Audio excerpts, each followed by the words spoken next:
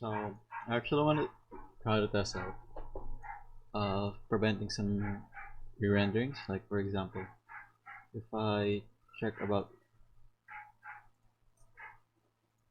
profiler and then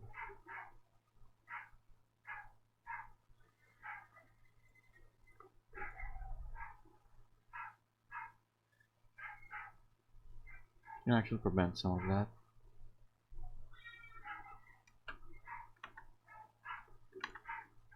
So this one doesn't really change, so why do I need to re-render this stuff?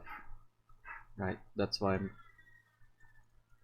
even though it's kind of just not really a big thing, I just want to go and try it out anyway, prevent it from re-rendering. Considering this two hooks, use memo or use callback. So apparently use memo is more of returning an expensive calculation or something that takes some time to take, like fetching data. But actually I think I'm supposed to use a callback. Now this callback is for something like versus example. Like for example, when you have a prop that's an on click, you can use a callback if so you can check if the passing value is still the same, the dependency, so it won't change. But at the moment,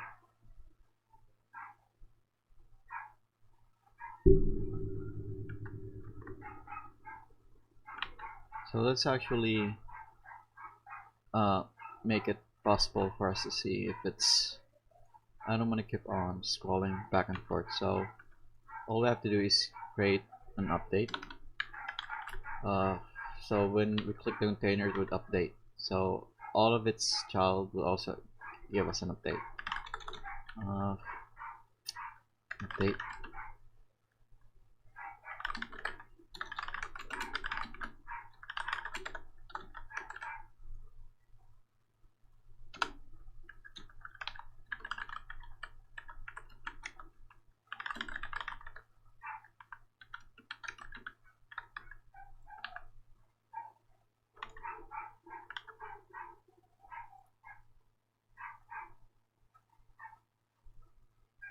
There we go. So as you can see, if we update some state, then everything else will be re-rendered, even though it doesn't even change. So what we can do is use memo for this one. Where's that? There we go, React memo. So this is the same as the shouldComponentUpdate back in the old based class. So this one's for the functional base. Yeah. So let's just go to home, share home. And then we can basically wrap the whole thing with memo.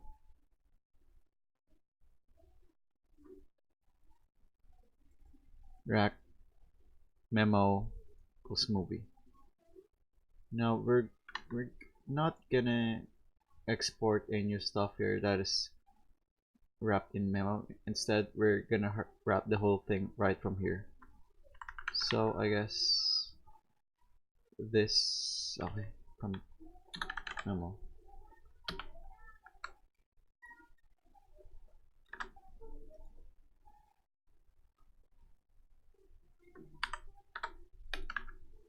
I think this should work.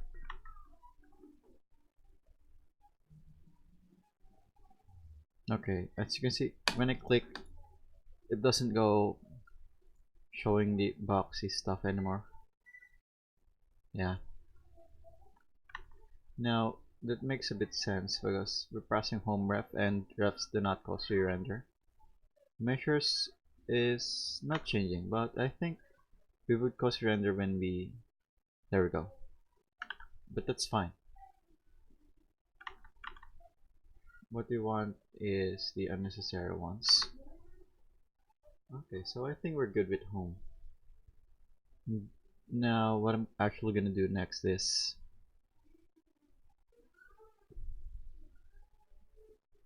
project.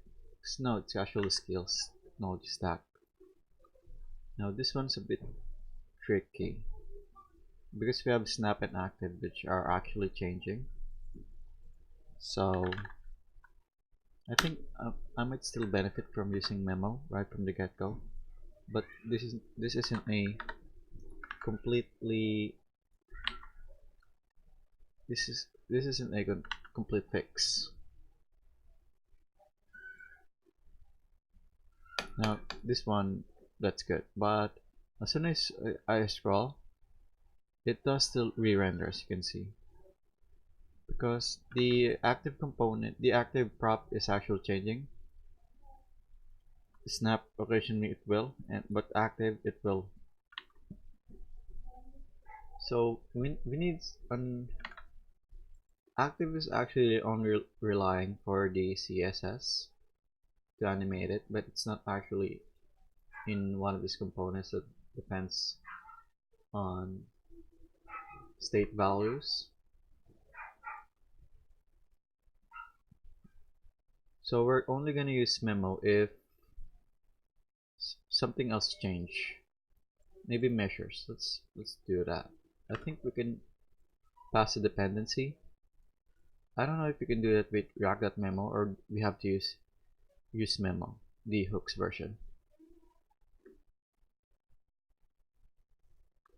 So I'm just gonna check if we can pass a dependency. I'm quite sure we can. There's some shallow comparison we can do. So let's try that. See, we can do a shallow comparison of props and objects. Okay, so we're gonna do that. In skills, we can pass in here an array. Oh, now it the or equal. Or equal must return true.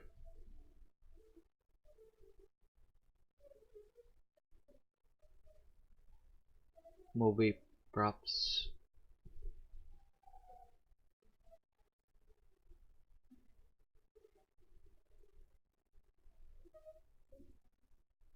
React memo. Movie props are equal. Prev next. Okay. So we can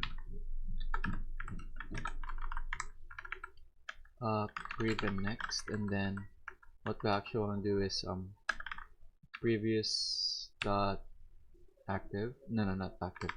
This measures is not equal. No, measures is actually an object, so that would point to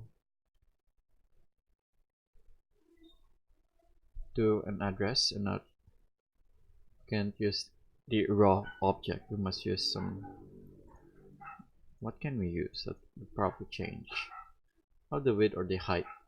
But I think let's see the other props. Active. Okay, so if active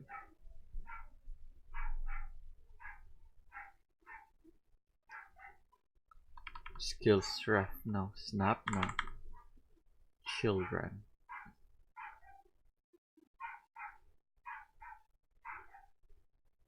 Let's say false for now. Let's see what happens. So if this is false, it should update, right?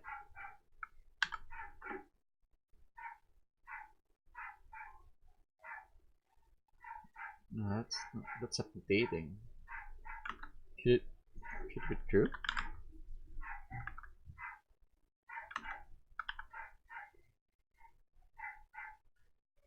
Oh, no, it doesn't even show, because initially it should be false, then it would be true at the rest of the session. What could I use this? Could I use for something that would initialize it first? Maybe this use effect. I could add some kind of init state. I don't even know if that's gonna be efficient. Let's go with scales R. in the skills array, we pushed in an object front end and another skill. So let's just, or maybe the toggle. I think no. Let's just say something that would trigger it once. Once init set init use state false. There we go. And then as soon as this one goes, then we can set init true. And then when that happens, we can go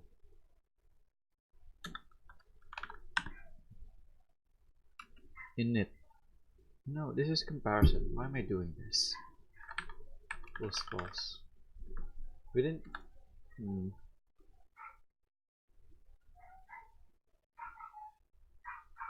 Init. They should be using. This is not even a dependency. This is just some shallow comparison. So I think I'm supposed to use memo instead.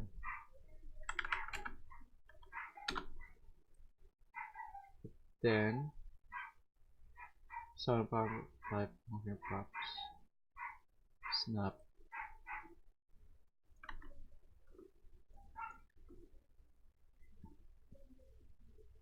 use memo. No, I don't think I'm supposed to do this.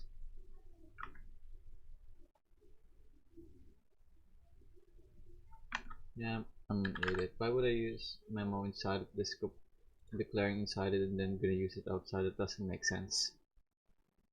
So let's think of another way we can do this.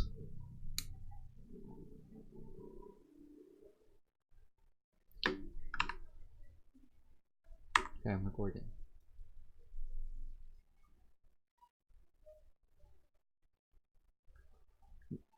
Passing in the value init is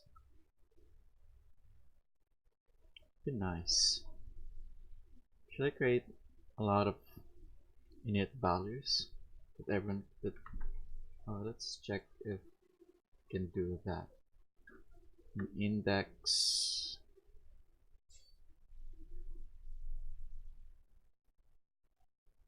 let's just say measures.pw.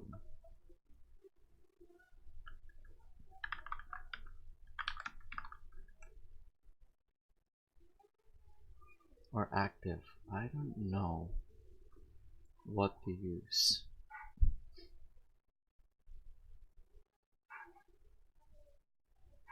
Skills draft measures not per active. I think I should be using another props for this one.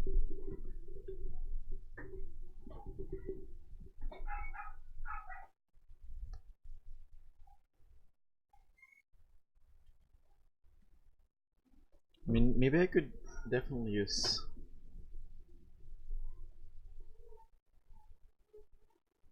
maybe initially I could set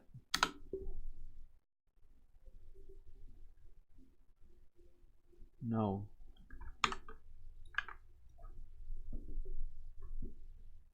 Maybe I'm supposed to just look through every this use memo list.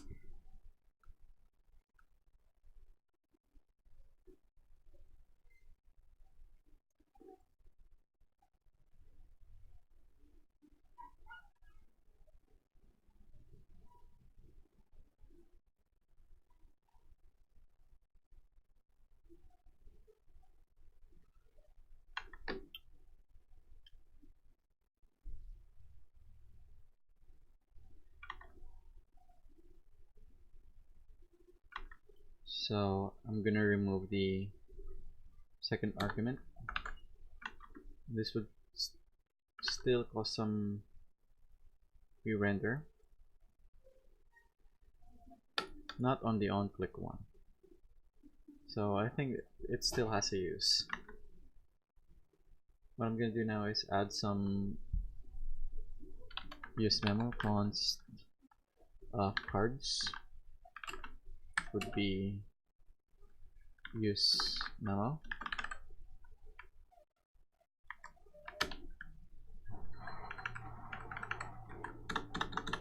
could possibly change from this?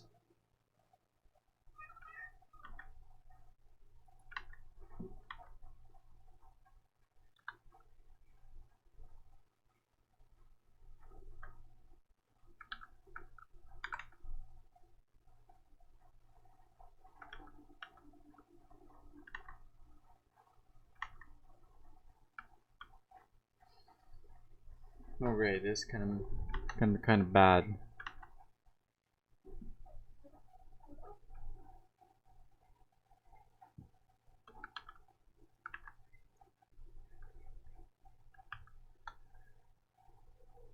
We have skills, any and index. Oh my gosh, this is madness. What's happening?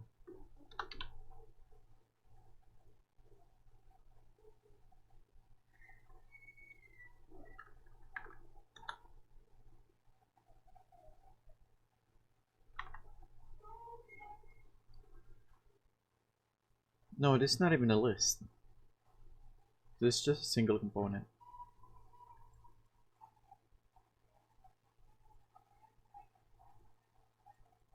Filter list.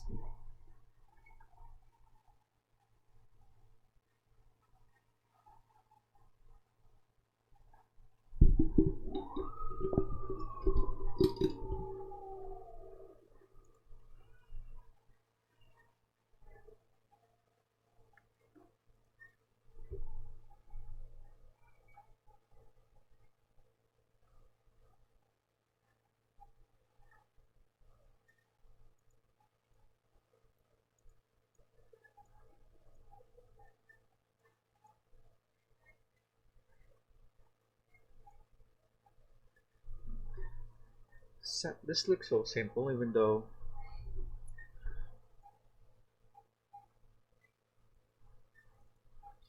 this memo count. So the major difference just returning a value, and this one's returning a function. Can you scroll back for this guy? It's kind of way still quite confusing with the memo.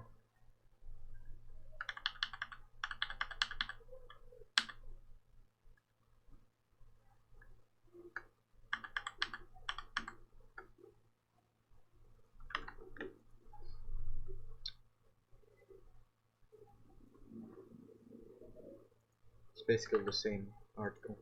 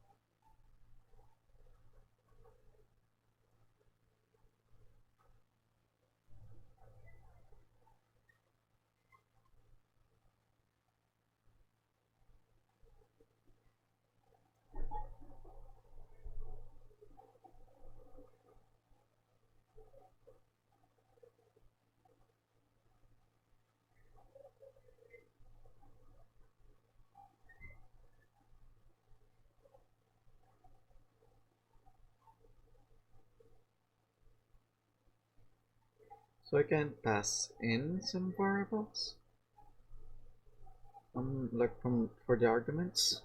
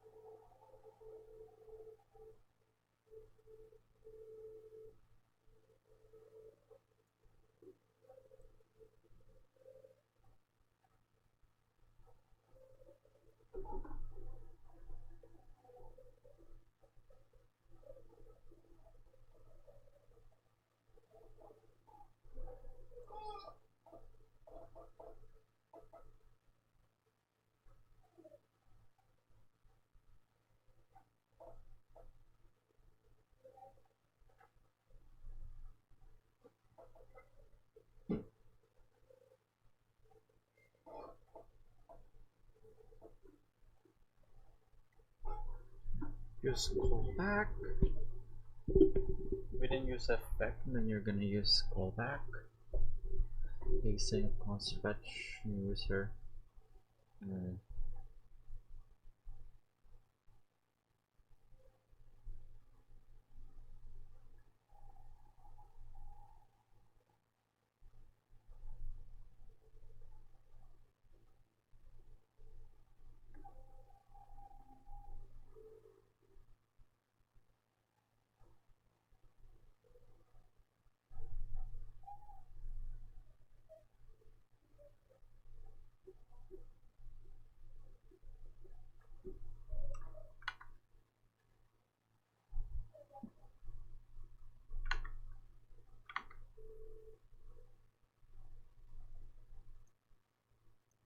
So maybe we can actually grab the whole thing here.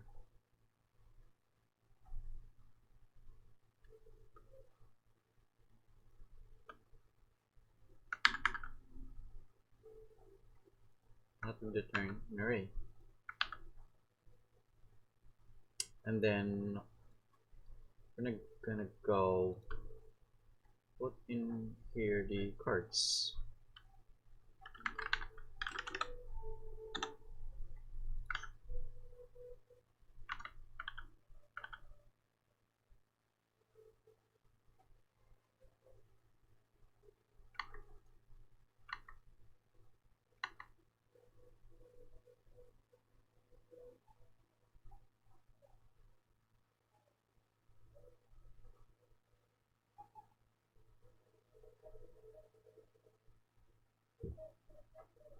I mean, can I just do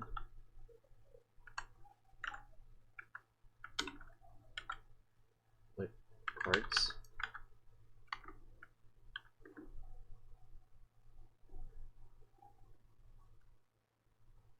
Map of undefined. Of course, of course.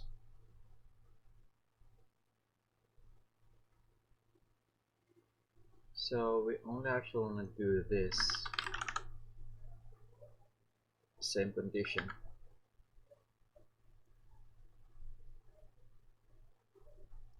Let's say that cards first.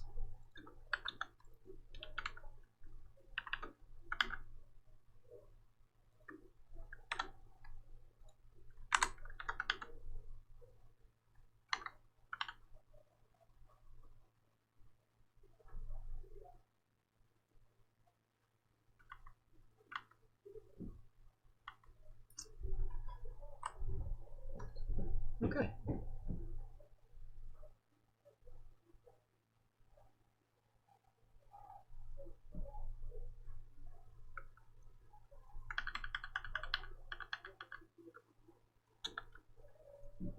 If skills are, then no.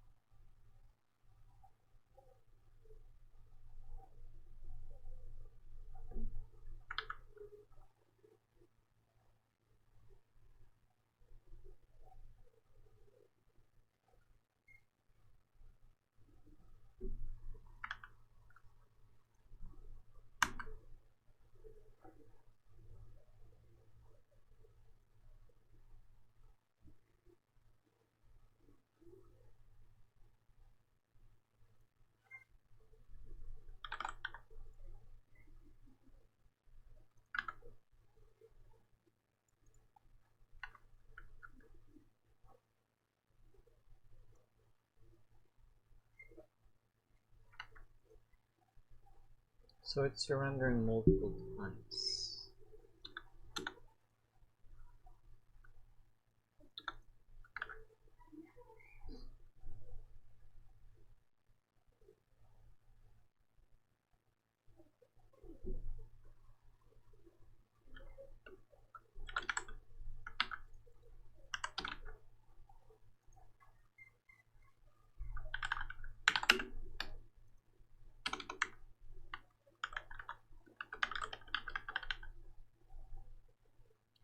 I should console log this first.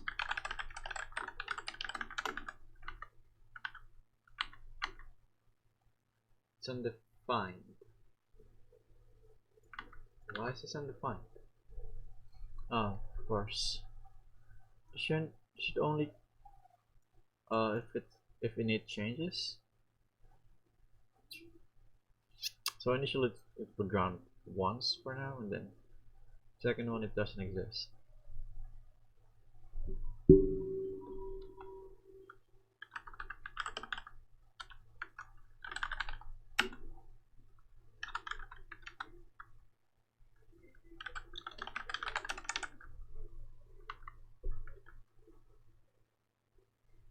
Still doing that. Expected string 253.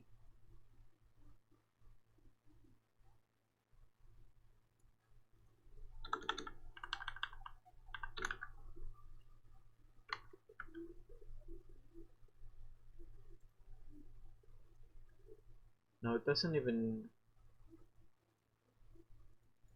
It does not even bother to animate itself. So right now it doesn't do a render, but doesn't even bother doing the reanimation. Okay, so maybe if I remove. No, this isn't it.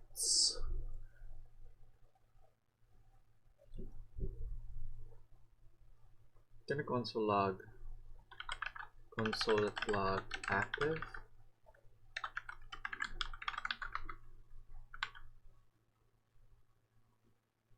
Home skills.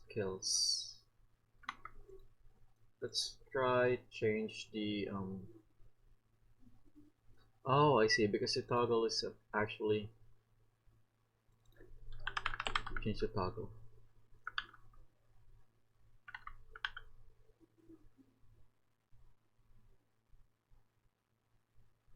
Yeah, maybe I do need to change that because of toggle. It's actually changing for that one.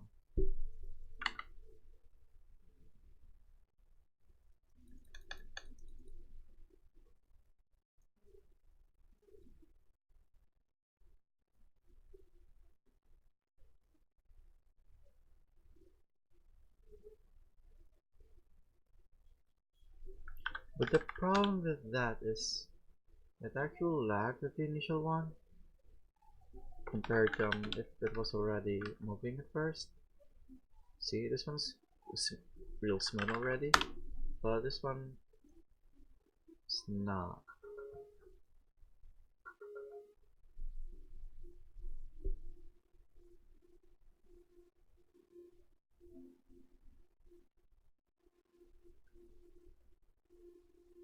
Frozen to something.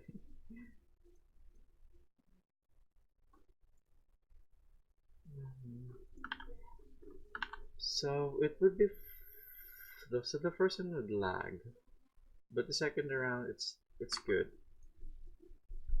So we need a way to actually make this. Maybe the init would help.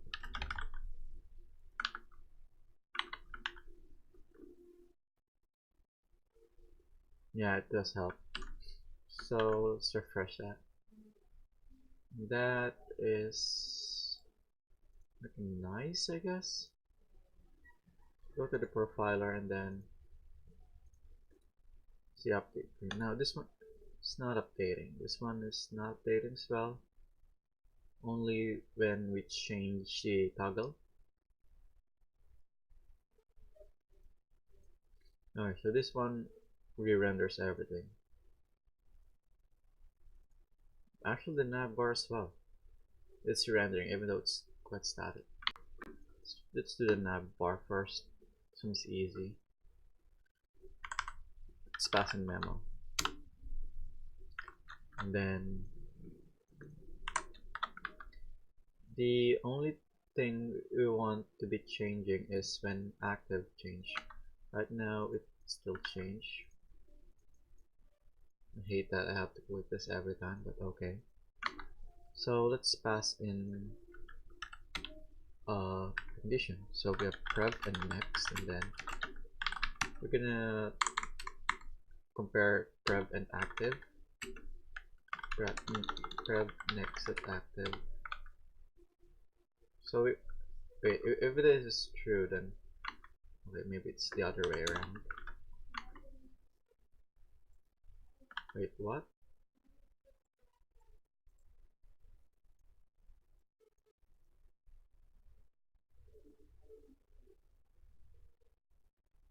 That's very weird. Wait, I think I got it the other way around. Active should be changing every time, right? Oh, okay, great. Then we could change. Oh my god, that's so great. Then if some stuff happened, doesn't. Okay, that's nice. But the thing is, this other guys doesn't need to update themselves. Only this the ones that are changing. So maybe we could fix that.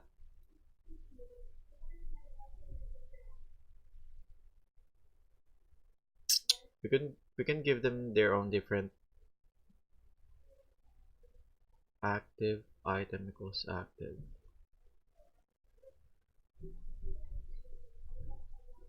Okay. So there's actually a much better way to do this.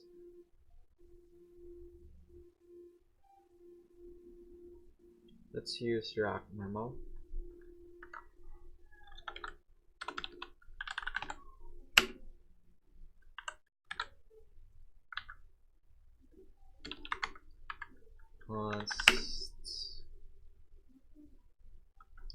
So I'm gonna create an array of memos. Is that it?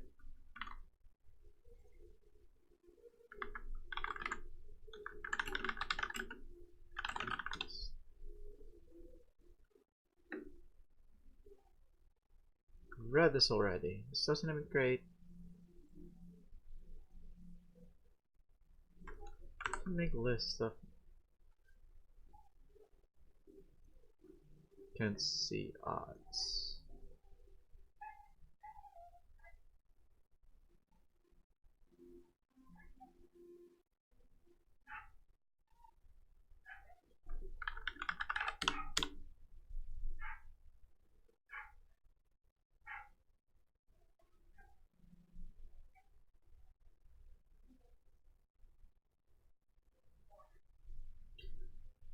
Oh.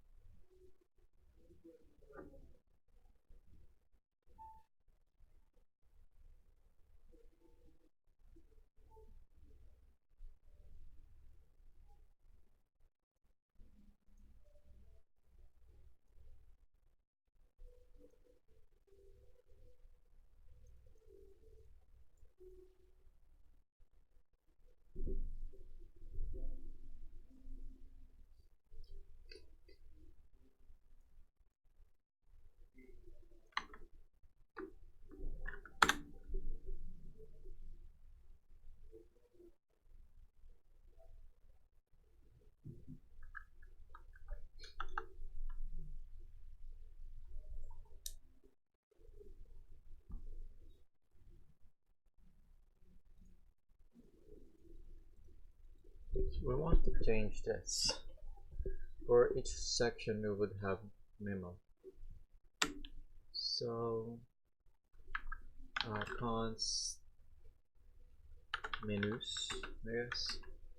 And then we're gonna go for menu.map. Then for each item,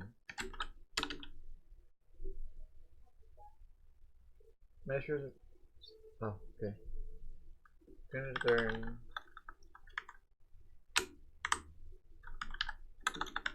a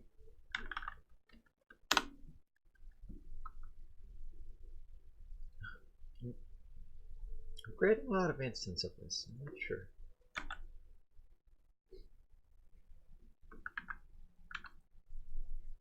No, not a dependency.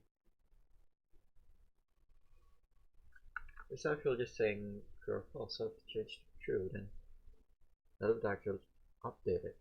Did this even work? I don't know. I'm making some really weird shit in this one.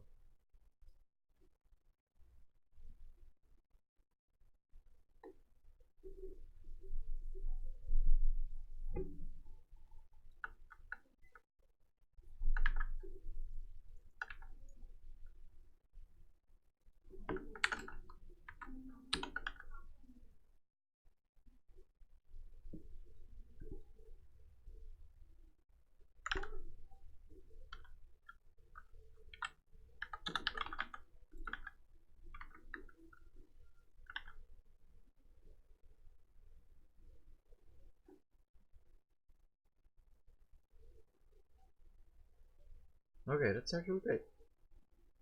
With that, it's really great. So we're not re-rendering those that are not actually updating. So we only have those that needs to animate. And what is this? What is this big square over there? So weird. So if I click this, there's this whatever this thing is. Quite sure it's from the flying text. It's from the nav bar. I mean, if I remove the nav bar from here, I might get an error. Okay, I'm not getting an error. Now let's do that. Oh, so it's definitely is from the nav bar.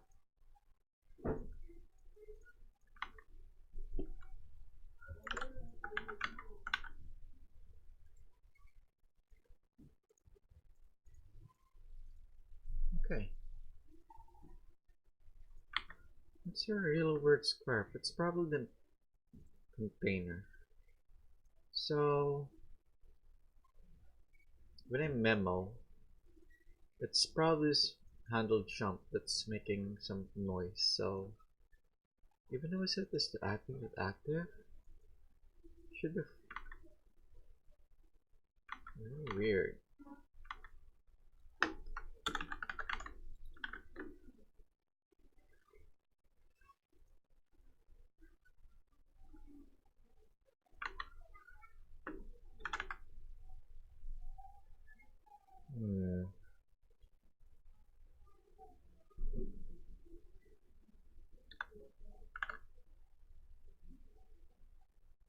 Actually, I want to rename this to an L. This is actually an LI, even though I'm naming this section.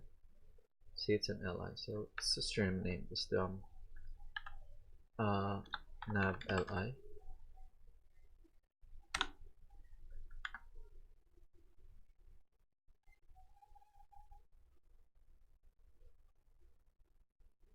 What?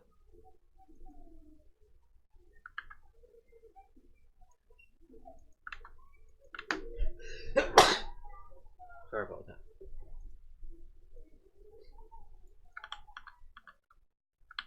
Tell they mean.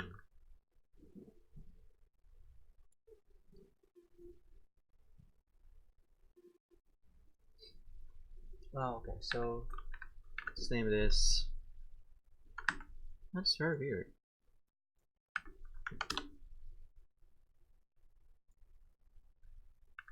Ah, it's the camel casing stuff. Should be all capital. I mean, the first letter. Okay.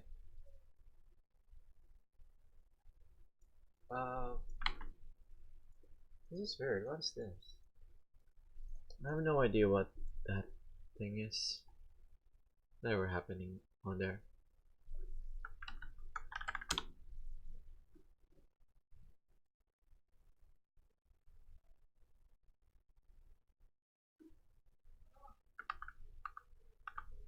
Okay. Let's try projects now.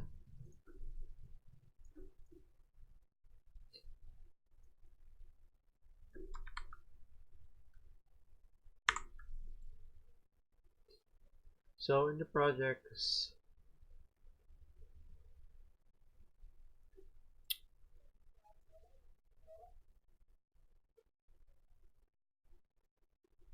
the only thing that's changing here is actually the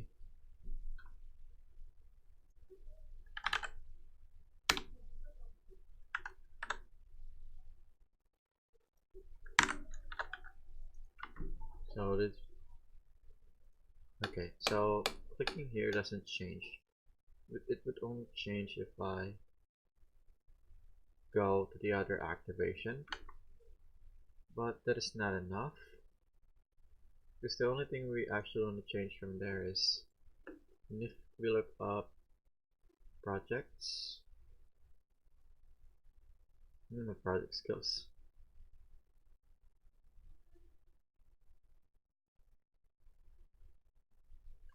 So I use the memo for that.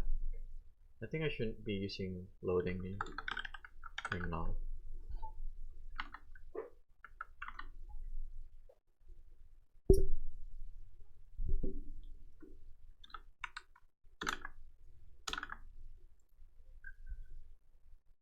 I'm also returning here an array. So const project equals just no.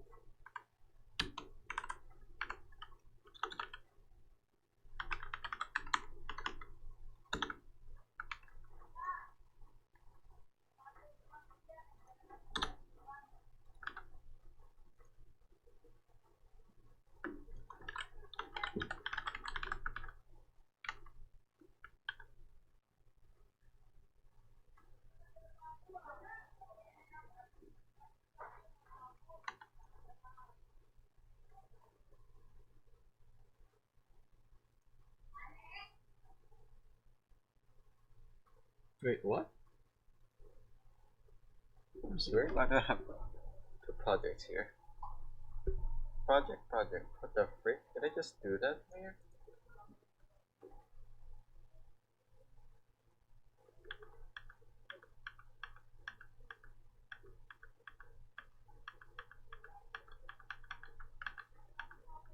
Project.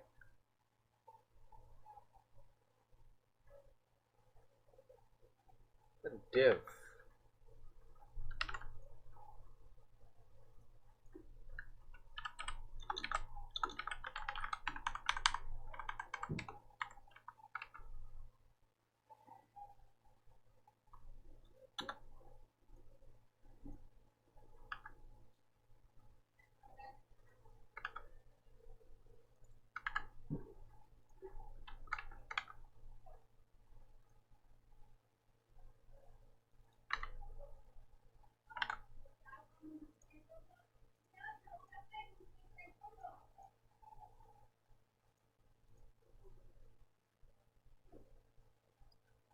Okay, so the animation fucked up.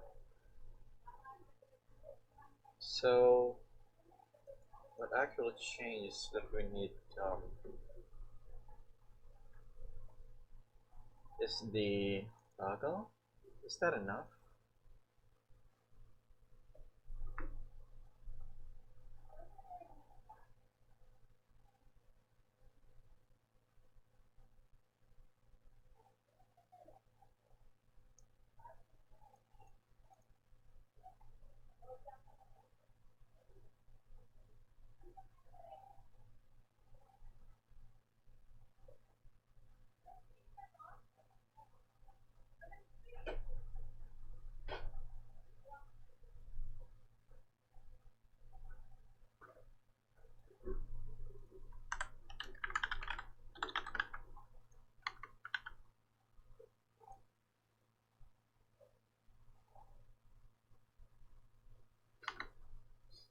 Hmm.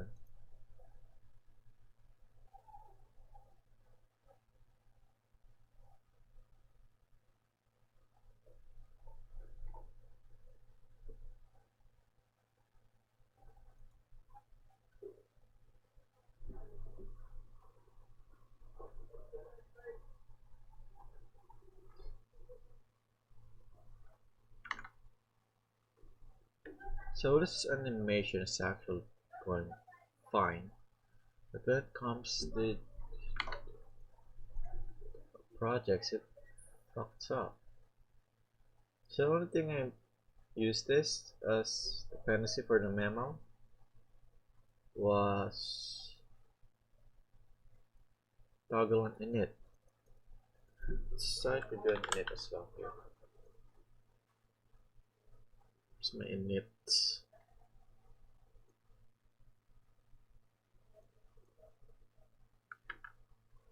And then within use effects, we would make it true. Will this work? I mean, I hope so. It's pretty much the same structure with this one architecture. Kind of feel like it would, though. Yeah, it still doesn't.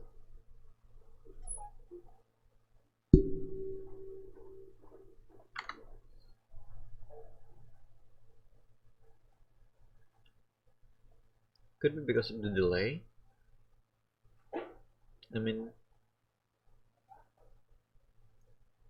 where's that delays index?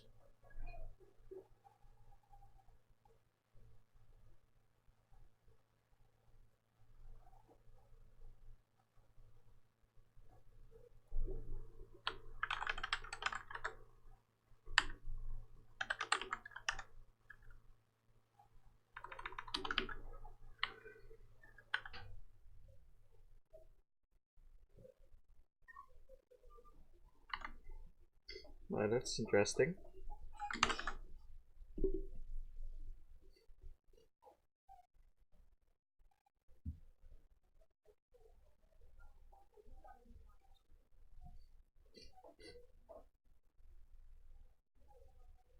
Why would it do that?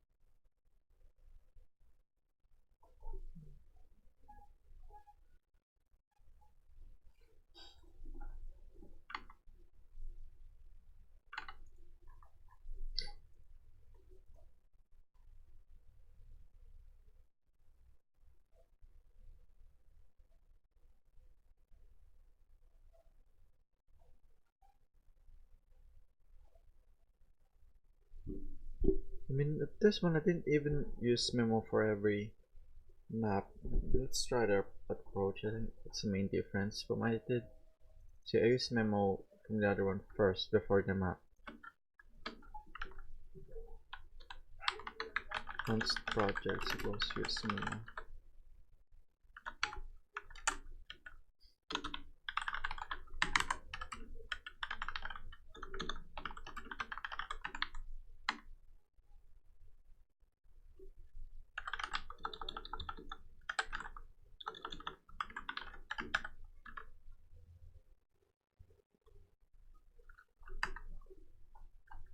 Okay, so we're gonna map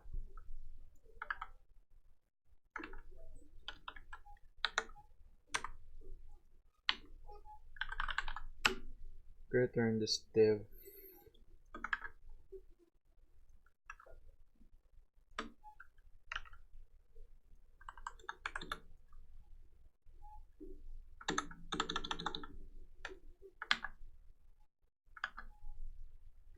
Okay, this seems much more reasonable than this one.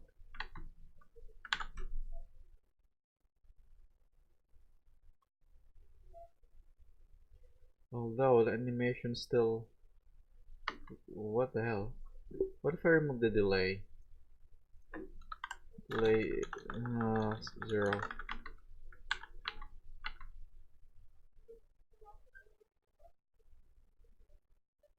That's weird.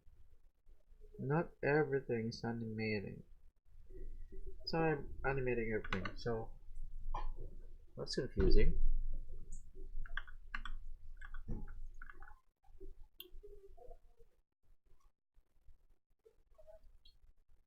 Anim toggle. Does this have something to do with the other props?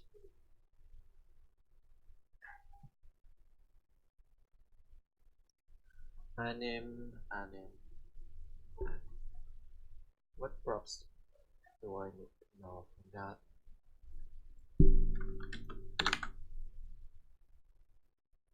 We only have snap boolean. And for the other we have delay is mobile. Don't have scroll.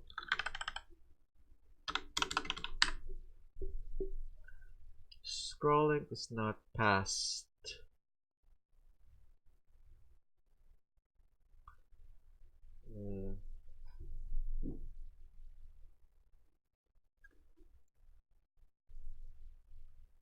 So what gives?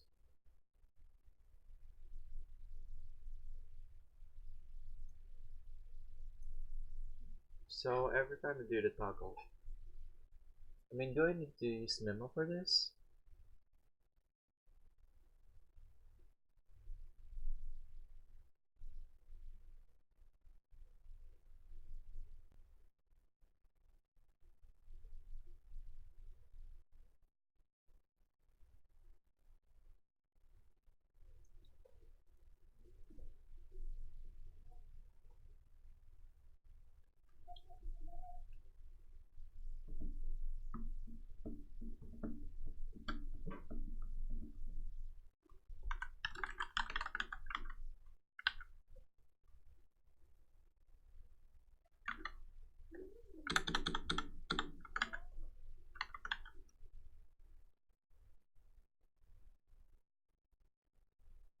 Whoa, that's crazy.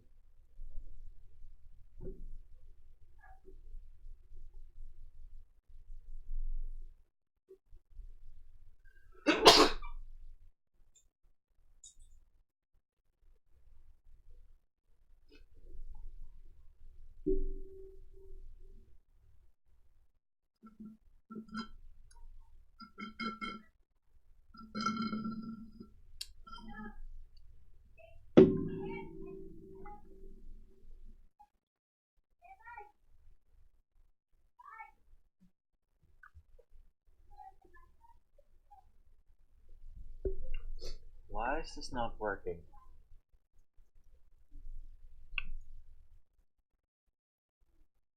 Even though it's given the proper values. Snap toggle. Very different. Active. I also have that for snap.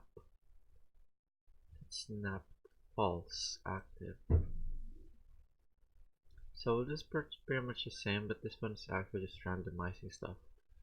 Maybe this could probably be the things state that we need to change. Set delays. They're just still pretty weird.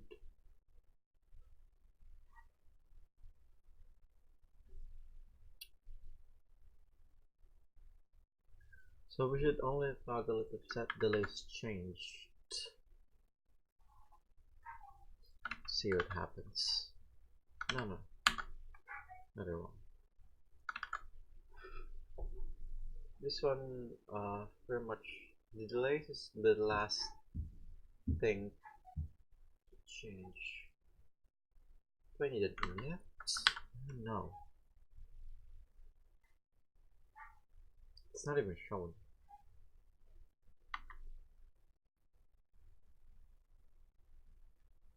Let's put in here in it.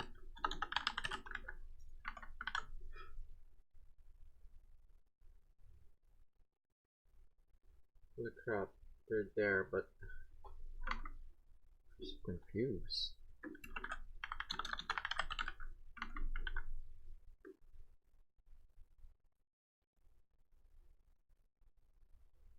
Oh my god, wow. So, great. Holy crap, this is amazing. By the way, remove init.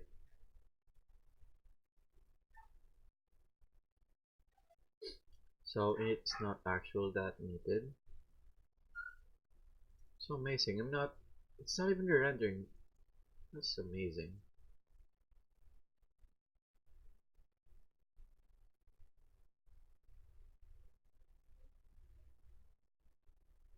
Now this one's being rendered.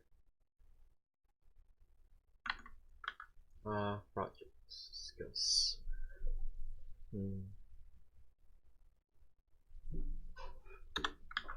Cards. I mean, we don't need this. If it's just return null, it's nothing. Why is there a re-render? Toggle and init. I think toggle should be even here. I think init's fine. Better than that.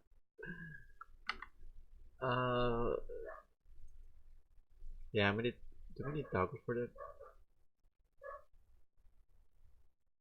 Toggles for the animation. We are regiving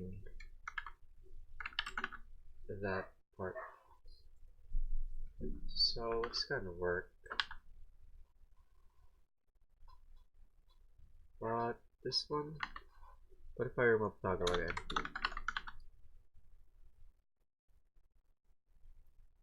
Okay, so that doesn't work. What if I remove the delays only? And we only have toggle working there. Okay, so after we do need the delays for it to work properly.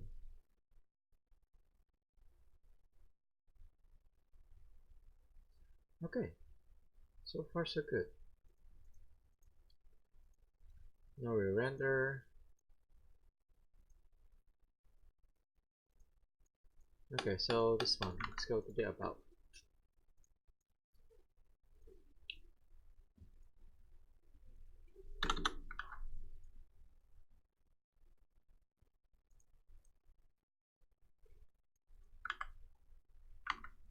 So the images are rendering. So what I can actually, let's use memo here as well.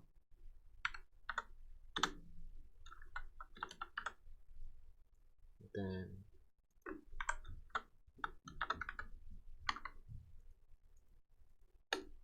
so there we go. So it's not rendering if it's not. Once we move, we actually. Oh my god, there's a lot of stuff.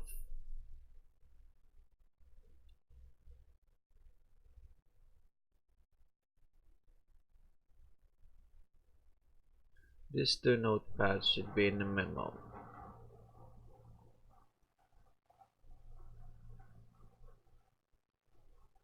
What if I incorporate a memo right in this very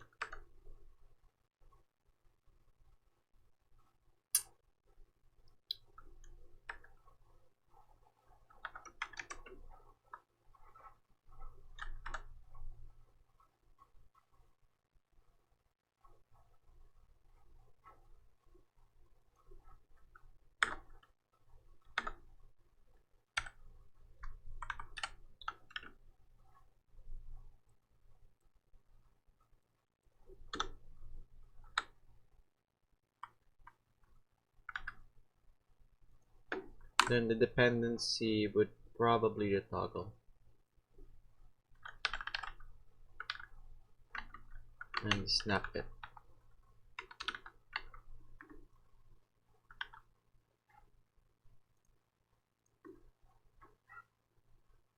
So the first one would have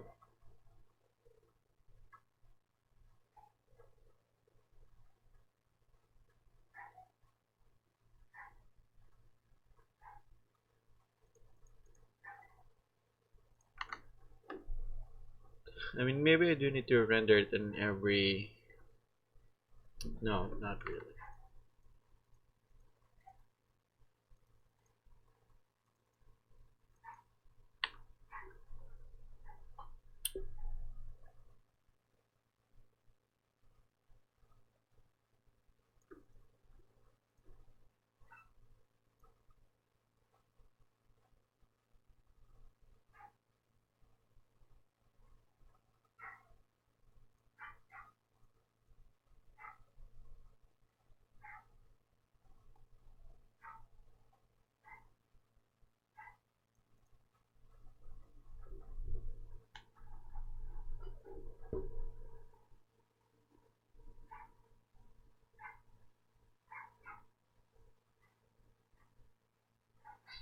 Okay. This memo and let's see.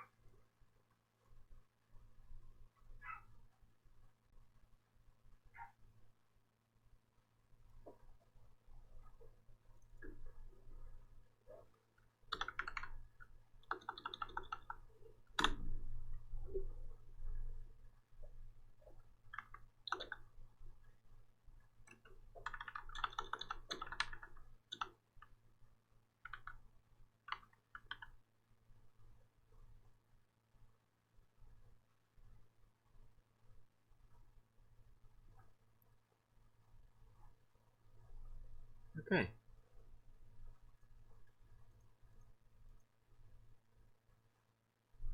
Actually, we don't even need to do this now. Because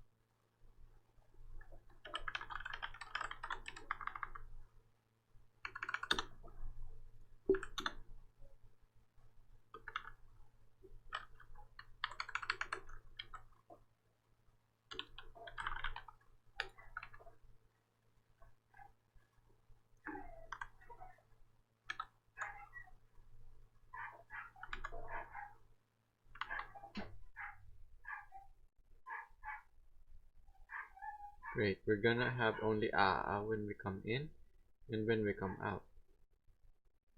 That's amazing. So, I guess it's working.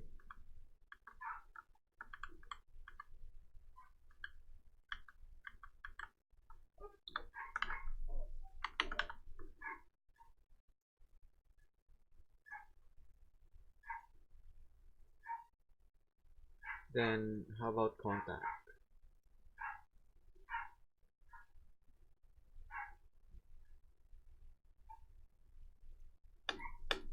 No, the contact one doesn't even need, doesn't re-render itself.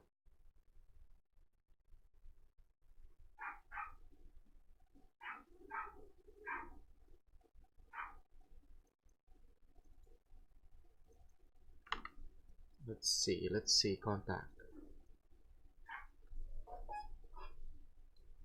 Yep, the only thing it's doing is to toggle. So, anim toggle. Why is it showing though?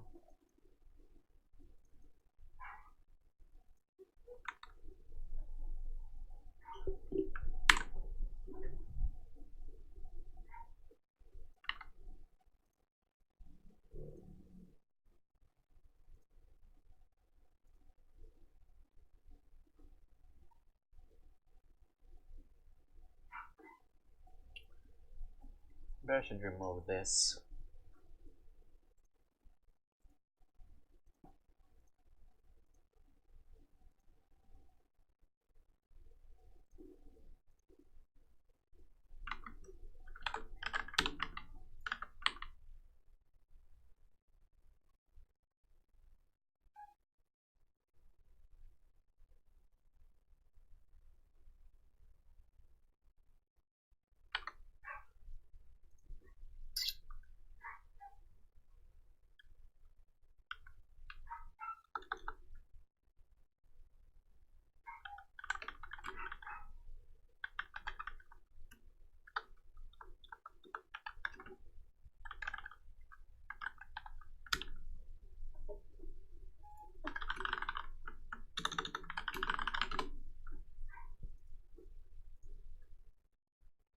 Okay, what's gonna do? Should try to learn Cypress.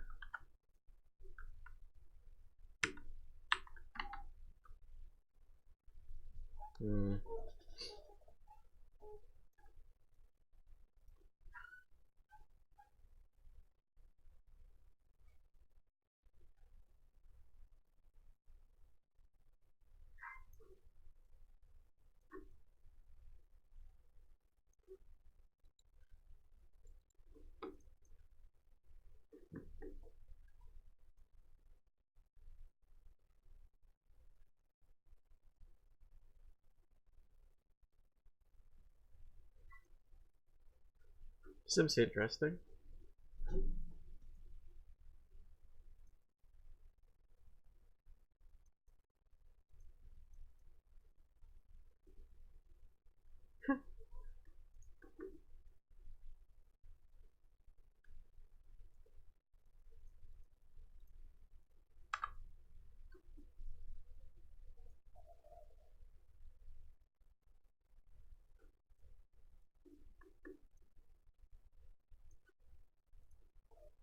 Hi everyone. Thanks.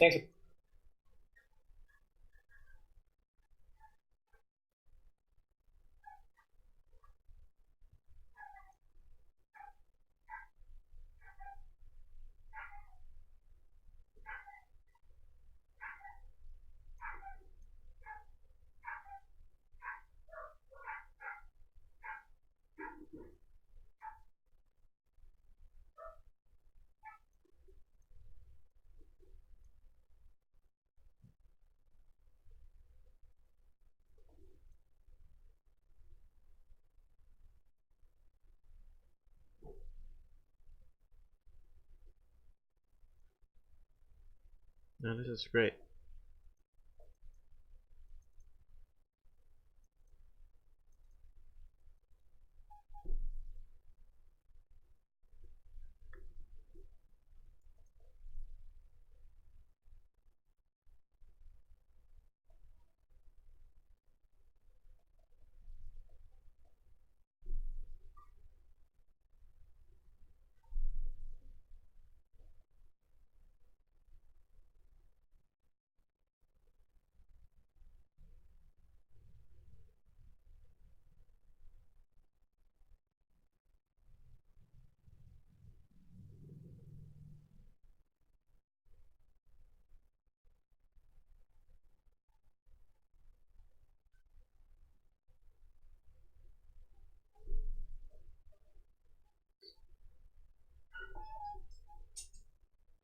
kind of sick.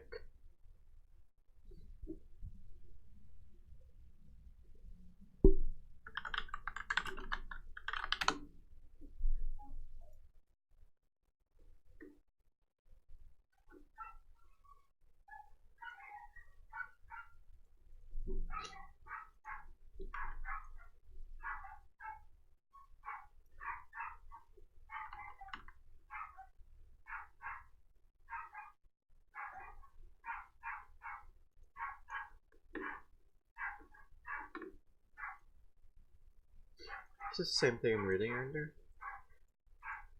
Duh. Okay.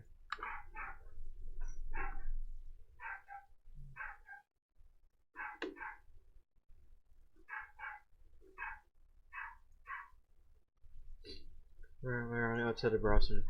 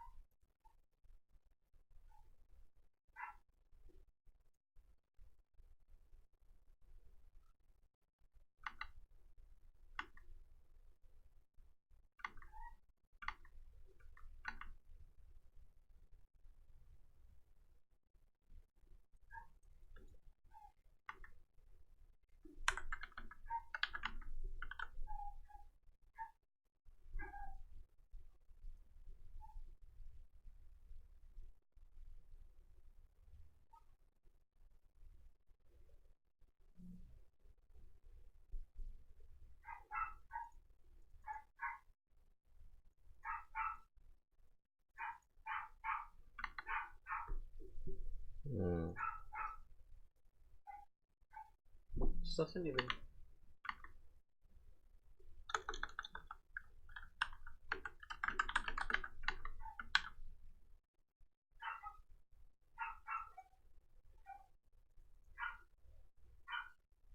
Skills.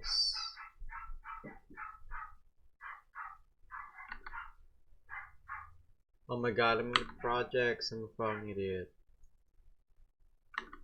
Let's do this in skills.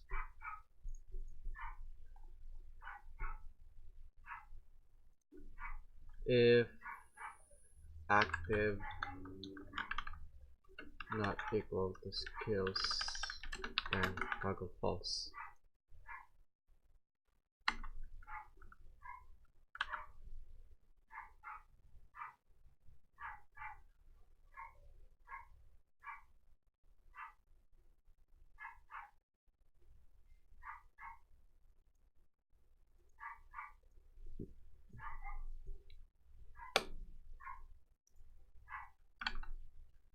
Where's that happening?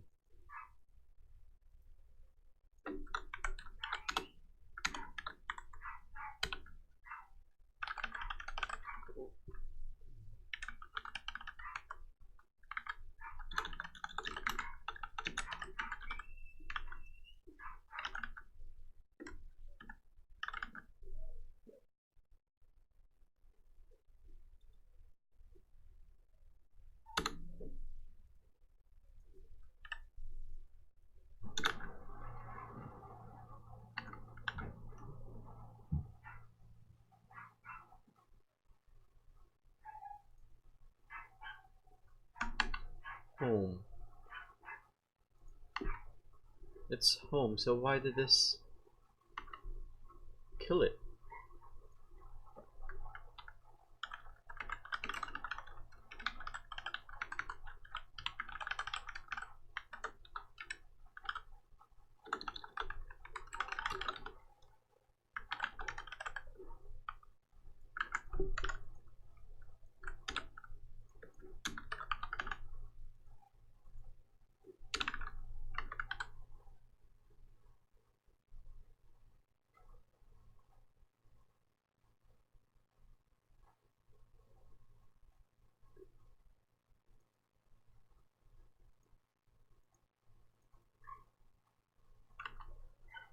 Home. And 1.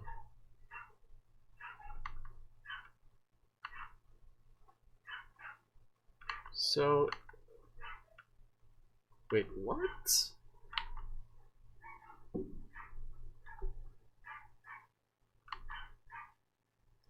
If it's home, then it shouldn't toggle, I guess. What am I doing?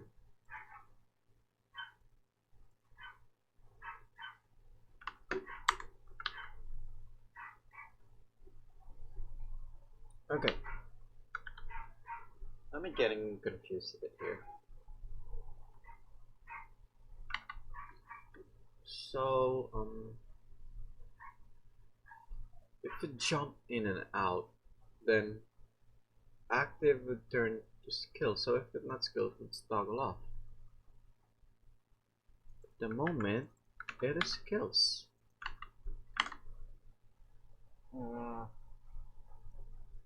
Not equal to skills equals. Yeah, why would you set that to home? Why was it home?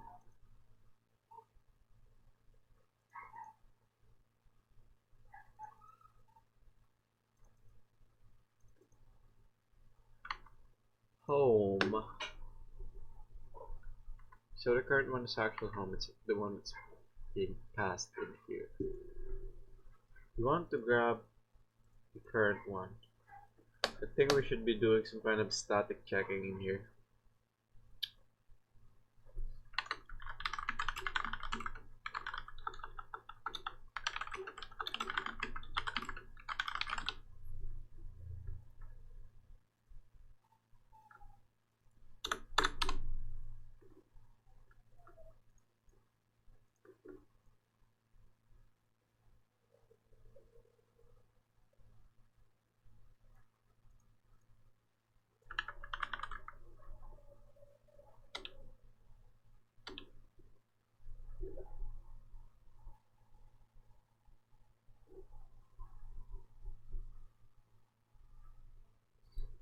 I'm a bit sick.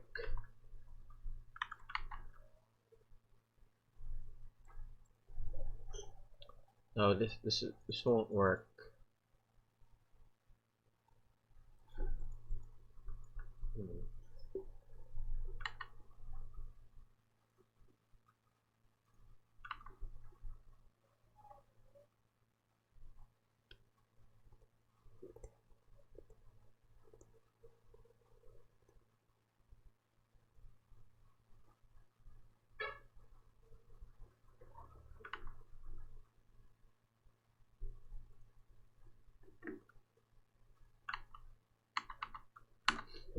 I'll be back. I'm gonna take a leak.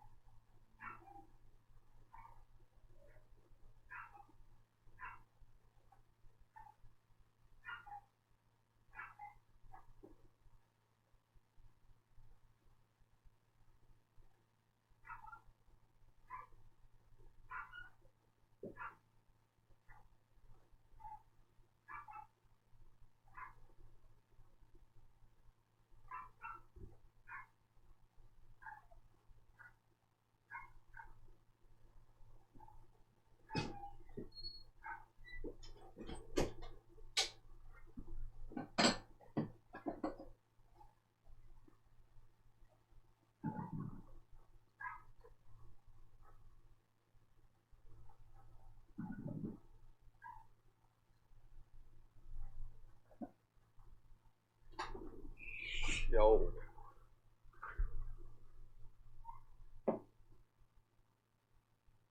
Maybe I should try Cypress. Oh my god, I'm a runny nose.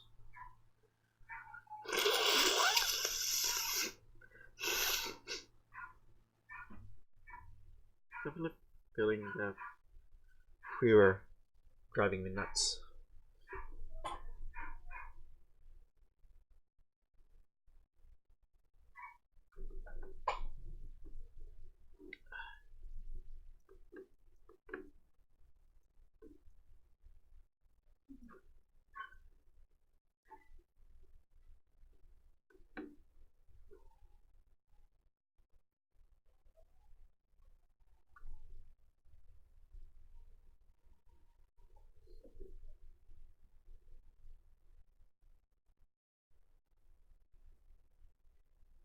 Yo, I want to do this in React.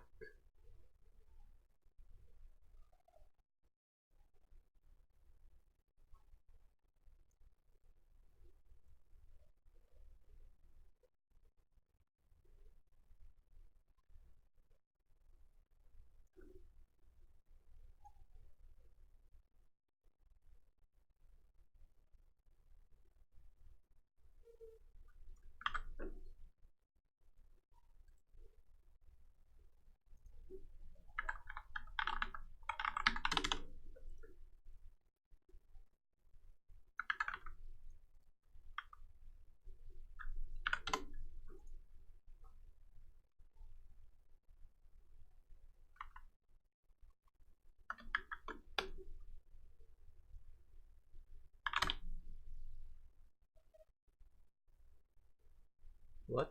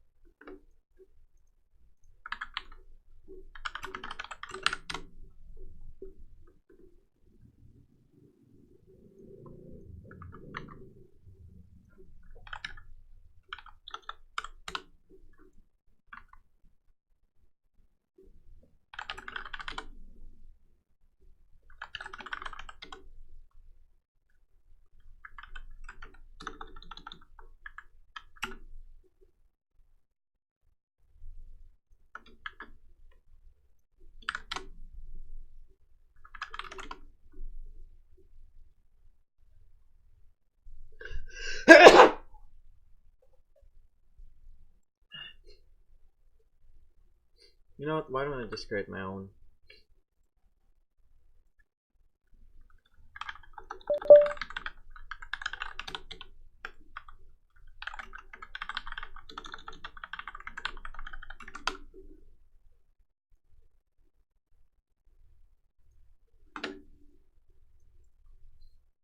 Okay. This is just a yarn.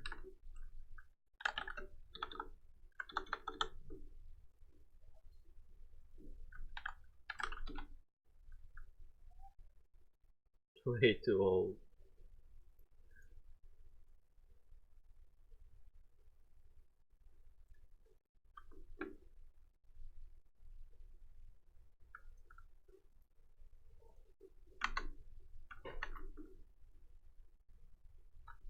Okay.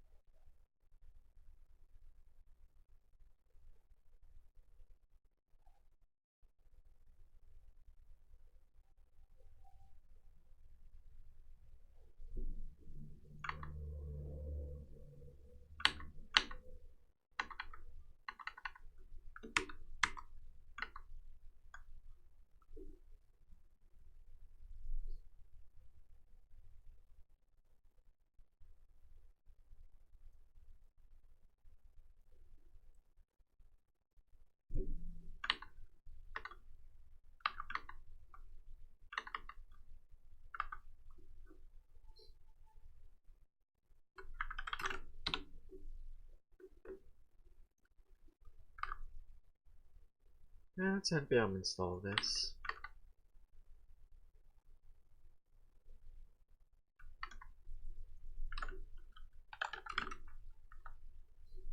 Uh,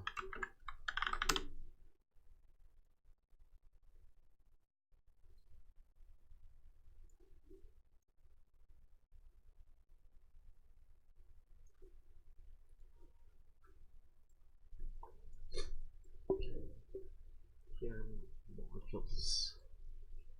Can I use the npx form or just adding our own script?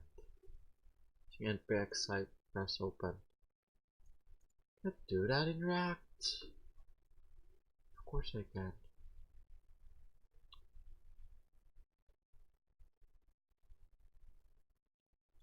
What's instrument CRA?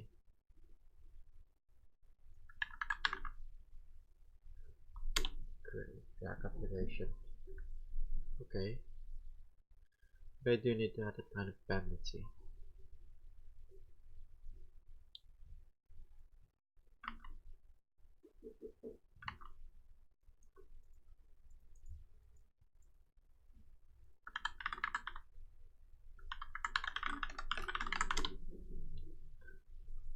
Do they have? Okay. In React.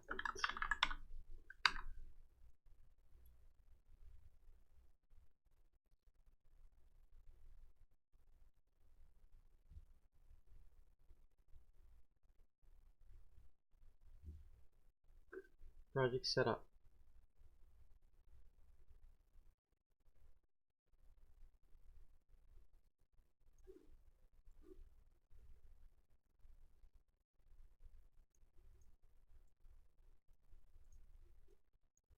It is completed already. Hi, I'm Andrew, one of the developers trying to shape the future of testing at Cypress. In this tutorial, we're going to build a simple application, testing it with Cypress as we go. We'll get a feel for what working with Cypress is like in the wild, and look at some really powerful features that will help us build applications with confidence. We'll be starting with a pre-configured starter project. Let's start by cloning the starter project from GitHub. I'll visit the repository under the Cypress organization and grab the URL by clicking the clone or download button and then clicking on the clipboard icon. Now in the terminal, I'll run git clone, pasting in the URL for the repository and pressing enter. In order to run this project, we need to have node and npm installed. As long as those are in place, we can cd into the project directory and run npm install to install all of the project's dependencies. Now we're ready to get started. Let's open this project in an editor and take a look at the package.json file.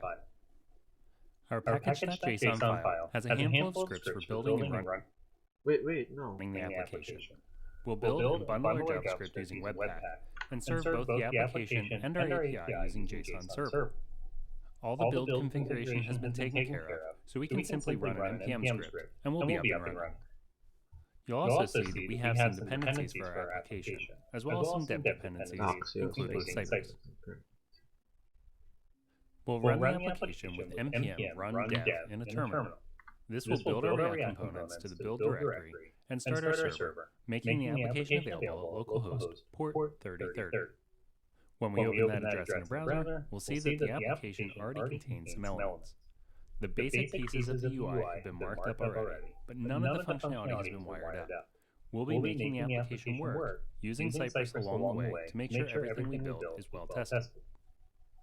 We have Cypress installed as a dependency, but we still need to run it.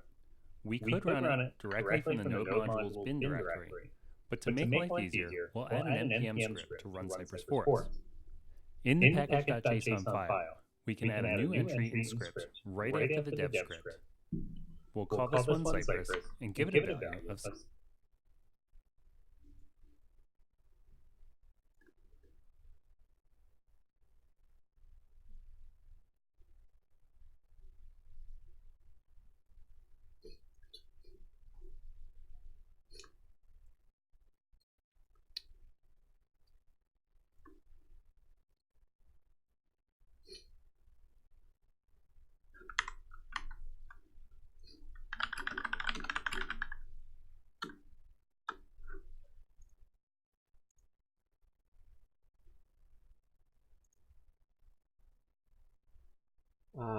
think I should discard this for now.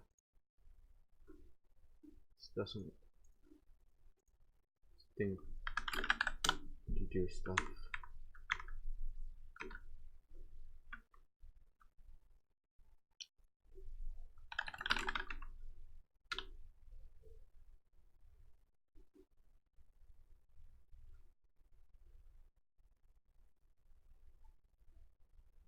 What? Version 6 of download. Full end to test part 1, part 2. What's next? The application.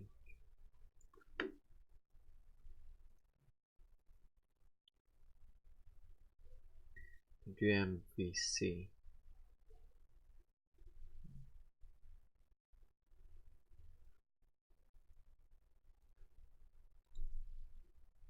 Oh my god. PoneCat.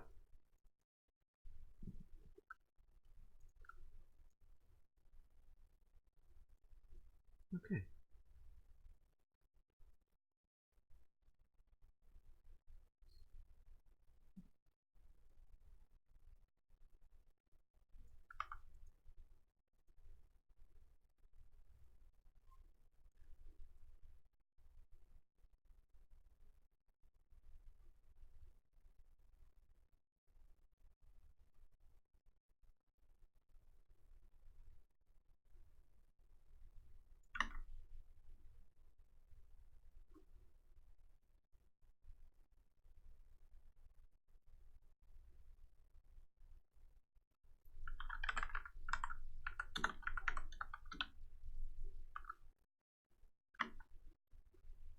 Of Cypress space open. We can save the file, and back in the terminal, we'll leave our application running, and in a new tab, we can start Cypress with npm run Cypress.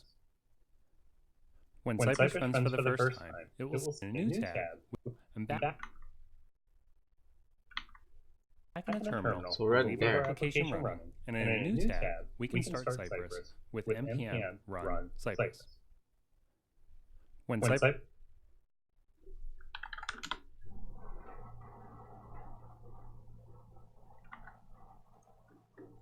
runs for the first time, install. Now we're ready to get started. Let's open this project in an editor and take a look at the package.json file. Our package.json file has a handful of scripts for building and running the application. We'll build and bundle our JavaScript using Webpack and serve both the application and our API using JSON Server. All the build configuration has been taken care of, so we can simply run an npm script and we'll be up and running. You'll also see that we have some dependencies for our application, as well as some dev dependencies, including Cypress.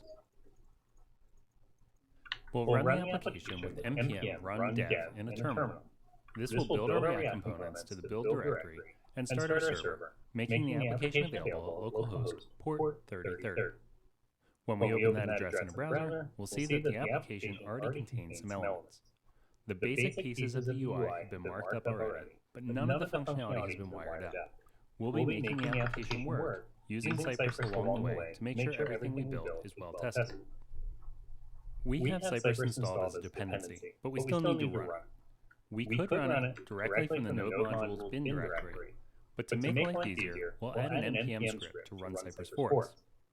In the package.json file, we can add a new entry in script right after the dev script. We'll call this one Cypress and give it a value of Cypress space open. We can save the file, and back in the terminal, we'll leave our application running, and in a new tab, we can start Cypress with npm run Cypress. When Cypress runs for the first time, it will seed our project with some files. We'll see a new directory named Cypress, as well as a cypress.json file added to the root of our project. We'll be creating our own spec files, so we can expand the Cypress integration directory and delete the example_spec file. We can also open the fixtures directory and remove the example.json file as we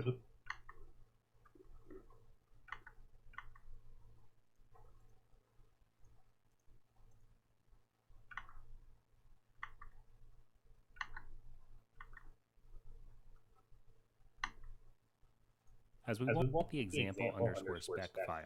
We can also open the fixtures directory and remove the example.json file, as we won't be using the seeded fixture file either. We'll be starting with the input form for our application. So let's create a new spec file under the integration directory and call it inputform.spec.js. At the top of the file, we'll add a describe block with the description. Why did they give me something that already is complete? What the heck? Can I do something? Oh my god. I'm supposed to clone. This is complete already. Isn't this the complete version? Oh my god, I cloned the wrong Okay.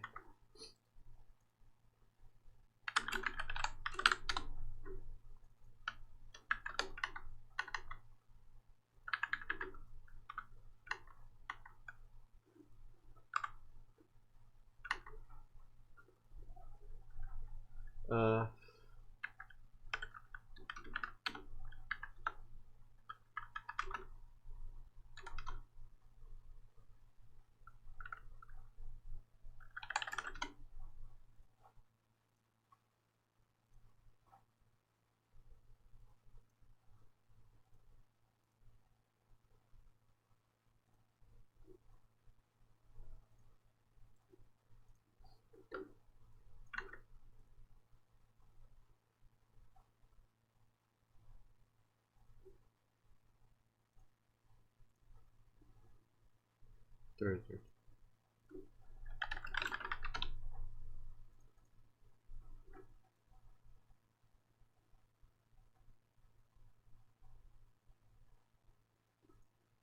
Input way to make directly from the node module's bin directory. But to make life easier, we'll add an npm script to run Cypress for us. In the package.json file, we can add a new entry in script right after the dev script. We'll call this one Cypress and give it a value of Cypress space open.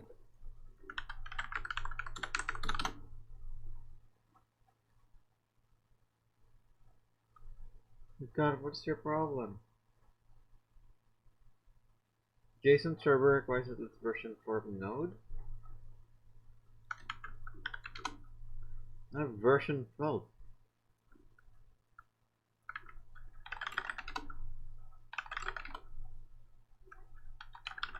That's so weird. JSON server.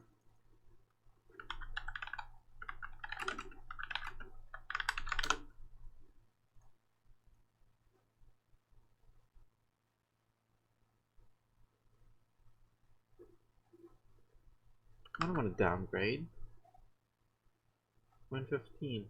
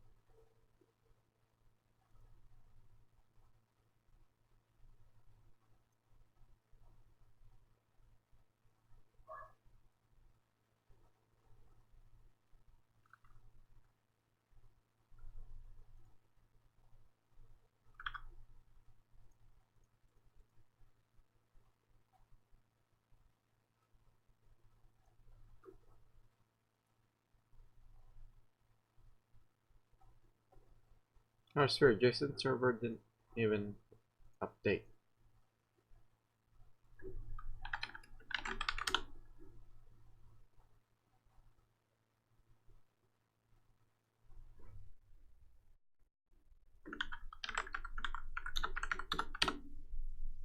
Okay, I think I'm good.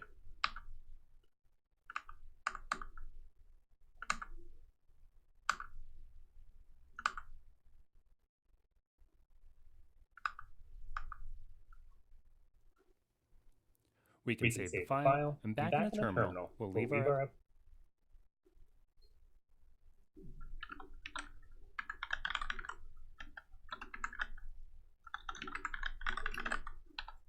open. We can save the file, and back in the terminal, we'll leave our application running, and in a new tab, we can start Cypress with npm run Cypress. When Cypress runs for the first time, it will seed our project with some files. We'll see a new directory named Cypress, as well as a cypress.json file added to the root of our project. We'll be creating our own spec files, so we can expand the Cypress integration directory and delete the example_spec file. We can also open the fixtures directory and remove the example.json file, as we will also open the fixtures directory example_spec file. We can all. It's a lot. So am I supposed to delete everything? Also open the fixtures directory and remove the example.json file, as we won't be using the seeded fixture file either. We'll be starting with the input form for our application. So let's create a new spec file under the integration directory and call it inputform.spec.js. At the top of the file, we'll add a describe block with the description input form. In this describe, we can add our first test with an it, and we'll be testing that the input is focused when the application is loaded. Before we can test any behavior, we need to visit the page, so we'll add a call to sci.visit, passing in the address for our locally running application. Before we continue, we should make sure we can reach our application. So in Cypress, I'll click on the input form spec application.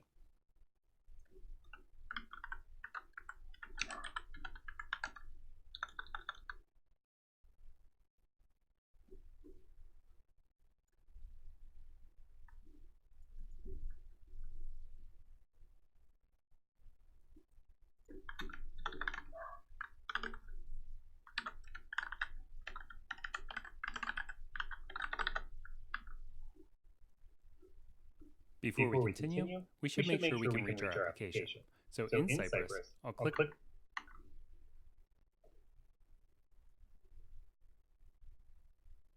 on the input form spec to launch the Cypress runner and run this test. When the spec runs, we'll see that the command log shows the description from the describe block, the individual test description, as well as the log entry for the visit command that we issued. The page has also been loaded in the application preview. Now that we know our project is properly set up, we can move on to implementing some features and testing them as we go. Okay. So let's see what's going on in here for a moment.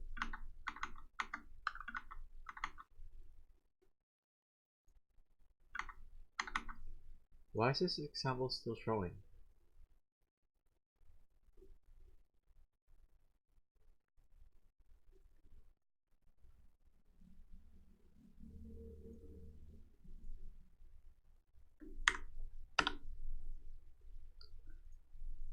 Visit focuses input on load.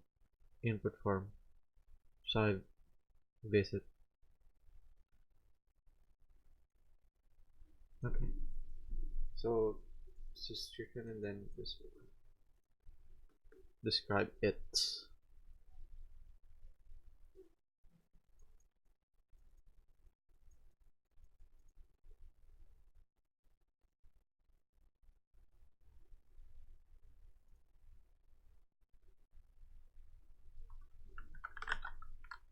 With our project set up, let's start by writing our first real test and implementing the functionality required for that test to pass. We'll be testing that our input is automatically focused when the application loads. In order to do that, we need a way to identify the input in our test code. We can use the application preview along with Chrome's DevTools to inspect elements in the application and get the information we need. Right inside the app preview in Cypress, I'll right-click on the input and choose Inspect from the menu. This will open DevTools and go right to the input field in the Elements Inspector. Here, we can see that this input has a class of new to do, and this is what we'll use to identify the input in our test. Now that we have what we need, let's close the DevTools and jump. We can see that this input has a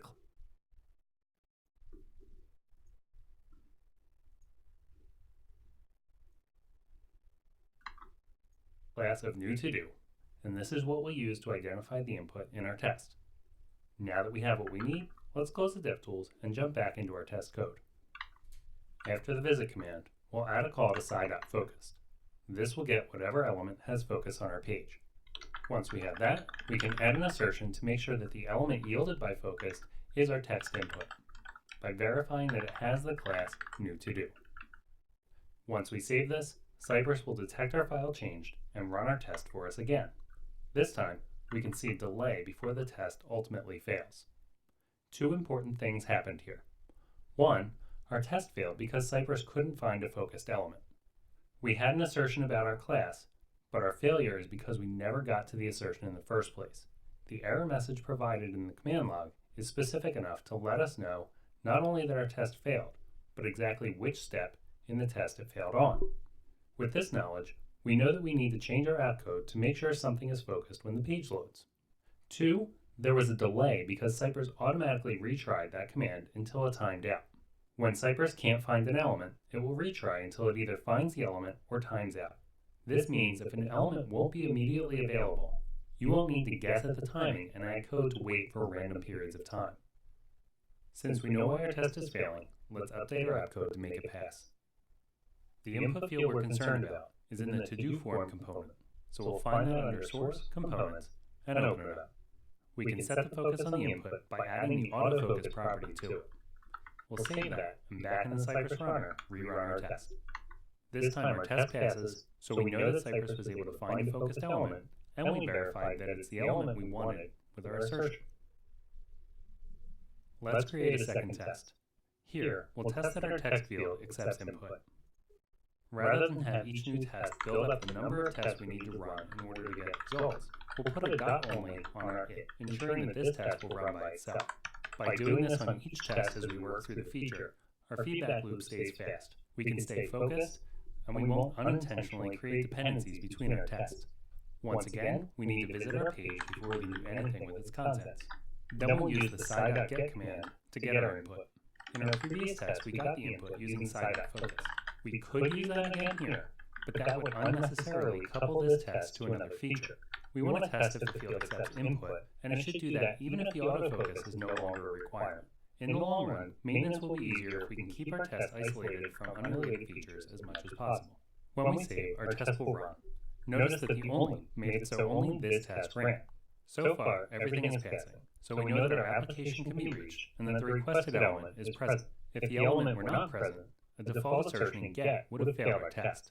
To demonstrate that, I'll change the selector used in the get command, and we'll see that the test is delayed before it ultimately fails. Cypress retries the get command until it times out, and then we see the failure with an error message that makes it pretty clear that the element we asked for couldn't be found. When we correct the selector, our test passes again, and we can carry on with our test. Now that we've gotten the input, we'd like to type into it. We can do that by issuing the type command, which will chain onto the get. We'll pass in the text we wish to type, and once we've typed the text, we want to ensure that the field's value matches what we've typed. We can do that by chaining a should to our commands and asserting that the input should have a value. We want that value to match what we passed to type, so rather than typing it again and making the test prone to failure due to input errors, I'll grab the string from type and move that into a constant. I'll use that constant in the type command, and then again to complete this assertion. Saving and running this test will result in a passing test. This test might seem a bit useless, but we're going to make this input a controlled input. What this essentially means is that instead of standard input behavior like we just witnessed, our application code will handle changes to the input and then reset its value. So it's possible that our application could alter the input as it's typed. We want the controlled input to reflect exactly what the user types, so this test will ensure that we get our implementation right. With our test in place, we can add the current to-do property to our application state, and we'll default that value to an empty string. Then we can pass that value from our state into the to-do form component, and then we'll use current to-do as the value property on the input. With our test in place, we can add the current to-do property to our application state, and we'll default that value to an empty string. Then we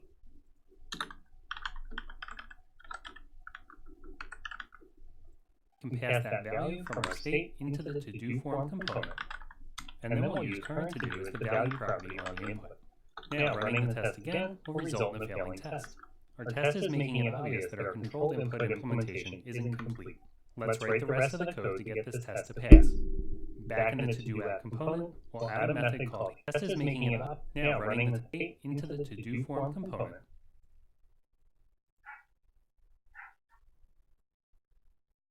and then we'll use current to-do as the value property on the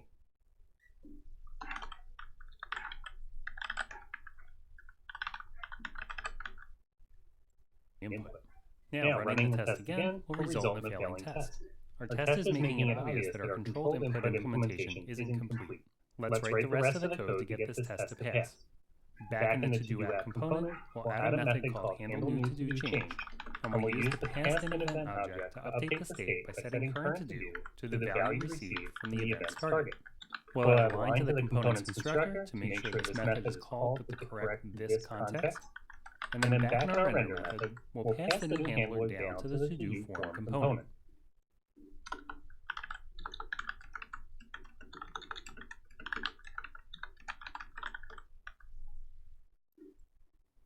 In the to-do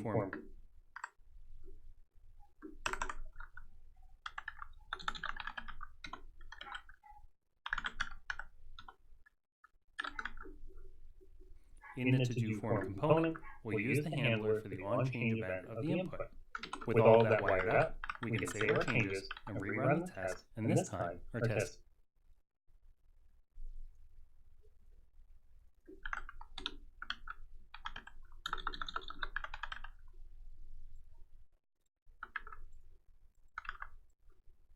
is passing.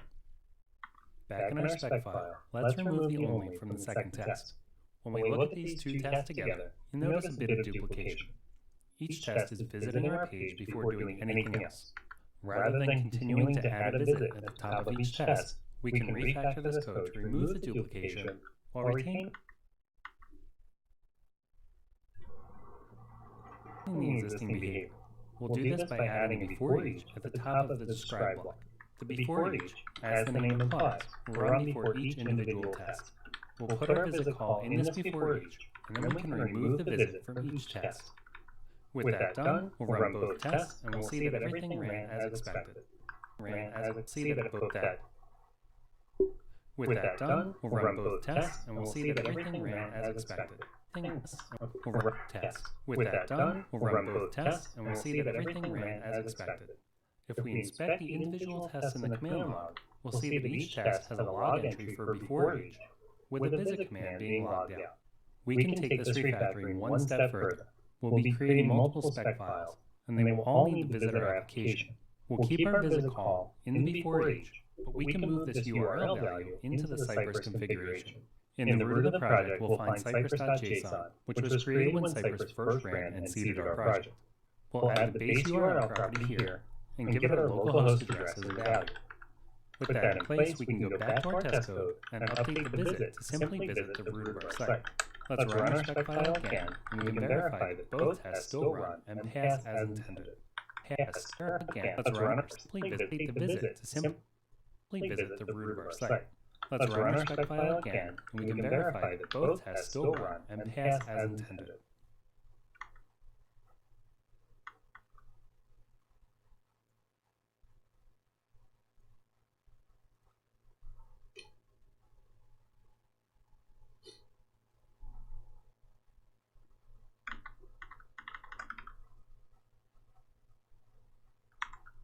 Okay, I might need some files.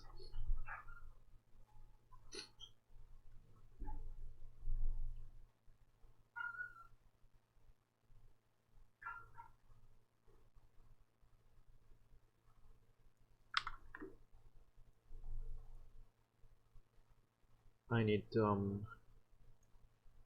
drag some other videos.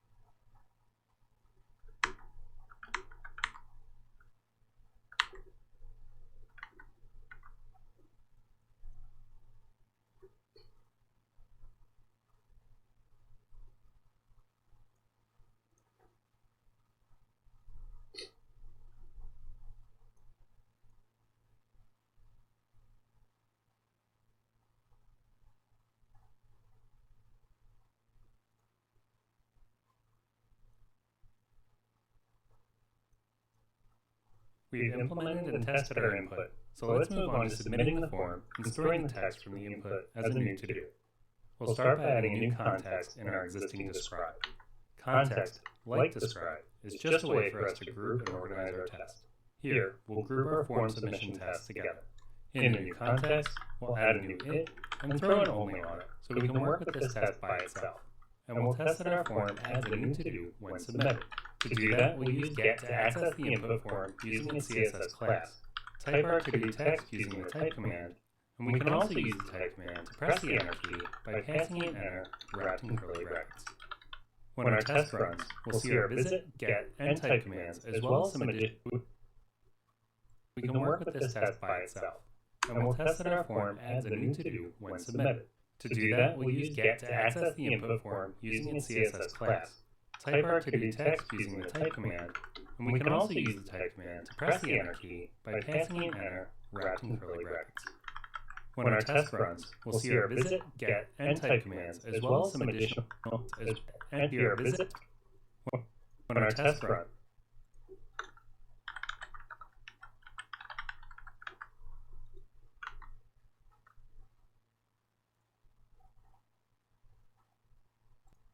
we'll see our visit, get, and see our test run. Enter. Oh gosh.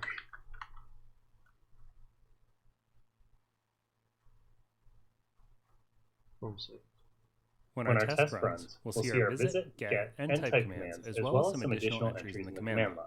These new entries are page events. Cypress logs out important events for us so we can better track what's happening in our application during a test run. Here, we can see that there was a form submission, as well as a page load and a URL change.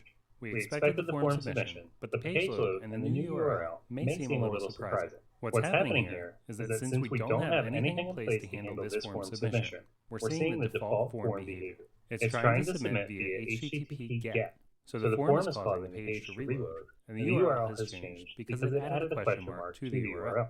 Let's update our application code to prevent this default behavior. We need a function to make an API call when our form is submitted. Let's create that in the service.js file under the lib directory. We'll start by importing the Axios library that we've installed as a dependency. Then we'll create and export a new function called saveToDo. SaveToDo will take a to-do object as an argument, and we'll use the post method provided by Axios to make a post request to our API, which will be located at http localhost 3030/API/todos. And we'll pass in our to-do argument as the post body.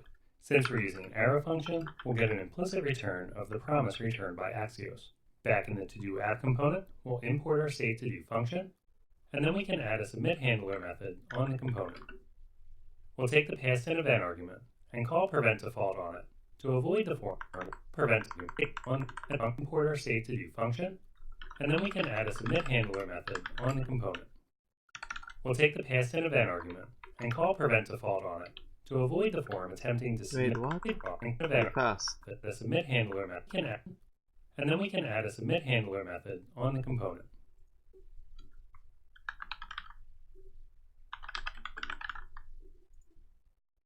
We'll take the passed in event argument and call prevent default on it to avoid the form attempting to submit the GET request again. Then we'll create a new to-do object using the current to-do value for the name property and giving it a default value of false for the isComplete field. Now we can call the saveToDo function, passing in the new to-do object, and we'll handle the promise resolution with a then. Axios will give us the API response body and a property called data, so I'll destructure the response to pull out that data property. The response body in this case will be our newly created to-do object, complete with the ID that gets assigned on the server.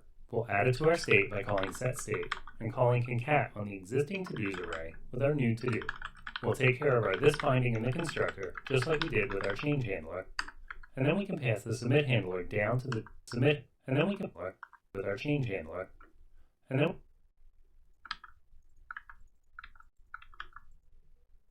we can pass the submit handler down to the to-do form component. Back in our to-do form component, we can add the handler to the form using the onSubmit property. We'll save our file, and back in the save our property. We'll save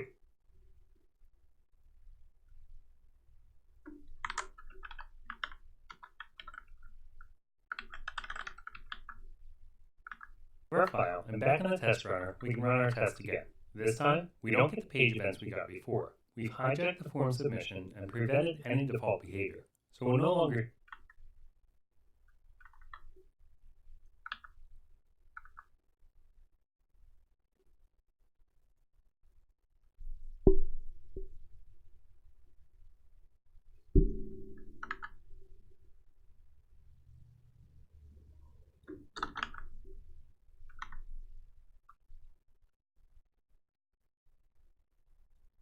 see those. What we got instead is a page event for an XHR call.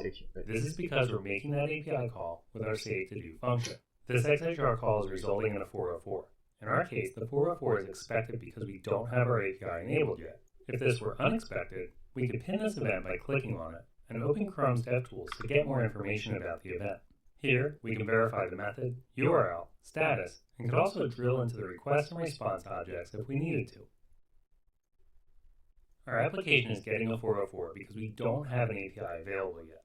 With Cypress, we have the tools we need to stub our API calls. This means we'll define our own predefined responses for these API calls. This allows us to do a few things. 1, it lets us build our front end even if the back end is still being built. 2, it allows us to test application behavior with known data, meaning we don't have to worry about our test being flaky as a result of external data or unreliable network conditions. And 3, this will give us full control, making it easy to test scenarios that would traditionally be very difficult to recreate. Let's take a look at this in action. Back in our code, we'll start by adding a call to sci.server at the top of our test. This will start a server that allows us to stub our responses. Now we can add sci.route. We'll use the route command to define the request we want to handle. In this case, it'll be a post to API/todos. And we'll supply it with a predefined response we want our application to receive when it makes this API call. Let's save this and see what happens when the test runs again. This time, the page event for the XHR, the page when the test makes this API call.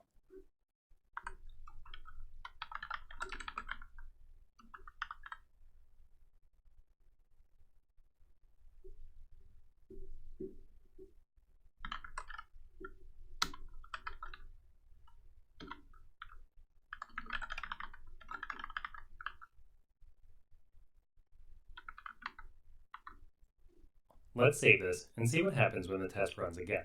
This time, the page event for the XHR call indicates that it has been stubbed. Even though we don't have an available endpoint, our application is receiving a 200 response for this request in our test. Looking at the application preview, we can tell there are some issues with our output. The new to-do that we added should say buy eggs, but here it's empty. The input form is still showing our input, and once we've successfully added our to-do, we should clear out the input to allow for more to be added. Let's create some tests for this expected behavior. Before we jump back into the code, let's grab some information from our UI to make writing the rest of our test easier. I'll right-click on the to-do item that was added to the list and choose Inspect from the menu. We'll see that we can identify the list of to-dos with the class ToDoList.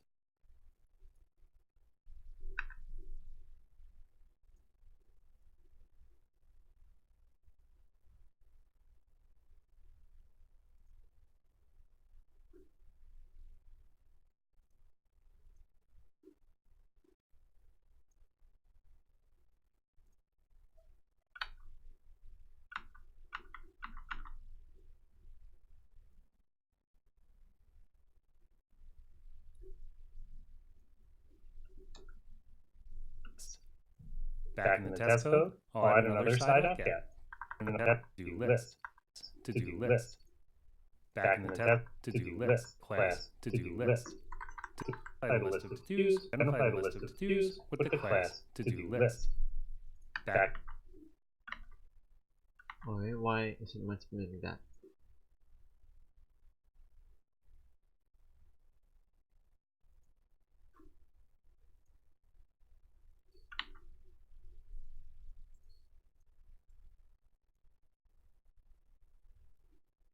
Back in the test code, I'll add another side.get, passing in the ToDoList class and li to get the child list item elements. We want to assert that after submitting the form, we have one item in the list. We'll add another assertion by chaining an end to the should. End is just an alias for should. It does exactly the same thing, but it makes our test read more like a sentence than if we used the second should. In the end, we'll confirm that the list contains the name of the to-do we just submitted. We're using the same string in 3 places. Let's move it into a constant to avoid inconsistencies in our test. I'll move by eggs into a constant called item text and replace all 3 occurrences with a reference to that constant. Now that our test is in better shape, let's save it and run it. We'll see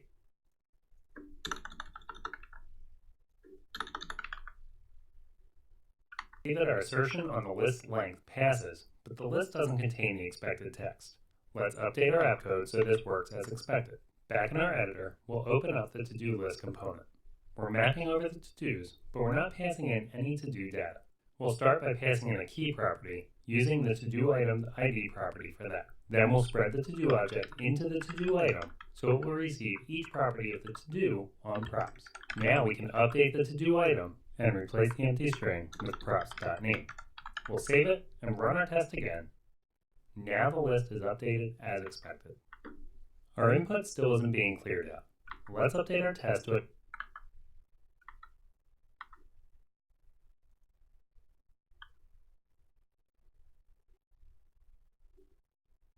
account for this expectation. I'll add a should to the chain that starts with getting the input field. We want to make an assertion about the input, so we want to make sure we put the assertion where the input is the current subject. We'll assert that the input should have a value of an empty string. Let's also update our code to clear the input after a successful submission. In the to-do app component, we'll set the value of current to-do to an empty string and our existing call to set state. With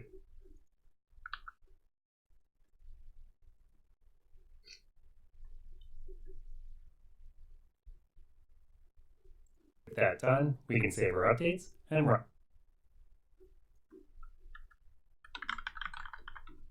Okay, so this one resets.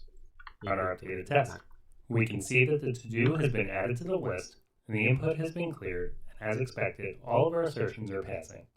Let's write another test. We can remove the only from our previous test, and right after that test, we'll start a new one with an if, adding only to this one. Here, we'll test that an error message is displayed on a failed submission. We'll be stubbing our API call again, so we'll start with the side.server, and we'll define a new side.route. This time, we'll define our route by passing in an options object as the only argument. In this options argument, we'll define the URL, the method, and we'll define a status code of 500 to simulate our failed call. We'll also supply an empty object for the response body. With our route defined, let's attempt to submit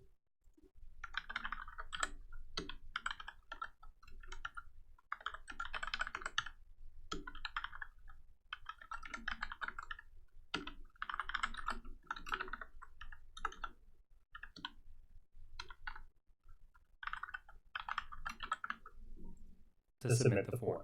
We'll get the input, and using the type command, we'll enter a string test, and in that same string, we'll tell type to hit the enter key as well. Now we need to make some assertions. I'll get the list items, and since this request is going to fail, we want to ensure that our app doesn't add anything to the list. We'll do this by asserting that the list items we've requested don't exist. We also want to make sure an error is displayed. For that, we'll get an element with the class error, and assert that it should be visible. When we save this, our test will run, and we'll see that our first is our test.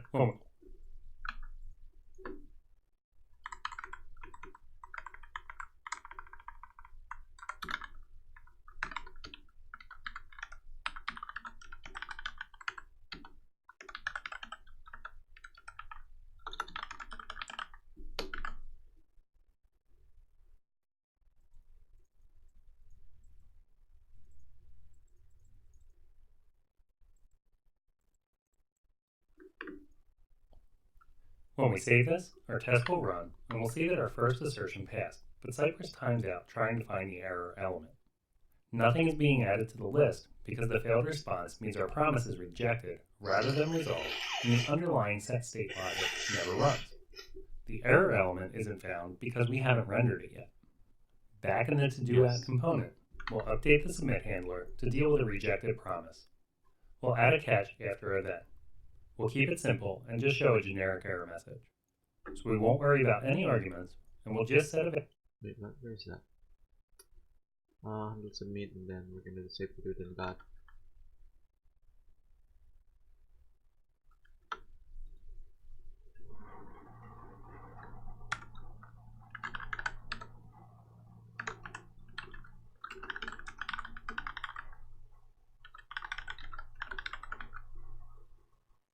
set a value on state called error, and we'll set that to be true.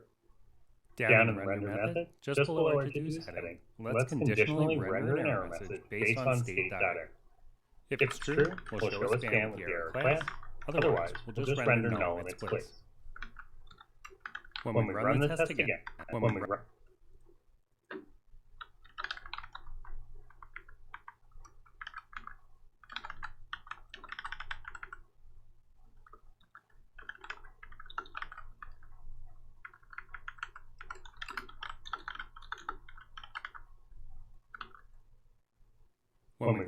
again, we'll see everything pass and our error message is displayed in the application preview.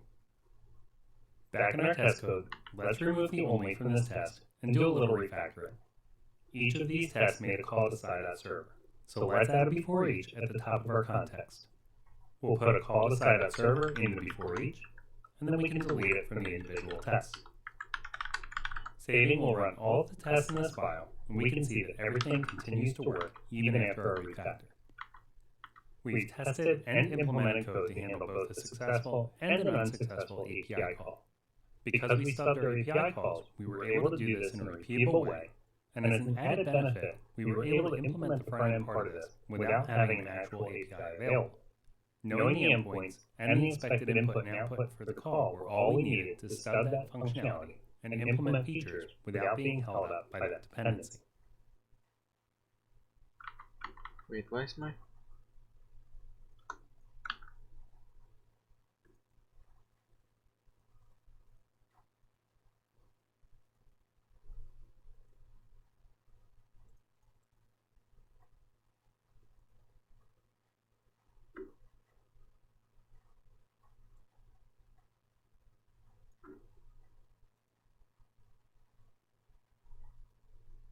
That's weird.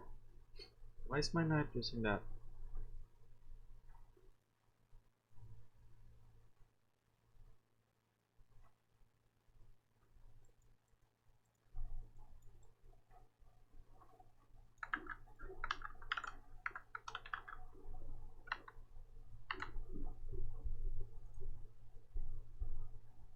Suddenly this one did 4 tests. My code apparently did not do 4 tests. Did it? It's only running 1, why?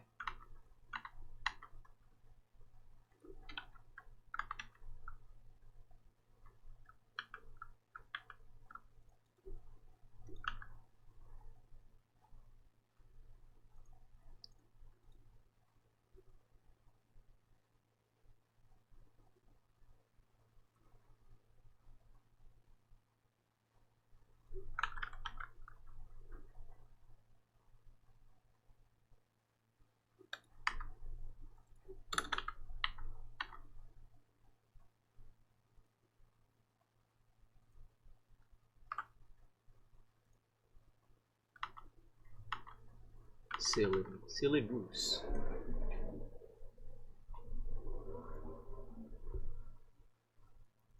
We will just fix your data server.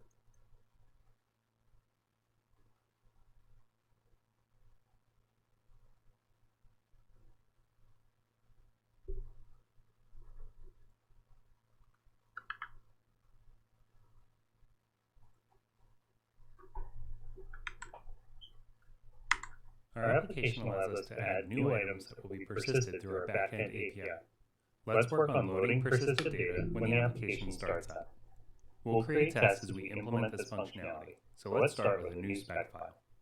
In the Cypress integration directory, we'll add a new file.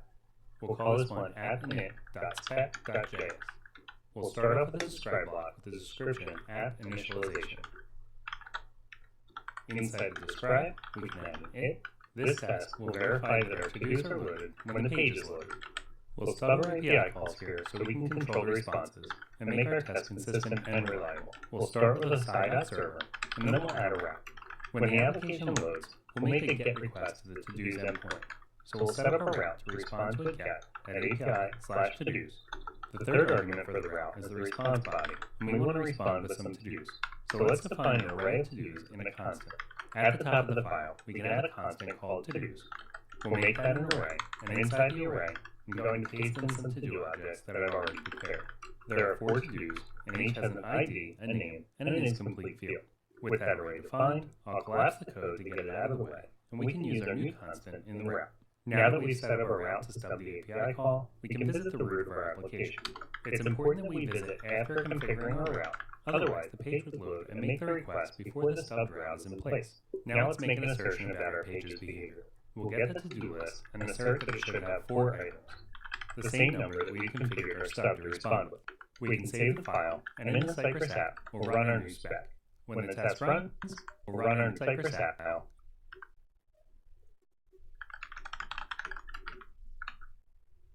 We can save the file, and in the Cypress app, we'll run our new spec. When the test runs, how do I even refresh this?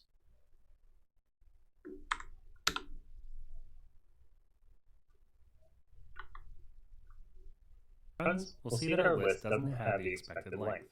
This is because we haven't written any code to implement this feature yet. Let's update the application. Back in the code, we'll start by adding a function to the service.js file. We'll add and export a new function called loadToDos. LoadToDos won't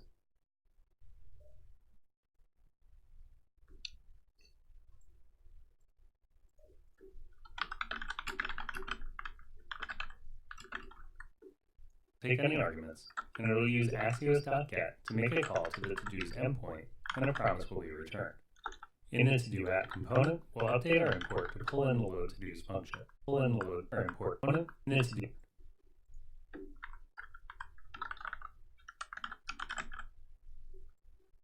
In the to-do app component, we'll update our import to pull in the loadToDos function. Just after the constructor, we'll add the componentDidMount lifecycle method. Here, we'll call the loadToDos function and handle the response with a then. The to-dos will be returned as the data property on the response, so I'll destructure the response to get data. Then I'll call this.setState, passing in the data value as the new value for to-dos. Let's save that, and back in the Cypress runner, we can run the test again. We can see our stub to-dos displayed in the application preview, and our assertion has passed. Having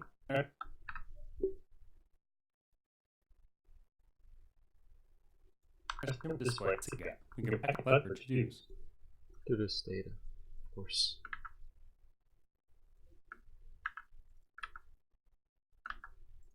Let's save that, and back in the Cypress runner, we can run the test again. We can see our stub to-dos displayed in the application preview, and our assertion has passed. Having these hard-coded What?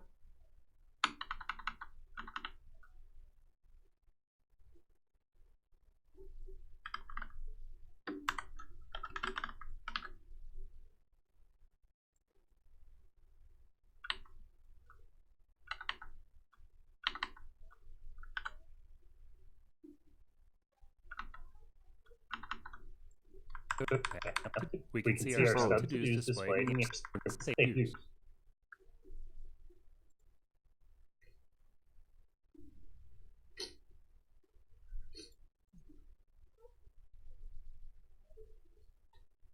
ComponentDidMount. What is it then? Data. This.setState. To-dos. Data. Right, this is correct. Here it says something to do with my open spec. JS. To-do list the line. Let's save that, and back in the Cypress runner, we can run the test again.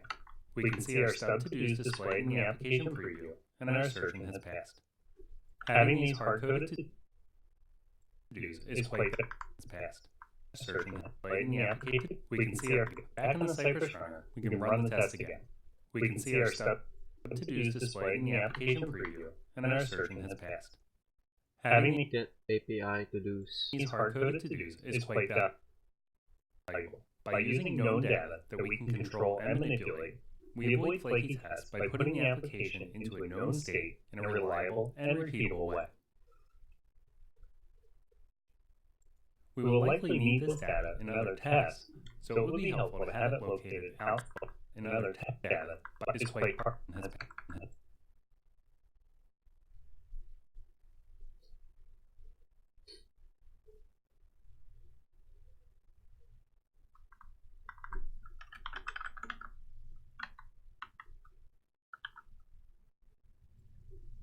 by using the we can configure By using known data that we can control and manipulate, we avoid flaky tests by putting the application into a known state in a reliable and repeatable way.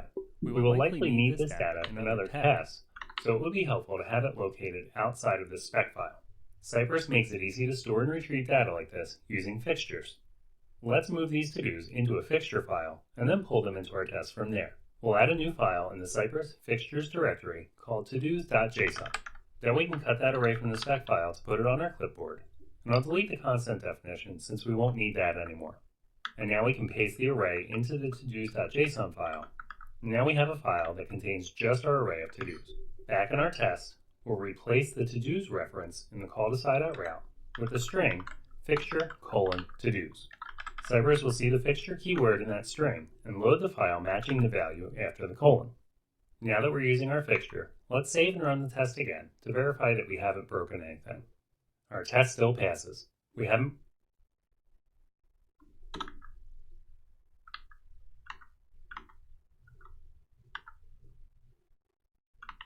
Mine is broken. Broken anything. Now we have file. And now we can paste the array into the todos.json file. Now we have a file that contains just our array of to-dos. Back in our test, we'll replace the to-dos reference in the call to side.route with the string fixture::to-dos. Cypress will see the fixture keyword in that string and load the file matching the value after the colon.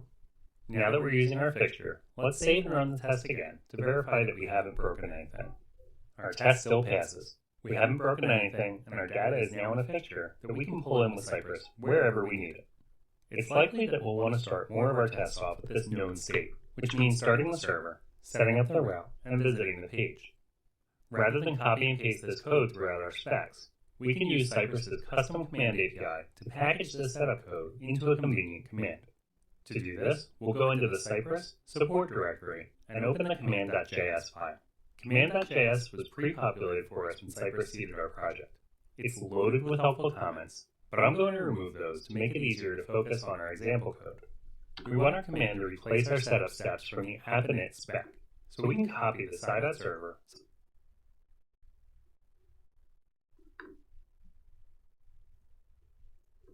side.route and side.visit commands from there. To start a new Cypress command, we start with cypress.commands.add. This command will set up our route to seed data and visit our application, so we'll call this one seed and visit. Then we'll provide the function that will be executed when we run our custom command. We'll paste our three commands into the body of this function, and we can save the file. Back in our test, we can remove those three separate commands and replace them with a call to our newly created sci.seedandvisit command. And that's all it takes to create and use a custom command in Cypress. We'll save the spec file, and we can verify that our test still runs and passes after our refactoring. Let's round out this spec with a test for a failed API call. We can remove the only from this test, and just below it, we'll add another hit, putting the only here. This test will verify that an error message is displayed if the service call responds with an error. We'll call sci.server and define a route for a get to the to-dos endpoint. This time, responding with a 500 status and an empty response body. Then, we'll visit the application. We can verify our app's behavior by making sure there are no list items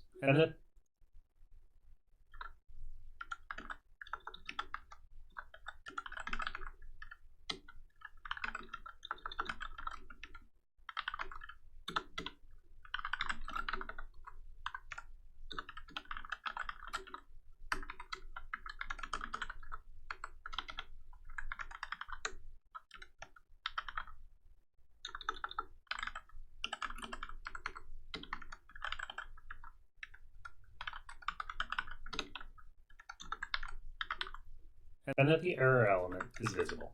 When we run this, we'll see that our test fails because we're not showing the error message. Back in the to-do app component, we can handle the rejected promise and a catch by setting the error flag to true. If we rerun our test,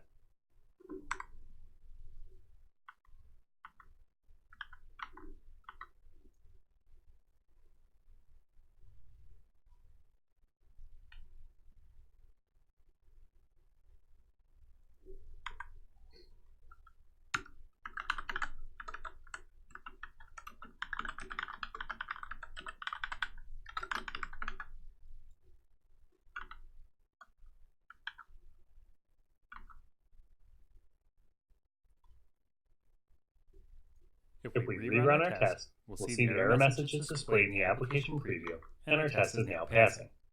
Let's remove the only from that test.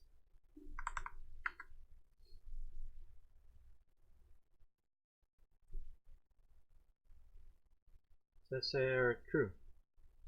So why is it not working for me?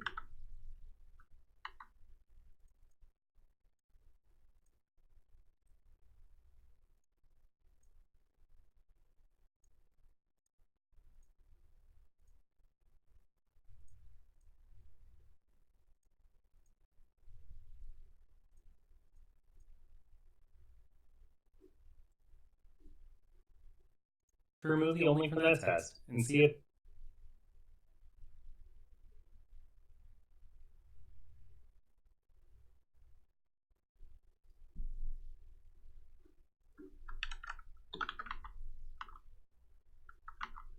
any of our changes have affected the input form spec. Looking at our initial test, we're reminded that it verifies the input form has focus when the application loads. Since we made changes to the application's behavior when it loads, it's a good idea to take a look at this test first. I'll put an only on it, and in the Cypress UI, I'll stop the current spec from running and run the input form spec. Our test passes, but there is an error message being displayed in the application preview. When we created this spec, our application didn't make a service call on load. Now that it does, it's getting a 404, and our application is responding with an error message. Since this test is concerned with the focus behavior of the input, and assumes a happy path where the application is working as expected, we should update this to stub that XHR call. Instead of creating a new route to stub this call before our visit, we can use our custom command. In the before each for the spec file, let's replace the call to site.visit with a call to the custom seed and visit command. Let's see if that fixes our test. Our test is still passing, but the error message isn't being displayed anymore. We can also see that the XHR has been stubbed, so no more call to the actual backend. Things still aren't quite what they used to be though. Now, instead of an empty list, we have our 4 to-dos from the fixture. Let's run all of the tests in the spec file and see what happens. I'll remove the only from this test and save. This time, the first 2 tests pass, but the second 2 fail. The tests that are concerned with form submission behavior make assertions about the length of the to-do list. They were written with the expectation that the starting state of the application would have an empty list of to-dos. Since these tests either don't need the data or have an expectation that the list will start empty, we should update this spec so that our tests all start with the correct application state. We could create a second custom command, or we could just alter the behavior of our existing command by passing in an argument. Let's update this function so that we can pass in the expected response when we call the command, but use our fixture data if nothing is passed in. We'll take the fixture to-do string, cut it to the clipboard, and in the function, we'll add a single parameter called cData. Using the default function parameter syntax, we can assign our string as the default value for this parameter. Then we just need to use that parameter as the response body argument in the call to route. Back in the input form spec, all we need to do is pass an empty array into the seed and visit command. Let's run those tests again, and now we'll see.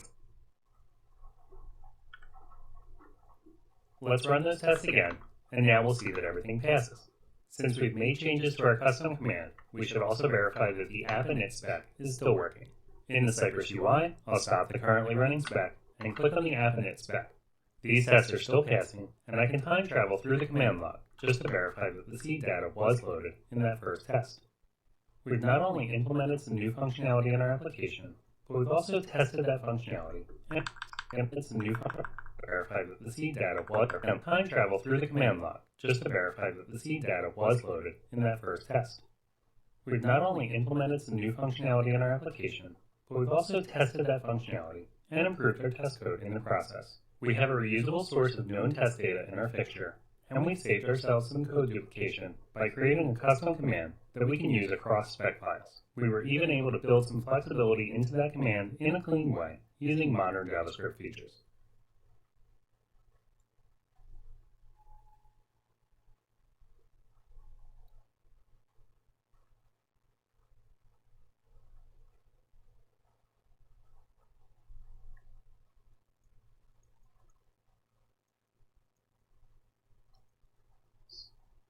Aliases.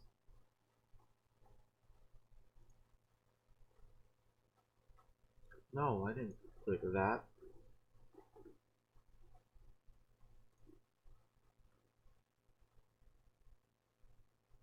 We've tested our form input, form submission, and our application's ability to load to-dos from a back-end API. Now let's test that our to-do items are properly displayed and that we can interact with them. Let's start by creating a new spec file called listitem.spec.js. We'll add a describe block with the description list items, and then before each, we'll set up our application state with our custom sci.seedandvisit command. Then we'll create a new test that will verify that completed items are properly displayed. In order to do that, we need to make sure we have a completed item in our seed data. Let's open the to-dos picture, and we'll update the isComplete flag on the byEggs item to be true. We need to keep our other tests in mind when updating fixtures that are flag update but our seed data. Oh my god.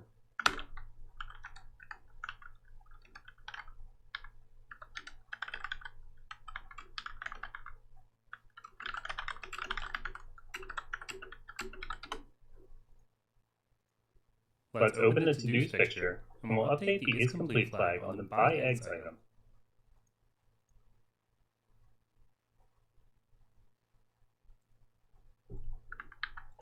to be true. We need to keep our other tests in mind when updating fixtures that are already being used. So far, we haven't made any assertions that would be affected by this change, so we can do this safely. With this update in place, we can create our tests knowing that when our seed and visit command runs, our application will start in a state where the second of our 4 to-do items is marked as complete. We'll get the list items and use the filter command to filter that list down to just the items with the completed class. We should only have one completed item, so we'll assert that our filtered list has a length of 1. We should also make sure that it's the correct item, so we'll also assert that our filtered result contains the word eggs. From there, we can chain on a find to get the child checkbox item with the class toggle. And we want to assert that the checkbox is checked. In the Cypress UI, we can select our new spec to launch it and run. Our new spec in the Cypress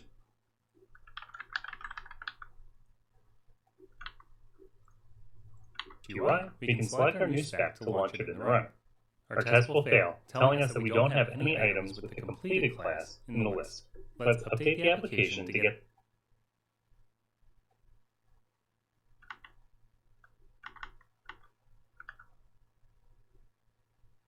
this test passing.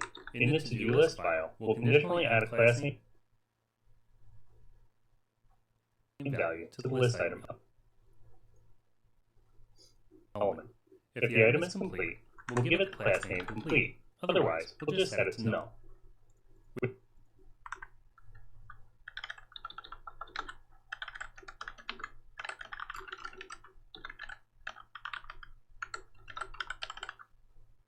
We can also update the checkbox input and set its check property to props.isComplete. Back in the Cypress runner, we can rerun the test and see that all of our assertions pass. If we look at the footer of our application, it's currently saying there are 0 to-dos left. This should say 3, since there are currently 3 incomplete to-dos in our list. Let's create a test for this and implement the correct behavior. Back in our spec file, we can remove the only from the previous test, and we'll add a new test. We'll test that our app shows the correct number of remaining to-dos in the footer. We'll get that element by its class name, to-do count, and we'll just verify that it contains 3. We can save and verify that this is a valid test by ensuring that it fails. We'll open the footer file from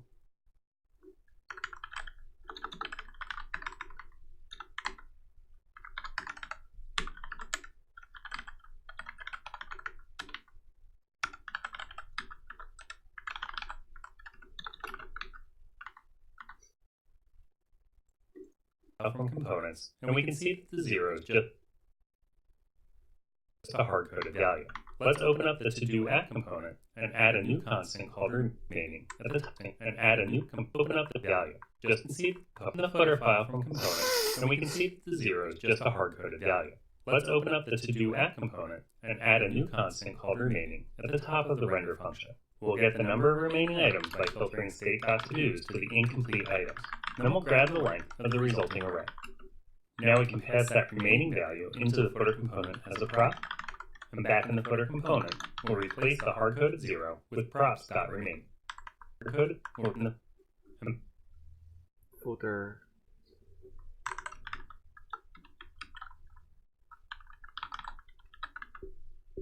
Back in the footer component, we'll replace the hard-coded 0 with props.remaining. We'll rerun our test, and now we have a passing test, and we can see an updated footer in the app preview. We'd also like to be able to remove to-dos from our list, so let's create a test for our expected behavior. Let's take the only off the previous test and create a new one. Here, we'll test that we can remove a to-do. Removing to-dos will be handled by an XHR call to our backend API, so we'll stub that call with side.wrap. Our test will remove the first to-do item, which has an ID value of 1, so our URL will be for API/todos/1. We'll use the delete method and respond with a 200 status and an empty response body. When stubbing a route, 200 is the default status code, so if you wanted to shorten this code, you can omit the status code field. With our XHR stub in place, we'll get our to-do list, and then get the first list item, and find the button that handles deletions by its class name, destroy. We can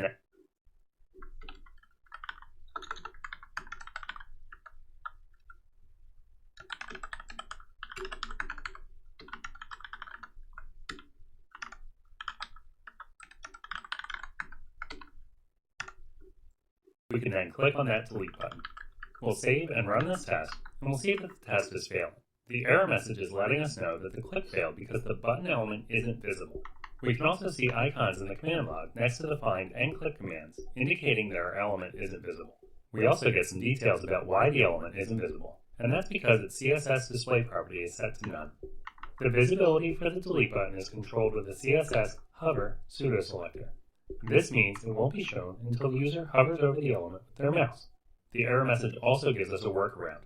We can pass an object into our click command and force the click to occur. Back in our test, we can pass an object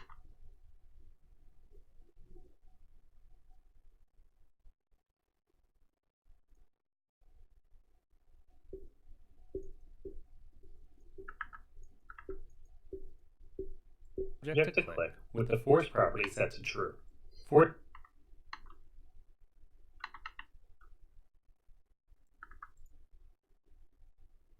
Forcing the click means the internal checks performed by Cypress to make sure this element can be interacted with will be disabled for this command. When we run our test again, everything passes. We still see the icon indicating that our element isn't visible, and there is no sign of the button in the application preview. Rather than disabling Cypress's internal checks, the preferred approach would be to put our element in a state that satisfies the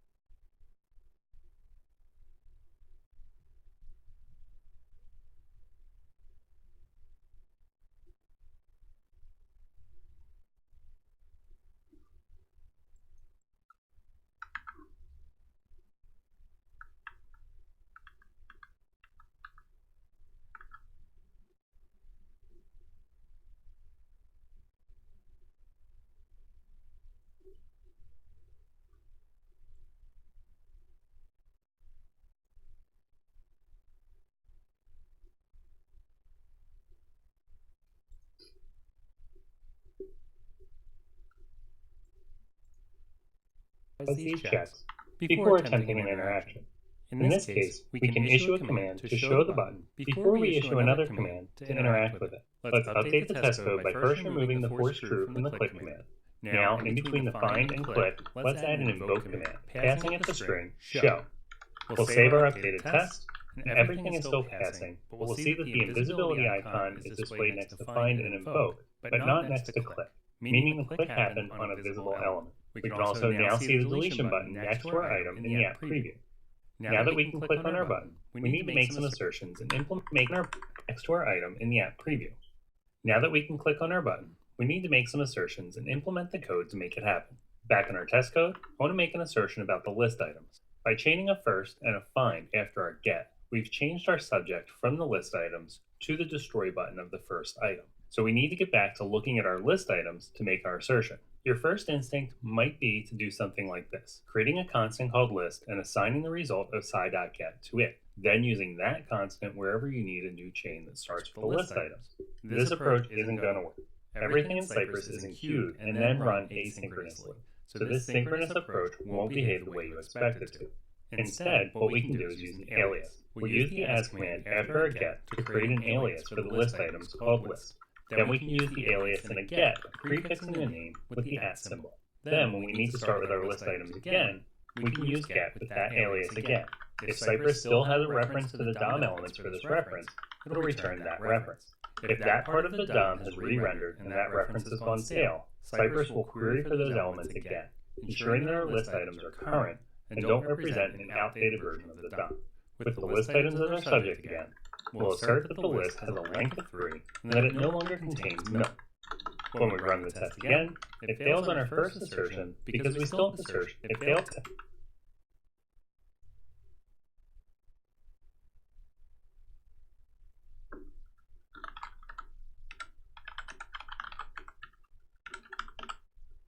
When we run the test again, it fails on our first assertion because we still need to implement the to-do removal. Back in our code, we'll add a service function called destroyToDo that accepts a to-do ID and uses axios.delete to make a call to our backend. We'll want to use the passed-in ID as part of our URL so we can replace our single quotes with backticks and use string interpolation to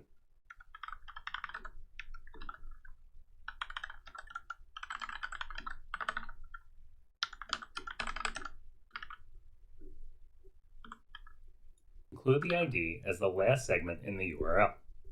Back in the to-do app component, we'll import the destroyToDo function. Then we can define a handleDelete method in our component. It will accept an ID and call our destroyToDo function, passing it the ID. We'll handle a successful response in the then by updating state.todos by filtering out the item with the passed-in ID. We'll make sure the handleDelete method is bound to the proper method. Oh my god.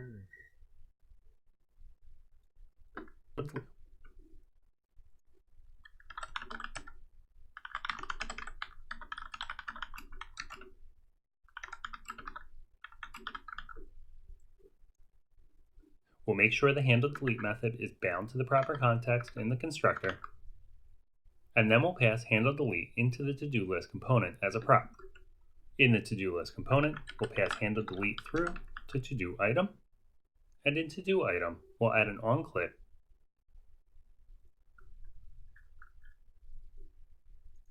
to the destroy button. We'll ignore any event arguments and call props.handleDelete with the item's ID, which we'll get from props. Now that everything is wired up, let's save our file, and back in the Cypress runner, we can run our test again and verify that our item is removed from the list. We've successfully implemented some of the functionality from the list, and run our Cypress runner. Now that everything is wired up, let's save our file, and back in the Cypress runner, we can run our test again and verify that our item is removed from the list. And back with everything is.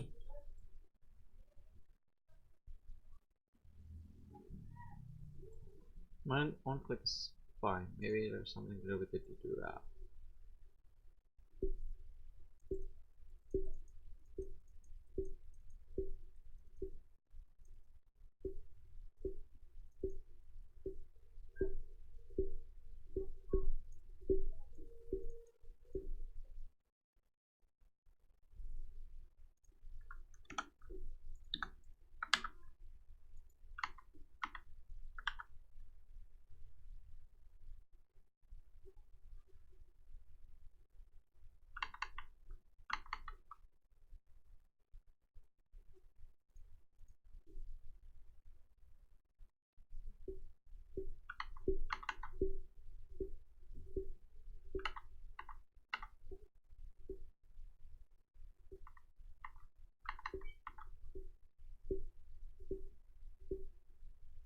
Thing is wired up, let's save our file, and back in the Cypress runner, we can run our test again and verify that our item is removed from the list. We've successfully implemented some of the functionality for our to-do items, and along the way, we've seen how to deal with hidden elements and how we can use aliases to reference DOM elements without attempting to mix synchronous and asynchronous code, and in a way that ensures we don't rely on stale. Props handle is not a function.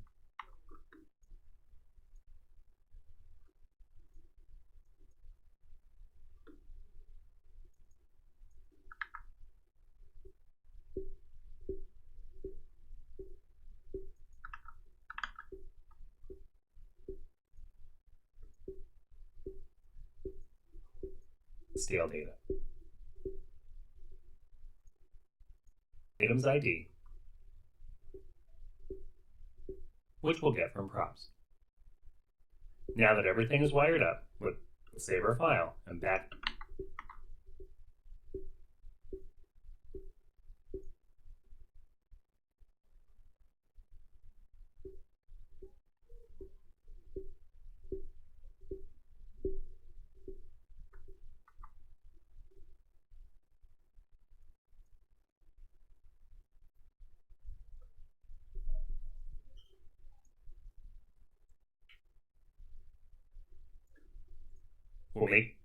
When we run the test again, it fails on our first assertion because we still need to implement the to-do removal. Back in our code, we'll add a service function called destroyToDo that accepts a to-do ID and uses axios.delete to make a call to our backend. We'll want to use the pass-in ID as part of our URL so we can replace our single quotes with backticks and use string interpolation to include the ID as the last segment in the URL. Back in the to-do add component, we'll import the destroyToDo function. Then we can define a handleDelete method in our component. It will accept an ID and call our destroyToDo function, passing it the ID. We'll handle a successful response in the then by updating state.todos by filtering out the item with the passed-in ID. We'll make sure the handleDelete method is bound to the proper context in the constructor, and then we'll pass handleDelete into the to-do list component as a prop.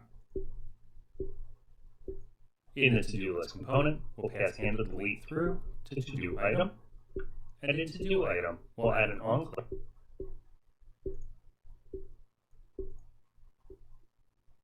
Oh crap, that's what I missed.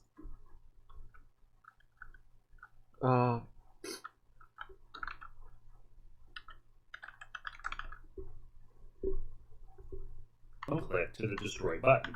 We'll ignore any event arguments and call props.handleDelete with the item's ID, which we'll get from props. Now that everything is wired up, let's save our file, and back in the Cypress runner, we can run our test again and verify that our item is removed from the list. We've successfully implemented some of the functionality for our to-do items, and along the way, we've seen how to deal with hidden elements and how we can use aliases to reference DOM elements without attempting to mix synchronous and asynchronous code, and in a way that ensures we don't rely on stale data.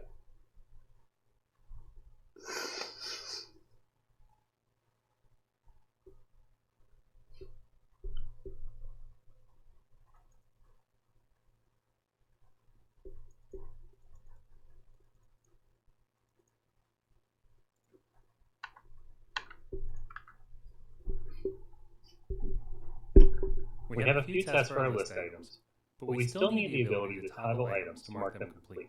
I'll collapse the existing tests so we can focus on some new code. We'll start with a new test to make sure we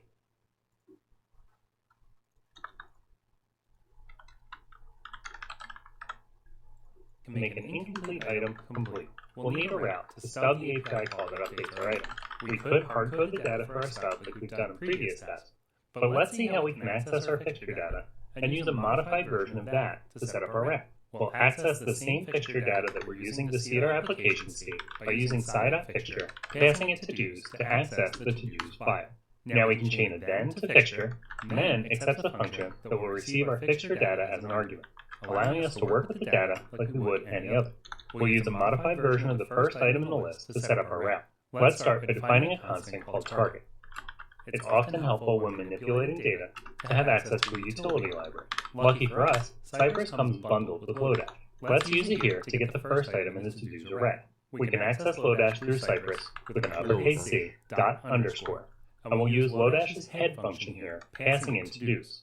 Now target is a single to-do taken from the head of our array. Now we can use it to define our route. We'll create a route for a put, and we'll create the URL with string interpolation. So we'll put /API/todos in backticks instead of single quotes, and we'll use target.id as the last segment of the URL. For the response body, wait, what? Different syntax.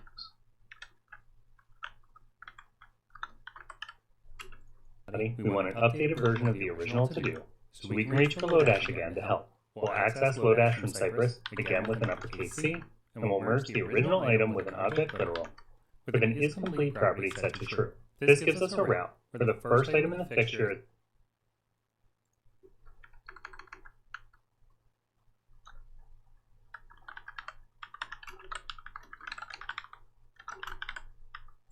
slightly modified and passed back so that its isComplete field is set to true. Now that our fixture is ready to go, we can get the list items, select the first item, and find the checkbox element with the class name toggle. Then we'll chain on a click to check the checkbox. We also need to make some assertions about the first item. Since we issued a find command, we've changed the subject. Let's add an alias so we can easily get back to the first list item for our assertions.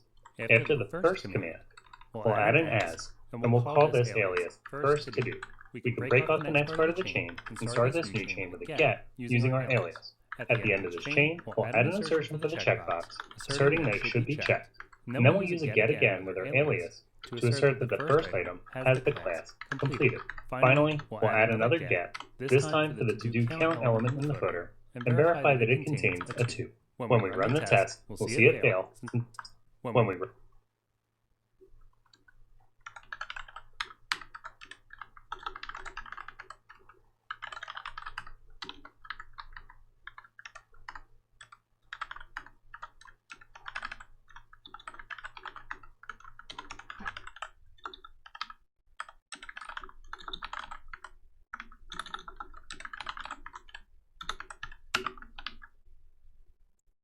run the test, we'll see it fail since we haven't implemented the functionality yet. Yes. Let's code our feature and get this test to pass. We'll start by adding a function in the service file. We'll call First to do this test to start with by adding a function in the service file. We'll call it update to do, and it will accept a to do object and use axios.put to issue a put request. The API endpoint will be specific to this to-do based on its ID, and then we'll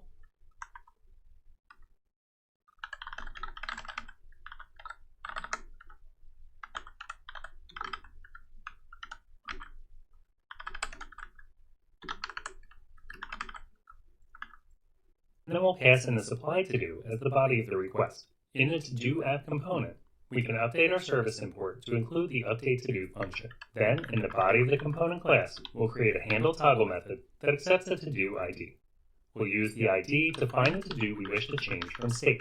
Then we'll create an updated to-do by spreading the original to-do into a new object literal and supplying a new isComplete value that is the result of negating the existing value.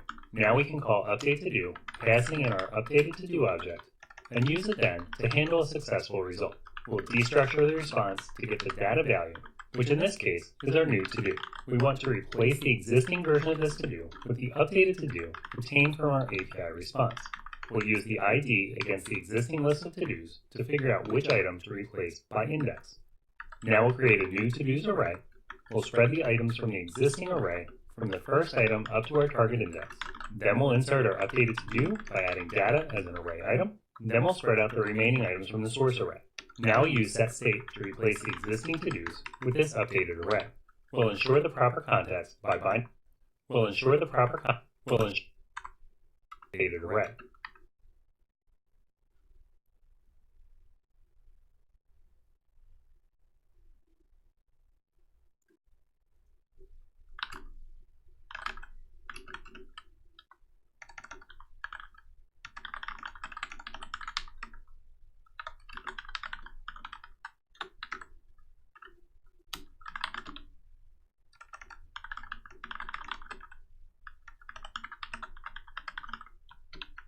You'll replace it.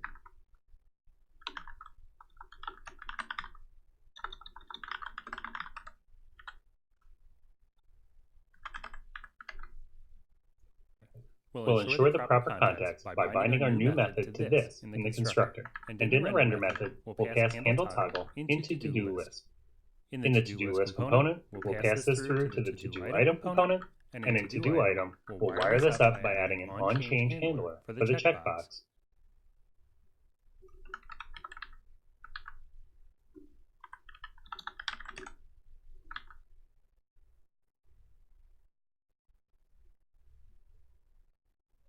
And we'll pass it props.id.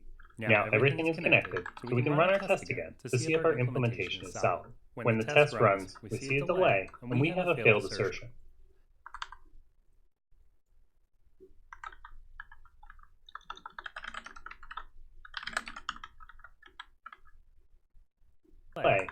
When the test runs, we see a delay, and we have a failed assertion. It looks like something is wrong with our code. Let's dig into this.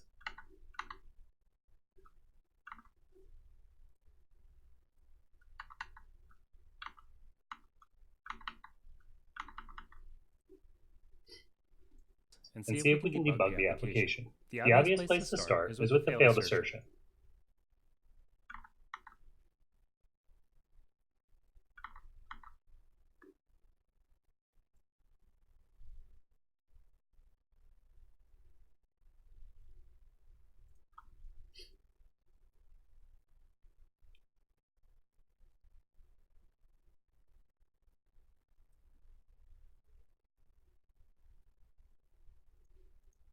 Hovering over it in the command log highlights the item we made an assertion against, and we can clearly see it says 3 to-dos left when our expectation was for 2.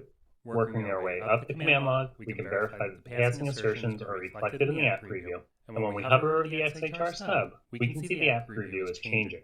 This is flipping between the snapshot taken before the request and after the request resolved. Let's pin this command and see what's happening.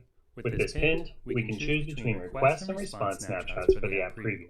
Comparing these fixture data, and use a modified version of that to set up our wrap. We'll access the same fixture data that we're using to seed our application state by using sci.fixture, passing it to do's to access the to-dos file. Now we can chain a then to fixture, and then accept the function that will receive our fixture data as an argument, allowing us to work with the data like we would any other. We'll use a modified version of the first item in the list to set up our wrap. Let's start by defining a constant called target.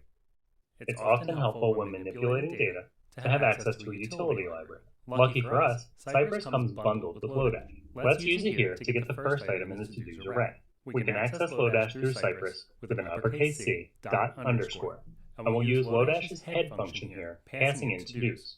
Now target is a single to-do taken from the head of our array. Now we can use it to define our route. We'll create a route for a put, and we'll create the URL with string interpolation. So we'll put /API/todos in backticks instead of single quotes, and we'll use target.id as the last segment of the URL.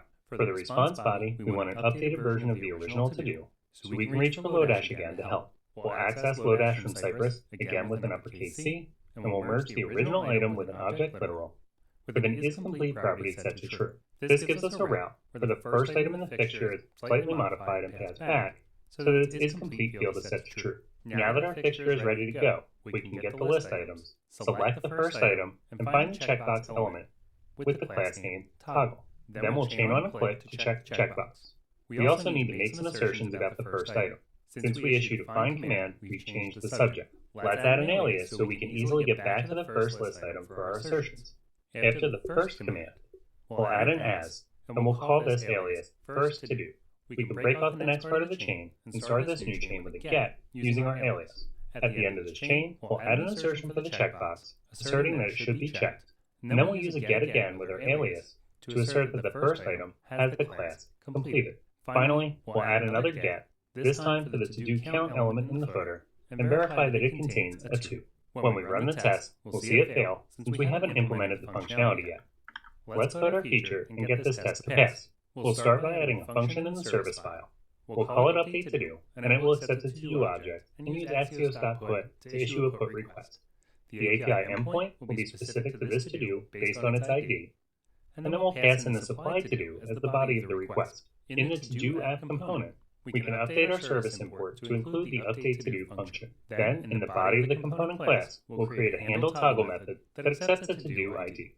We'll use the ID to find the to-do we wish to change from state. Then we'll create an updated to-do by spreading the original to-do into a new object literal and supplying a new isComplete value that is the result of negating the existing value. Now we can call update_to_do, passing in our updated to-do object, and use it then to handle a successful result. We'll destructure the response to get the data value, which in this case is our new to-do. We want to replace the existing version of this to-do with the updated to-do obtained from our API response. We'll use the ID against the existing list of to-dos to figure out which item to replace by index. Now we'll create a new to-dos array,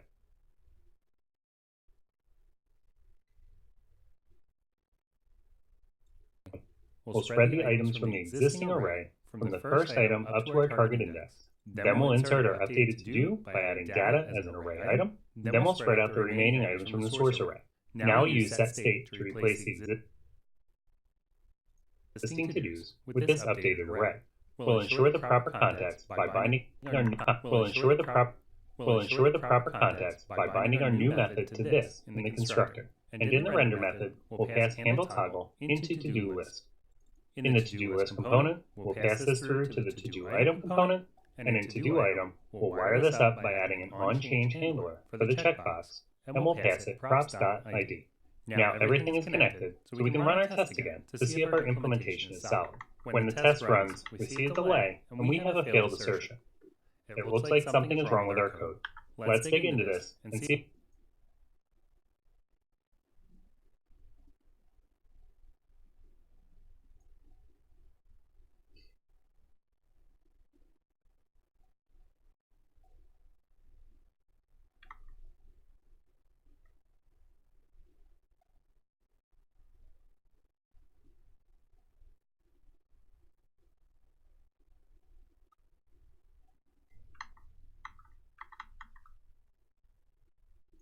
And see if we can debug the application. The obvious place to start is with the failed assertion. Hovering over it in the command log highlights the item we've made an assertion against, and we can clearly see it says 3 to-dos left when our expectation was for 2.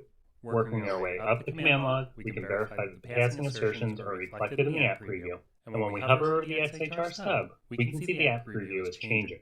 The stub the API call that updates are complete. I'll collapse the existing test so we can focus on some new code. We have a few tests for our list items, but we still need the ability to toggle items to mark them complete. I'll collapse the existing test so we can focus on some new code. We'll start with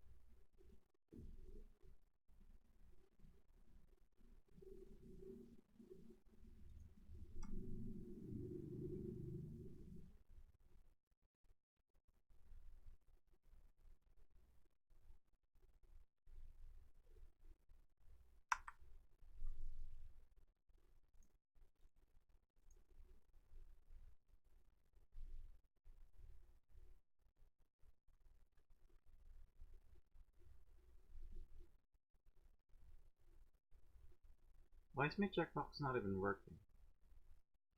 Completed. That's so weird.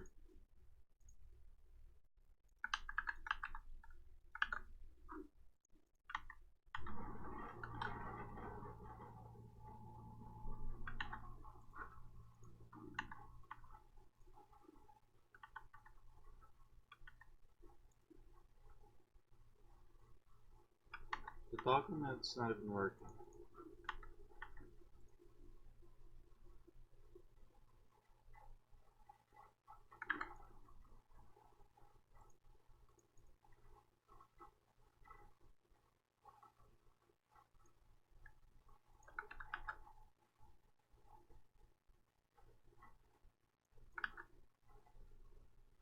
The fuck?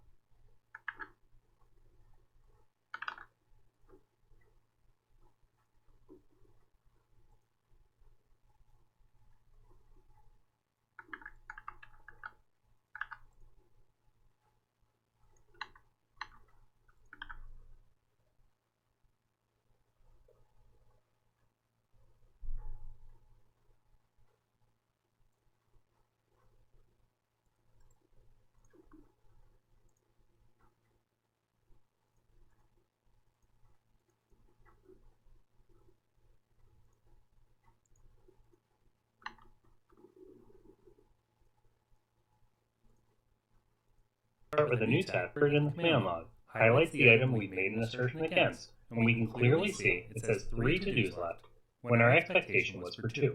Working our way up the command log, we can verify that the passing assertions are reflected in the app preview, and when we hover over the XHR stub, we can see the app preview is changing.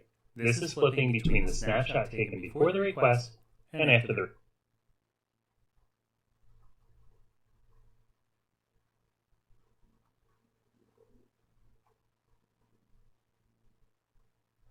request resolved.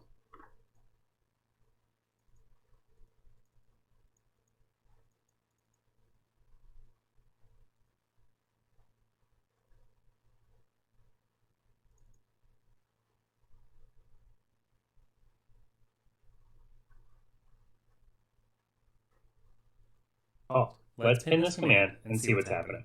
With this pinned, we can choose between request and response.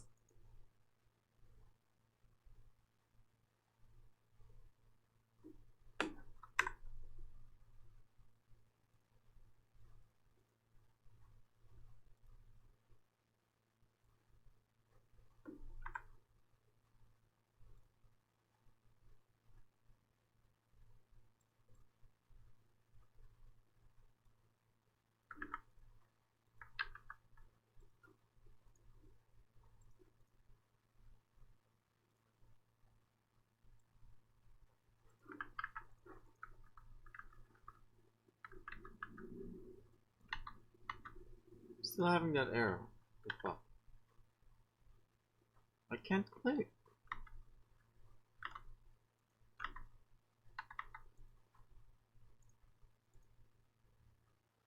It's so weird.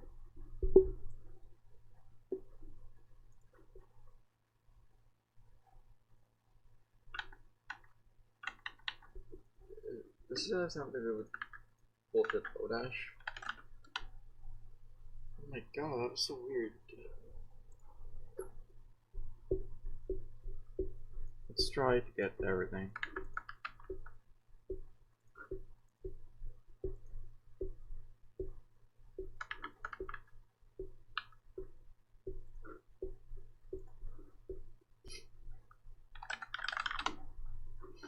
So weird.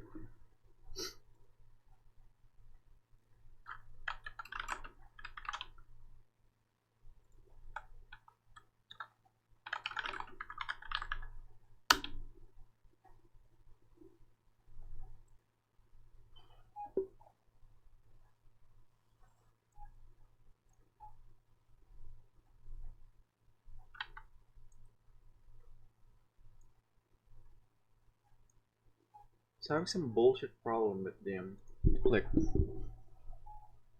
Not fair.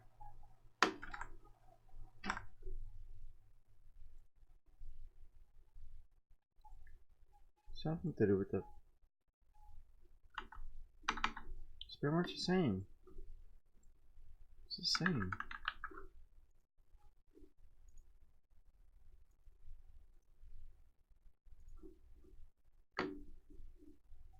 Same, right?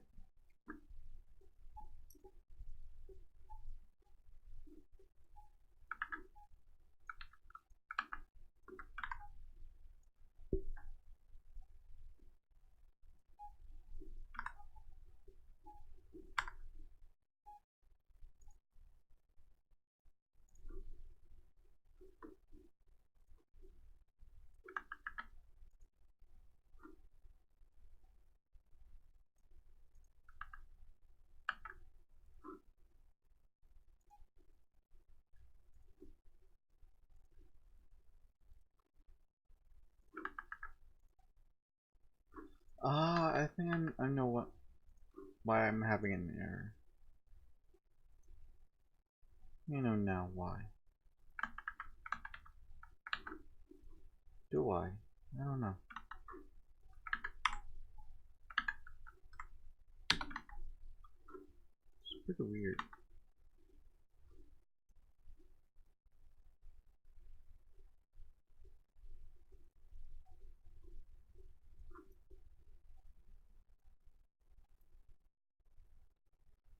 Okay, so this is not my error anymore.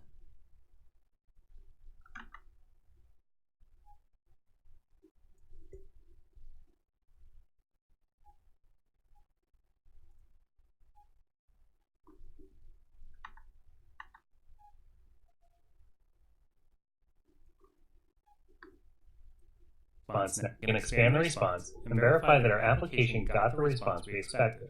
It's a single item with an ID of 1, and the isComplete field is true. Our problem is clearly happening when we get our response back. So let's work on debugging our application code. Back in our to-do app component, let's update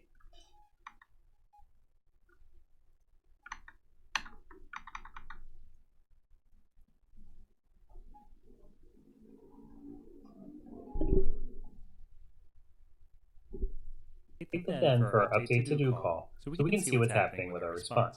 At the top of the function, we'll add a debugger statement and save the file. Back in the Cypress runner, we'll leave the DevTools open and run our test. Not even getting beyond this point, even though we just had the same code. Again. This time when our test runs, it will be paused in debugger and show our source code on the line where we added the debugger statement.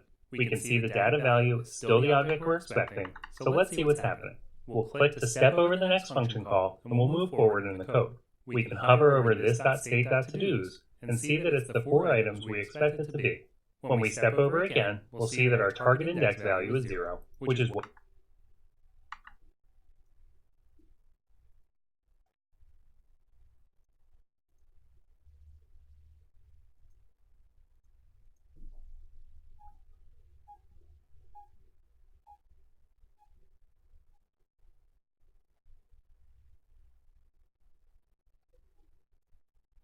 we expect for the first item in an array.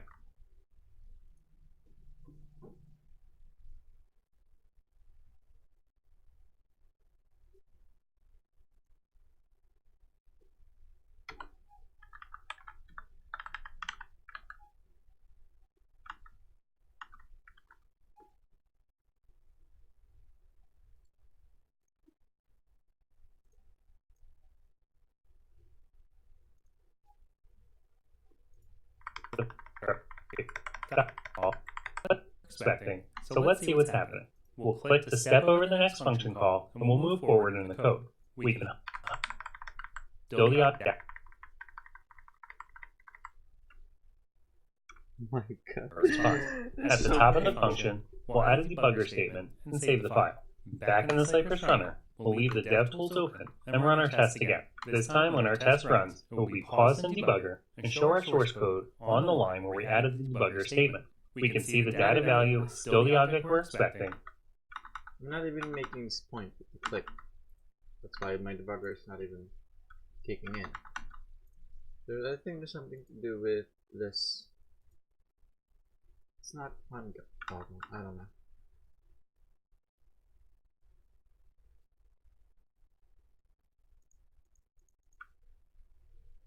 I'm confused.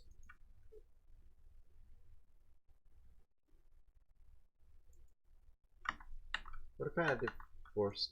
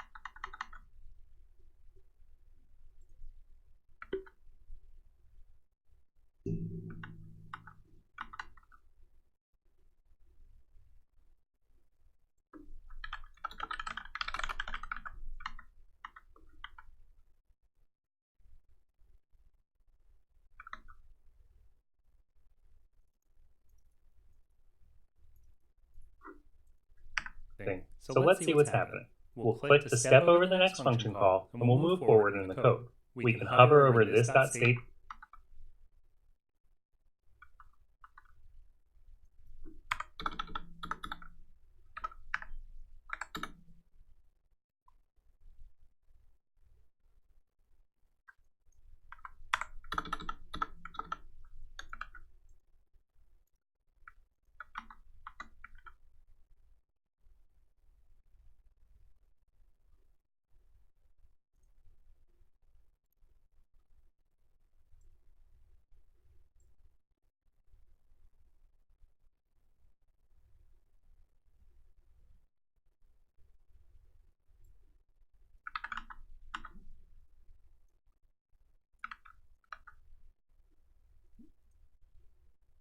Shit's not working for me. Okay, I'm gonna Google this bug. Can't even get past this click.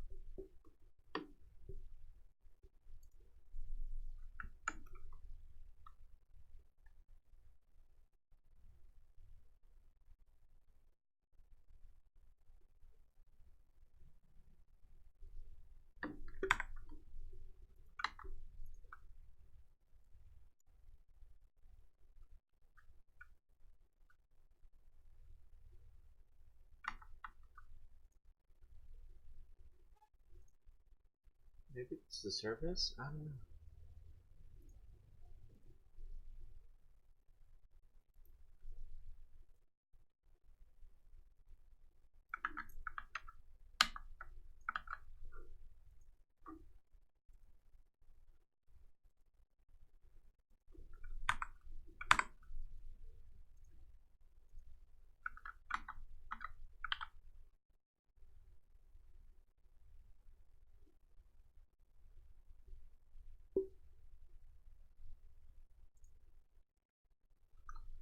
Oh my god, it was in my service. So, what was the fucking bullshit?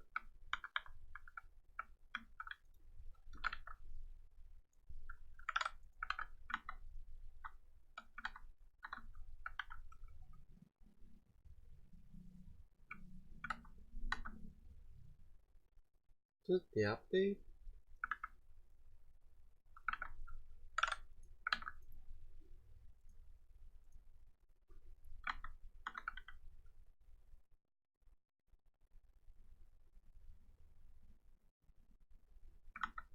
Yeah.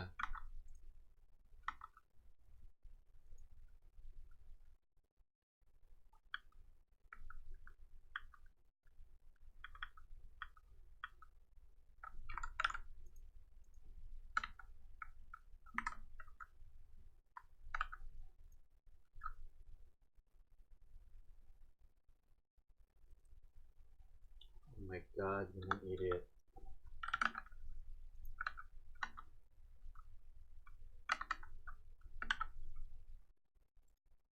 State.todos and see the app preview is changing. This is flipping between the snapshot taken before the request and after the request resolved. Let's pin this command and see what's happening. With this pinned, we can choose between request and response snapshots for the app preview. Comparing these makes it clear that our list is longer after the API call. We have two buy milk items. The first one is set to complete like we were looking for, and the second one is still showing as incomplete like when we started. It appears that instead of replacing our to-do, we've added another one. Let's figure out why. If we open DevTools, we can take a closer look at the XHR call. Here, we can expand the response and verify that our application got the response we expected. It's a single item with an ID of 1, and the isComplete field is true. Our problem is clearly happening when we get our response back. So let's work on debugging our application code. Back in our to-do app component, let's update the then for our update to-do call so we can see what's happening with our response. At the top of the function, we'll add a debugger statement and save the file. Back in the Cypress runner, we'll leave the DevTools open and run our test again. This time when our test runs, it will be paused in debugger and show our source code on the line where we added the debugger statement. We can see the data value is still the object we're expecting, so let's see what's happening. We'll click to step over the next function call and we'll move forward in the code. We can hover over this.state.todos and see that it's the 4 items we expect it to be. When we step over again, we'll see that our target index value is 0, which is what we expect for the first item in an array. When we step over again, we'll see that our new to-do array has been created. Now we can see that to-dos has a length of 5. which is not what we want. By hovering over to-dos, we can see that the first two items in the array have the same name and the same ID. I think we found our problem. There's something wrong with the code we used to create that new array. We can resume execution and let the test run through to the end. Let's run this in the debugger one more time. Let's step over the code until we get to the line where we update the application through set state. Just to confirm that we've identified the source of the problem, let's open the console tab. We can access to-dos by typing it in here. We also have the ability to manipulate this data, so we could also reassign to-dos. As you may recall from when we discovered our duplication, the first item in the list was complete as expected, and the second one was still showing as incomplete. Let's assign to-dos a new value where we keep the first, correct item, and skip the second, duplicate item. We'll just assign it a new array where we keep the first item and skip over the second by spreading out the items starting at index 2. We'll see that to-dos now has 4 items. With that reassignment done, let's resume execution and see if it makes a difference in our test. That did the trick. Now we know for sure that we're making a mistake when creating our array. Let's close DevTools and fix our array creation code. Upon inspection, it looks like our duplicate to-do is coming from the second slice in our code. We're not skipping the item from the original array that we're trying to replace. The fix for this is just to add 1 to the target index here. With the fix in place, let's run the test again and make sure we got it right this time. It works. Our test is passing and our app preview looks like what we're expecting. It's obvious that this code is pretty error-prone, and even though we have it working now, it's not the most readable code. Since we have a test that we know will catch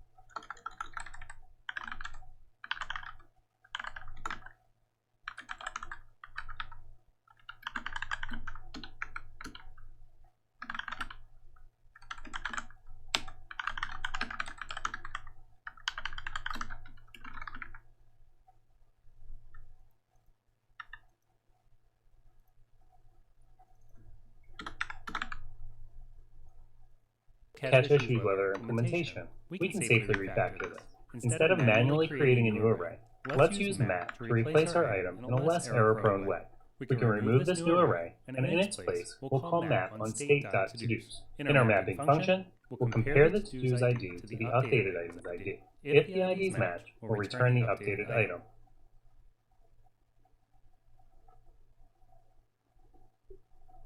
And in all other cases, we'll just return the existing to-do. We no longer need the index for the item we wish to replace, so we can remove this code.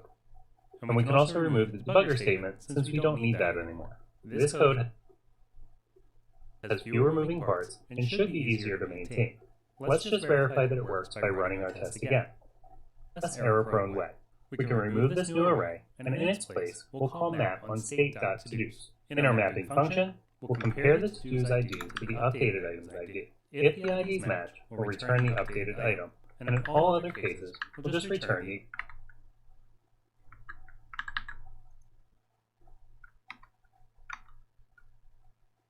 existing to-do. We no longer need the index for the item we wish to replace, so we can remove this code.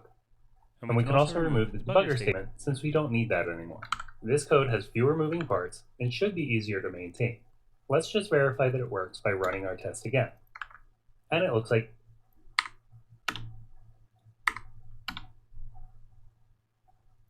everything's good. Through a combination of the Cypress UI and Chrome's DevTools, our test has made it relatively painless to identify, track down, and fix a bug in our code. Beyond the dev time benefits that we just enjoyed, we're also left with a test that will continue to detect and help us fix any issues we might introduce in the future.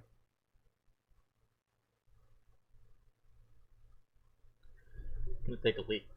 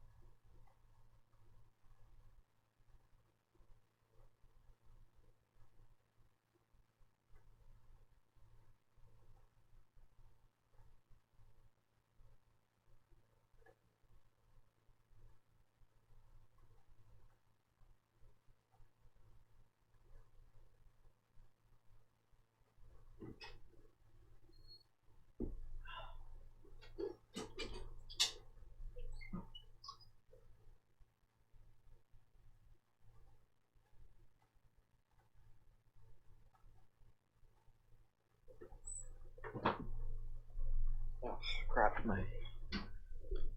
know more about my hair.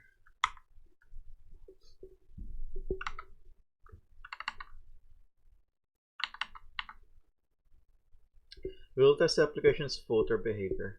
First, we will ensure that our footer power displays string or footer. May ganun. For the last numbers is so.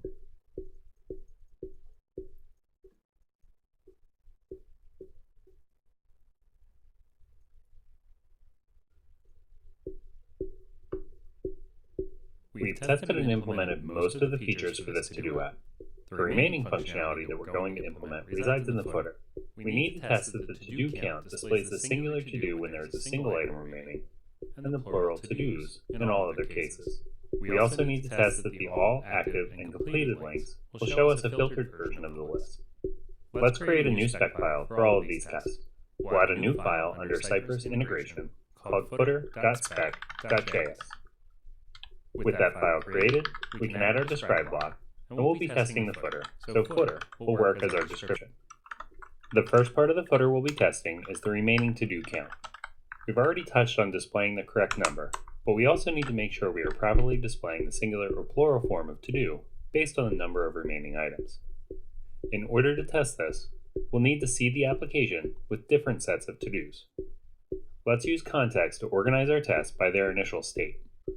We'll add a context here with the description with a single incomplete to-do. Inside the context, we'll add a test that verifies the singular form of to-do for a single remaining item. We'll call our custom seed and visit command, and we'll pass it the seed data. In this case, we'll give it an array with a single to-do object. That object will get an ID, a name, and an isComplete field that is set to false, ensuring that we have one remaining to-do.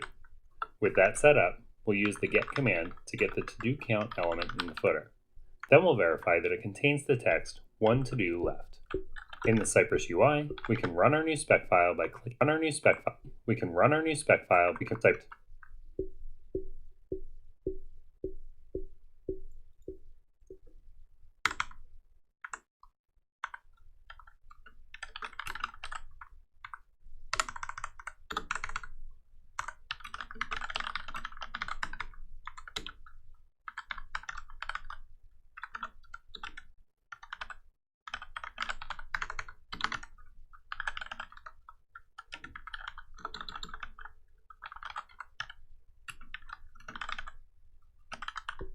To-do count. In the Cypress UI, we can run our new spec file by clicking on it in the list of available specs. When the test runs, we'll see it fail. Looking at the footer in the app preview, we can see that to-do is currently pluralized, and our test is looking for the singular to-do. We need to implement a bit of logic to make sure this is properly displayed. Back in our editor, we can open the file for our footer component. Here, we'll see that the word to-dos is hard-coded into our view. We can fix this by changing the output for this text based on the props.remaining value. In curly braces, we use a ternary expression comparing the props.remaining to 1. If remaining equals 1, we want the text to be the singular to do. I'm including a space in the string here because JSX isn't going to add a space where we've added the line break. In all other cases, we'll show the plural to-dos, again, making sure to include the space in the string. Then we can take the hard-coded to-dos out and save the file. Now we can switch back to the Cypress test runner and run our test again. This time our test passes, and we can see the correct text is being displayed in our app preview. We've implemented the logic for both singular and plural.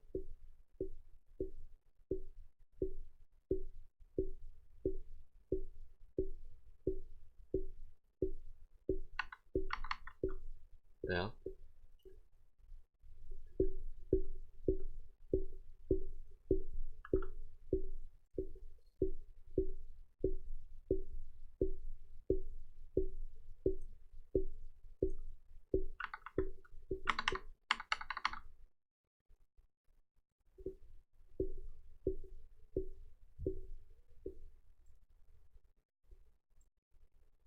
Want to do left.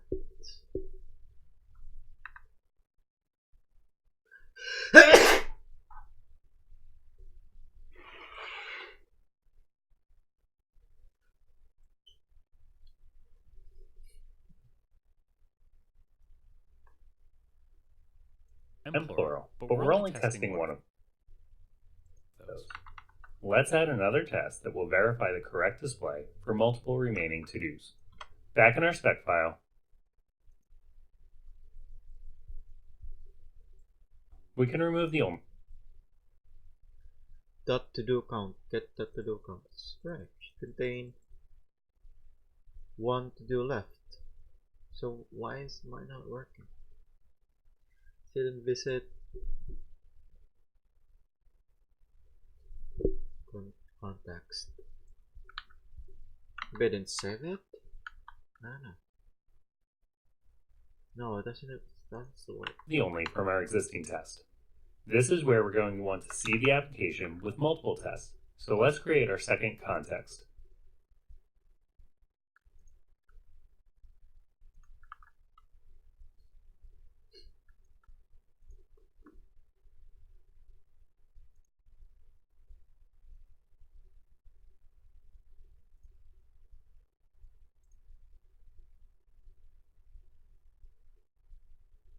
Why is mine not working?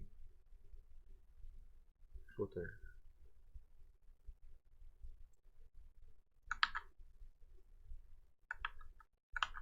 It's literally the same. What?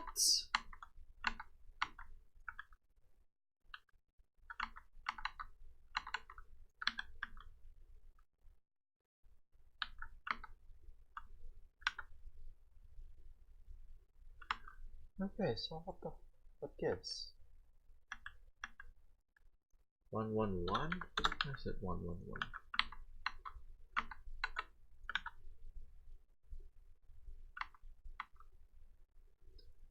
Something to do with this.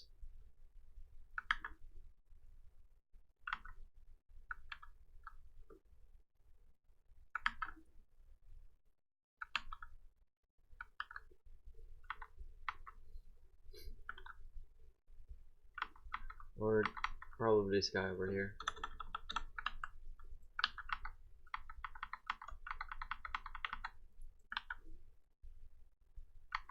Yeah, it's a spacing. Some bullshit. We'll add a context with a description with multiple to-dos. And inside the context, we'll create a new test that verifies that the footer properly displays the plural to-dos. This time, we'll call seed and visit without any arguments. This will run with the default behavior, seeding the application from the to-dos fixture. We can get the to-do count element, and we know our fixture has 4 items, one of which is complete. So we can assert that our count should say 3 to-dos left.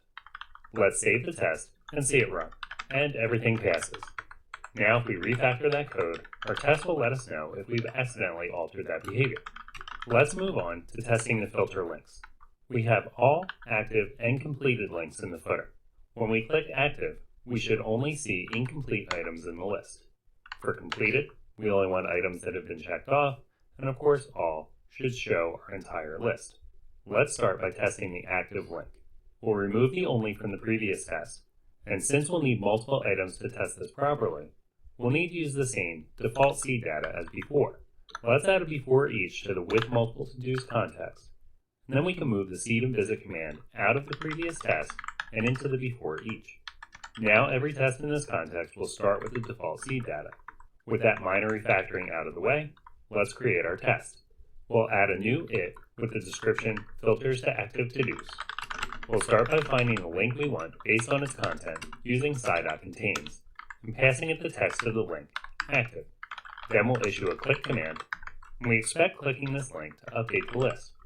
Let's verify that by first getting the list with sci.get. Then we'll assert that the list should have a length of 3, the number of incomplete items in our seed data.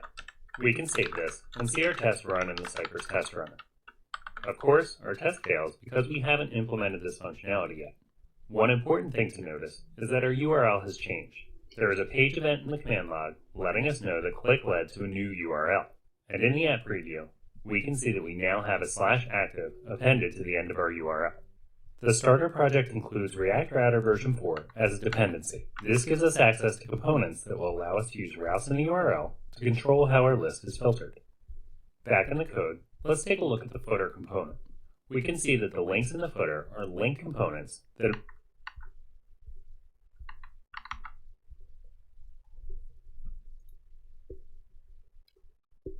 been pulled in from React Router.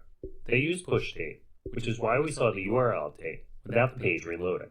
If we jump over to the to-do app component, we can see that the router and route components are being imported from React Router. Scrolling down to the render method, we can see that our entire view is wrapped in a router. The starter project came with the basics for routing already in place.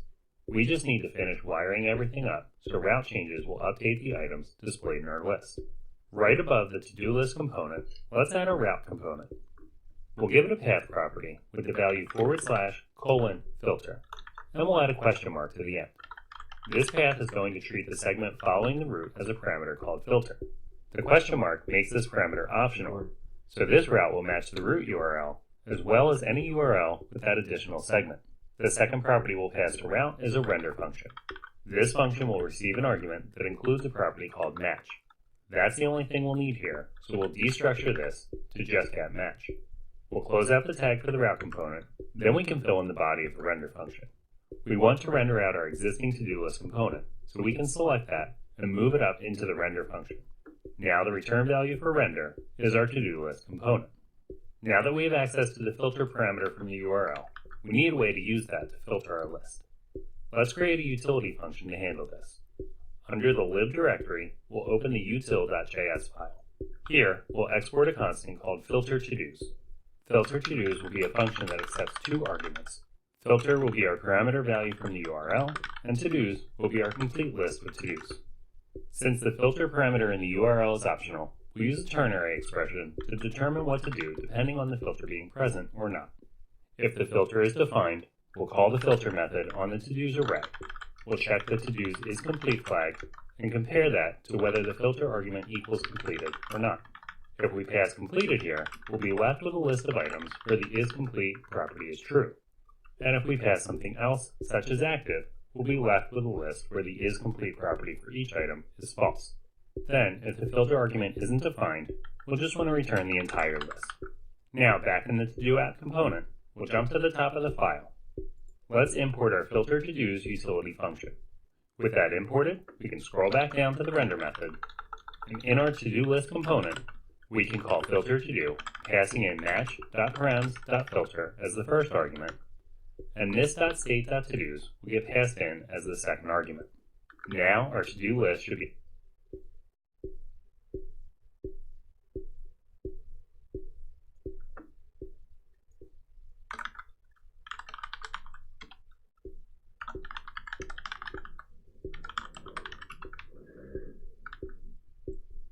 filtered based on the links in the footer. Let's rerun our test and see if everything is working. This time, our test passes, and we can see in the app preview that our one completed item has been filtered out of our list. Right now, we have a test for the active link, but we should also verify the behavior for the completed and all links. These tests will be very similar, So one way to approach this is to duplicate and modify the existing test. We'll remove the only from the previous test. Then, let's select the entire test and duplicate it. We can put an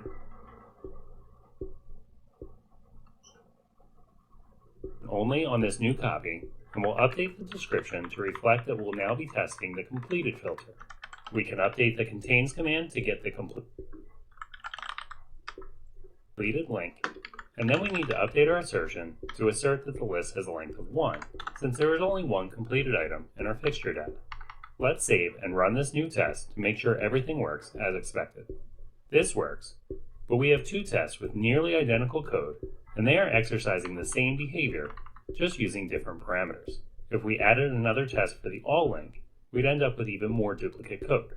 Rather than having 3 separate tests, we can exercise the different variations of this behavior with a single test by making our test data-driven. Let's delete the duplicate test and put the only back on the active filter test. Now, we'll update the description to reflect that we'll be testing the filter lengths as a group. At the top of the test, we'll create a constant called filters. Filters will be an array that we'll iterate over to test multiple links. Each item in the array will represent the data that varies between the tests. Oh my god. So let's give this object a link property that will contain our link text, and we'll give it an expected length property to hold the number of expected items. We'll add a second object to the array, this time using completed as the text to get the link, and the expected length will be 1. Let's use the sci.wrap command, passing it the filters constant. This puts our data in the context of Cypress and allows us to chain on additional Cypress commands. We'll chain in each after the wrap, and that will accept a function as its argument. We can grab the existing test commands and move those into the body of that function. Now, we'll update the commands to use the data from the passed-in filter object. For the call to sci.contains, we'll use filter.link, and in the assertion, we'll use filter.expectedLength. Now we have a test that will iterate through the filters array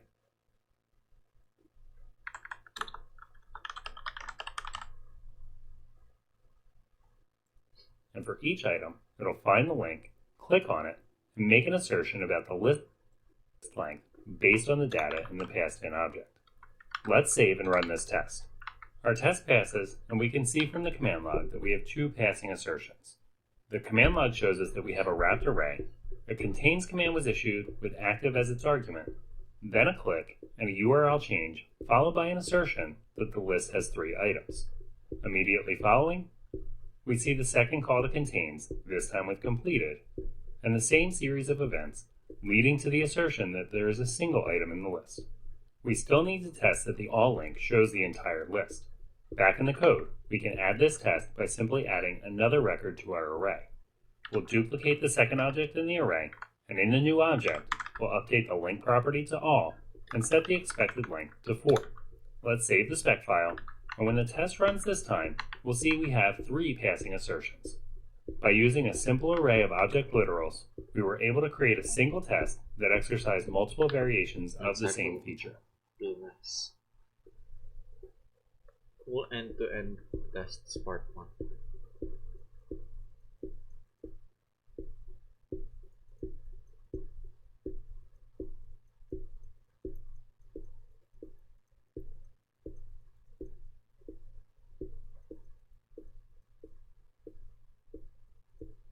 To avoid flake caused by unpredictable response times.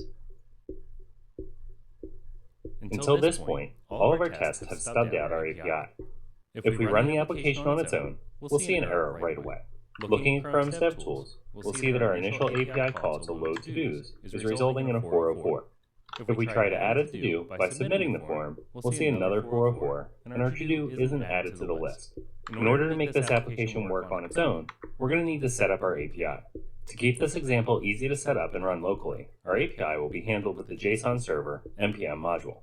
This was installed as a dependency in our starter project, so everything is installed and ready to go. We can get our backend up and running with a simple change to the db.json file in the root of our project.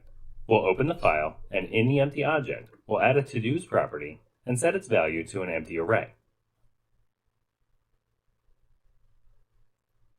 We can save the file, and in the terminal we can use Ctrl-C to stop the server, and then npm run dev to start it again. This time, it will start up with the to-dos in the db file, and it should respond to the API/to-do endpoints that we've configured our app to use. Back in the browser, we can reload the page, and this time, there is no error message and no 404 in the DevTools. We can successfully submit a new to-do,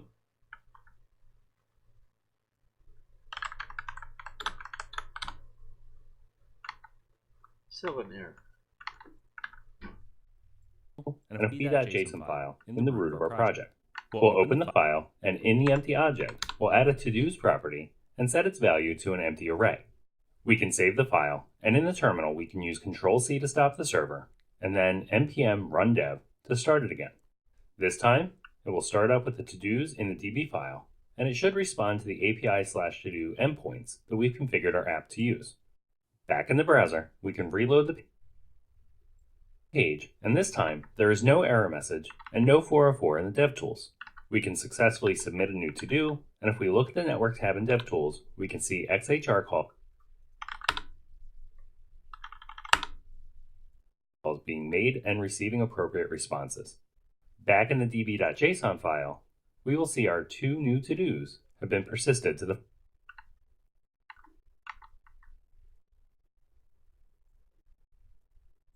file. For this example,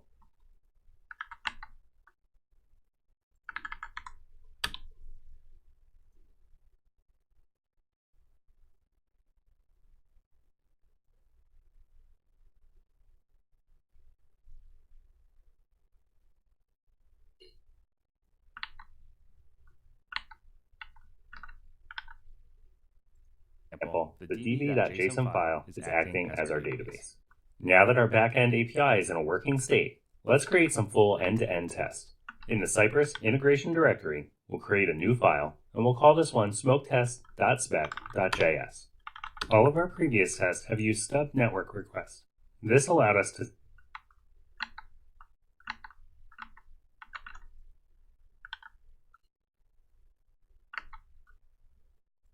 test the front end without needing the back end connected. It also made it easy to test scenarios that can be difficult to set up, like error conditions from the server. Because of their flexibility and the fact that stubs are relatively lightweight, integration tests like those should make up the majority.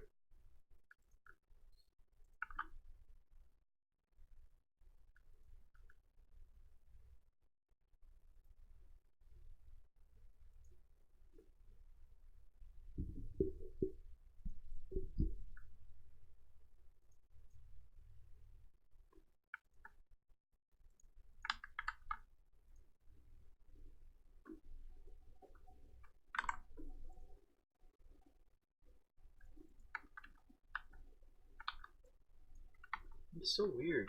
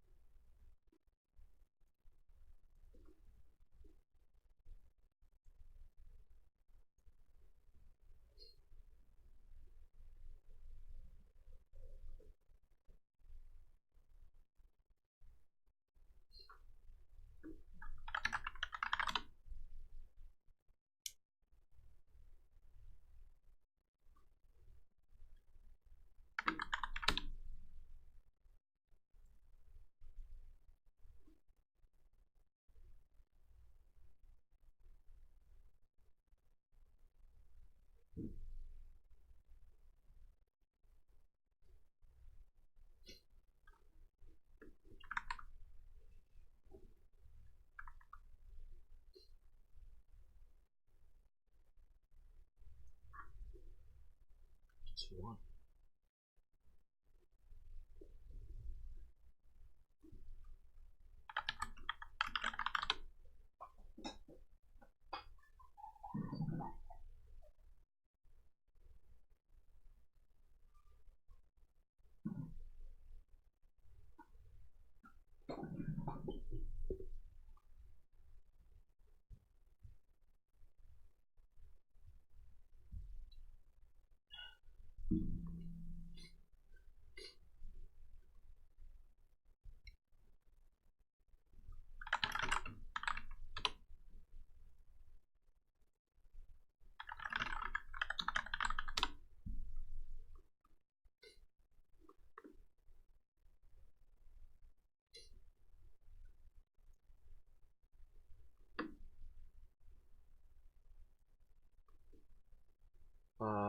What is this? The perspective.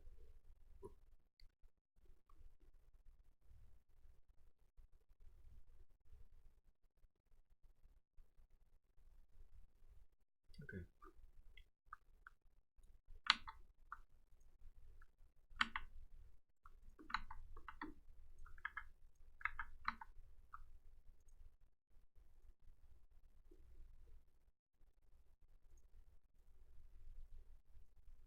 Majority of our tests.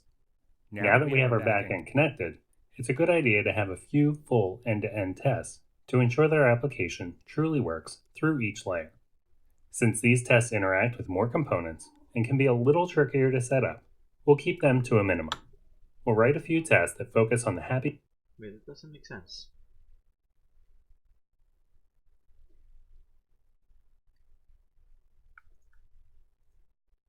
I think I was supposed to get this one. Toggle debug.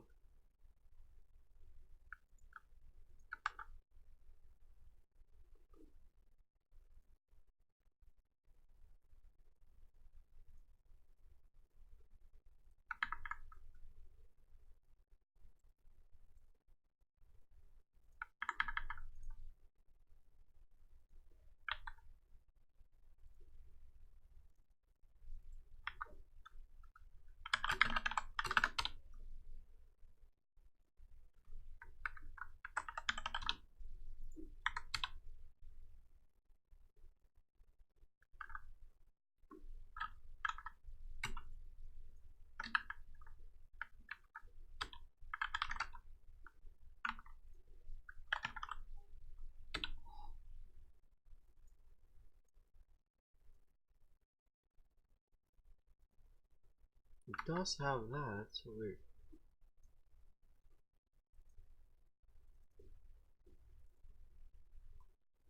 Yeah. Yeah.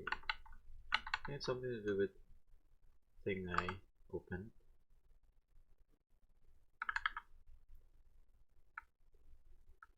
Data filter.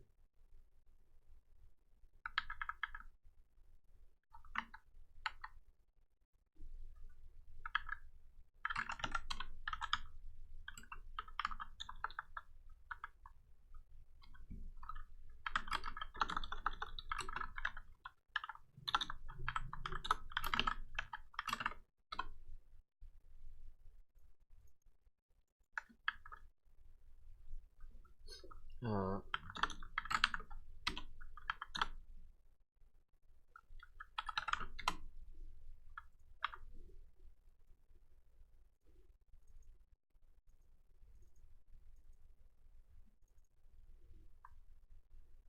yeah, I guess it's gonna be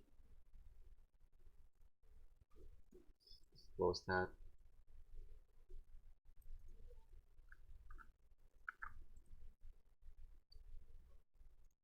happy path and exercise each of our network request types.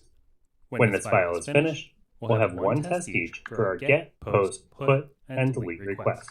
We'll add a describe block for our smoke tests, and we're going to want to group our tests into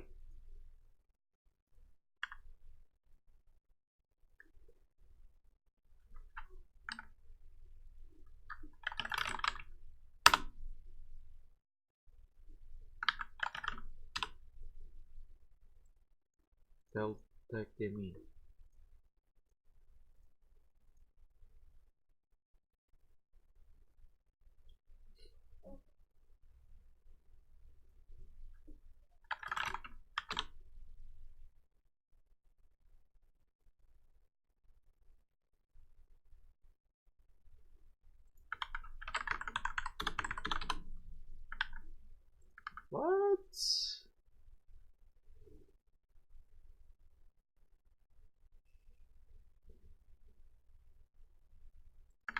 my god. I updated this.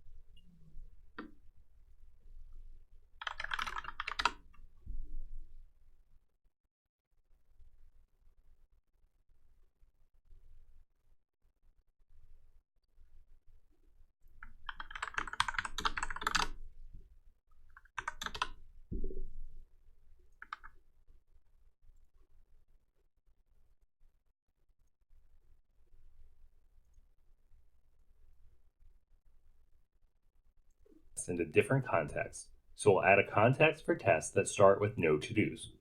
Our first test will make sure we can save new to-dos. We should make sure we start our test in a known state. This way, we can reliably make assertions about the state of our application. Since we're working with data from our backend API, we'll need to clear out the database before we start our new tests. Let's add a before each to the top level describe block. Here, we can use sci.request to make a get request to the API/todos endpoint. This will give us a response with all of the to-dos. We'll then use the its command, passing it the string body to get the body property from the resulting response object. Body will be the array of to-dos stored in the db.json file. We'll chain on an each command to iterate over the items. Inside the each, let's make another request. This time, we'll make a delete call to /API/todos, and we'll use string interpolation to append the to-dos ID to the end of the URL. Now, our before each will get all of the items in our database and delete them each one by one. Since this before each is in the top level describe, our database will be empty before running any test in this scope, regardless of which nested context it's defined in. It's worth pointing out that while this approach works for the purposes of this demonstration, it isn't the most efficient way to handle this. In a more complex application, and when dealing with larger datasets, you should look at other approaches, such as dedicated endpoints for bulk operations, or calling out to code that can operate on your data in a more efficient and direct way. Now, back in our test, we can visit the application.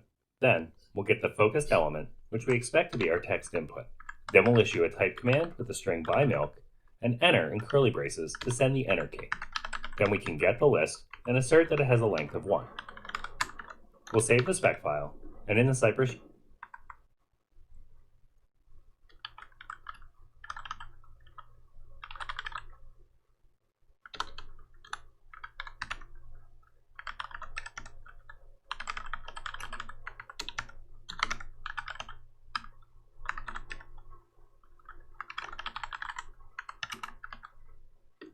We'll save the spec file, and in the Cypress UI, we can run this spec by clicking on the smoke test file in our list. Our test will run, and we'll see that it passes. In this case, everything is working as expected, and our backend API is running locally, so it's pretty fast. It's a very real possibility that when testing against a real backend, things won't always be this fast, and our test might encounter unexpected delays. Let's add an artificial delay to our submit logic so we can see what happens to our test. In the to-do app component, let's find the handle to-do submit method, and inside, we'll wrap the call to save to-do in a set timeout. We'll set the timeout for 4.5 seconds.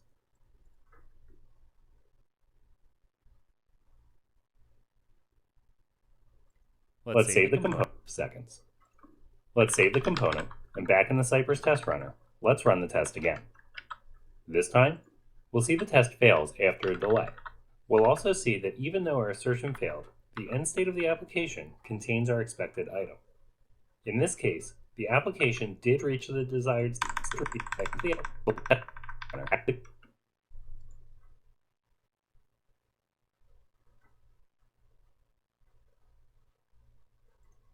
Let's save the component, and back in the Cypress test runner, let's run the test again. This time, we'll see the test fails after a delay. We'll also see that even though our assertion failed, the end state of the application contains our expected item. In this case,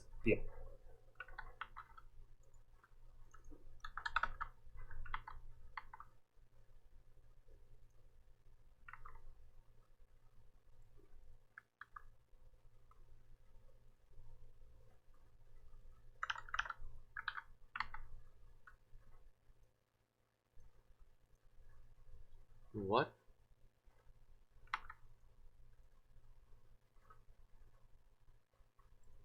The application did reach and our test might encounter and assert that it has a length of 1.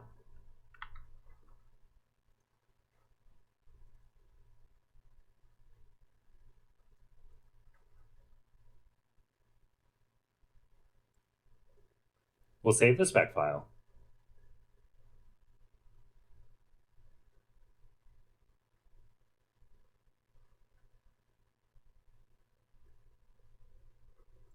And in the Cypress UI, we can run this spec by clicking on the smoke test file in our list. Our test will run, and we'll see that it passes. In this case, everything is working as expected, and our backend API is running locally, so it's pretty fast. It's a very real possibility that when testing against a real backend, things won't always be this fast, and our test might encounter unexpected delays. Let's add an artificial delay to our submit logic so we can see what happens to our test. In the to-do app component, let's find the handle to-do submit method, and inside, we'll wrap the call to save to-do in a set timeout. We'll set the timeout for 4.5 seconds. Let's save the component, and back in the Cypress test runner, let's run the test again. This time, we'll see the test fails after a delay. We'll also see that even though our assertion failed, the end state of the application contains our expected item. In this case, the application did reach the desired state, but not within the default timeout. Our artificial delay in the app was longer than the default time that Cypress will retry to find our expected state. We created this delay, but the reality is that these delays are typically out of our control. Instead of making arbitrary guesses about potential delays, trying to configure a new timeout based on our guess, and hoping that our test will keep passing, we can tell Cypress to wait for the post request to complete. Back in our test, we'll start by adding a call to sci.server. Then we'll call sci.route for a post request to our to-dos endpoint. We won't be stubbing this call, so we won't provide a response here.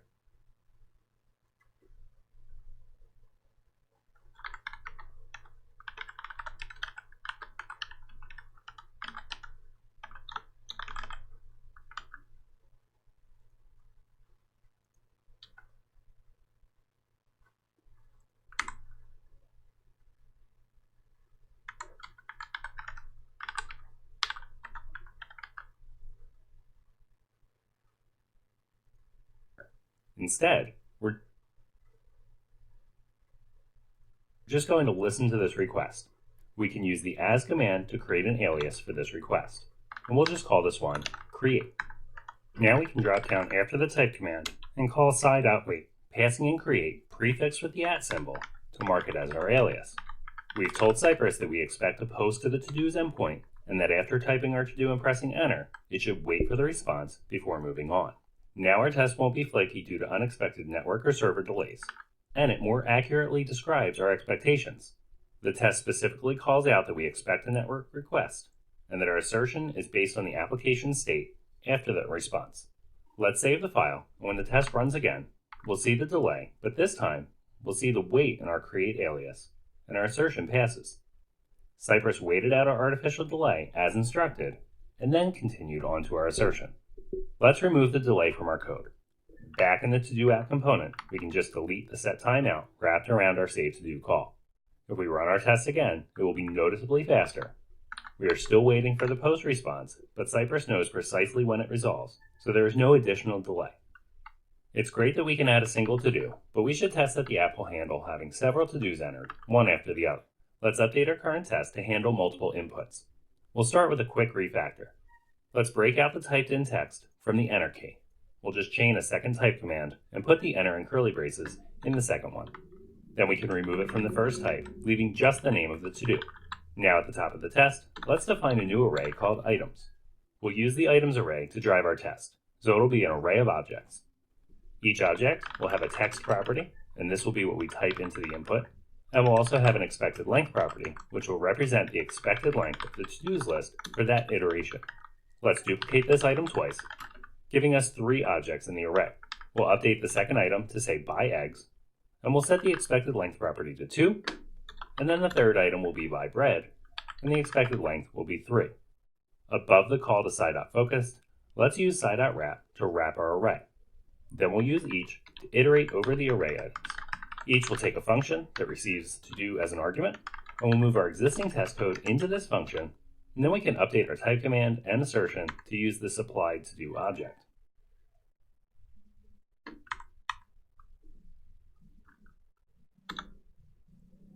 We'll type the value of to-do.text, and then in our assertion, we'll assert that the list has a length of to-do.expectedLength. Now we can save the spec file, and we'll see our test now inserts 3 new to-dos.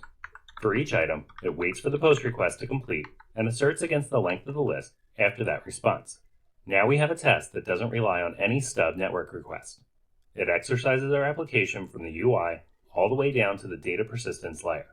Even without stubs, we were able to make this test reliable by ensuring a consistent starting state for our application. By explicitly waiting for our network requests to complete, we've guarded against inconsistent response times due to potential server or network delays.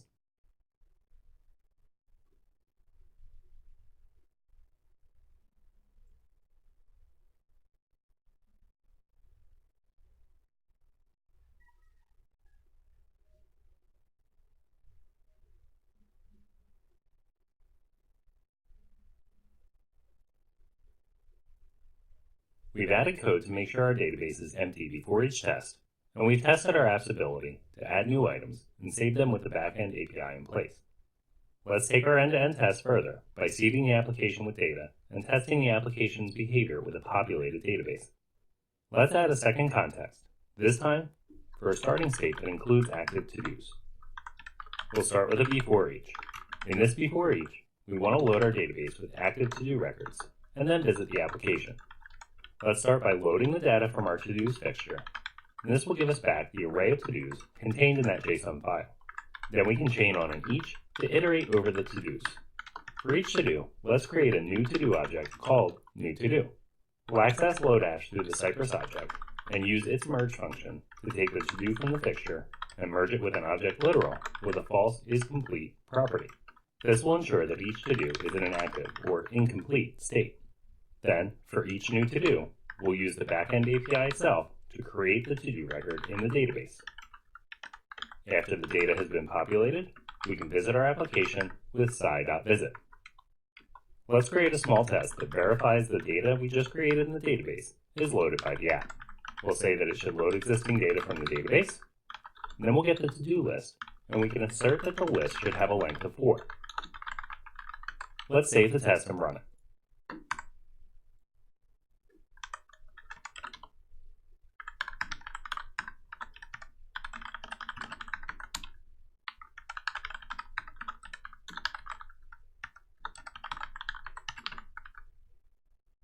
Test and run it. Our test passes, and we can see in the command log that our before each issues a delete for each existing item in the database, and it also issues a series of post requests, seeding the database with our modified fixture data. Back in the code, let's remove the only from our last test and create a new test to verify that our to-do deletion code works with our backend API connected. We'll start with a call to sci.server, and then we'll use sci.route to describe our API call. The endpoint for delete includes the item's ID, so we'll use a wildcard in our path so we don't need to be specific about the ID value. We'll give this an alias of delete. Now, we'll get the list of to-do elements and use an each to iterate over them.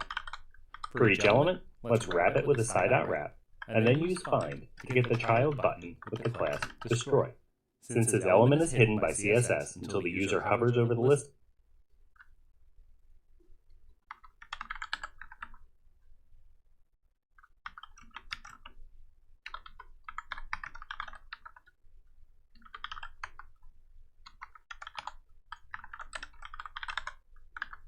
list item, we can't click on it without showing it or forcing Cypress to bypass its normal checks. Let's use the invoke command, passing in the string show, to make the delete button visible. Then we can issue a click command. The click will cause the app to make the delete request to remove the to-do, so let's wait for a delete call after each click. Once this has iterated over our entire list, there should be no more list items, so we can chain a should after the each and assert that the list items no longer exist. We can save this, and when the test runs, we'll see that our database is emptied out, items are inserted from our fixture, and then the test uses the app's UI to delete each item one by one until we're left with an empty list. Now let's test the ability to toggle to-dos between incomplete and complete states.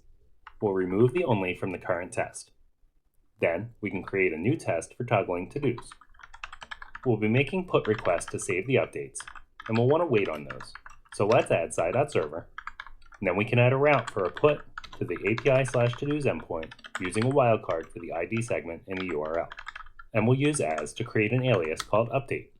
Now we can get our list items, and we'll use an each to iterate over them, just like we did with the deletion test above.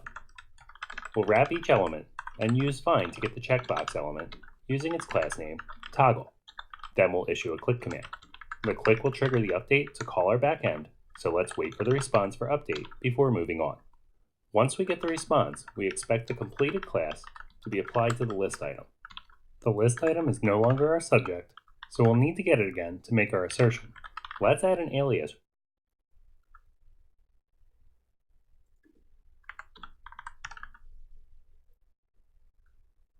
Right after the call to sci.wrap, so we can easily reference our list item again.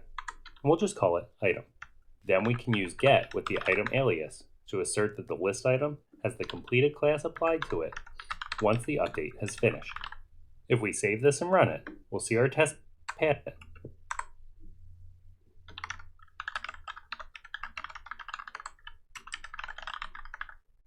We save this and run it, we'll see our test passes, and the app preview shows that each item gets toggled from incomplete to complete.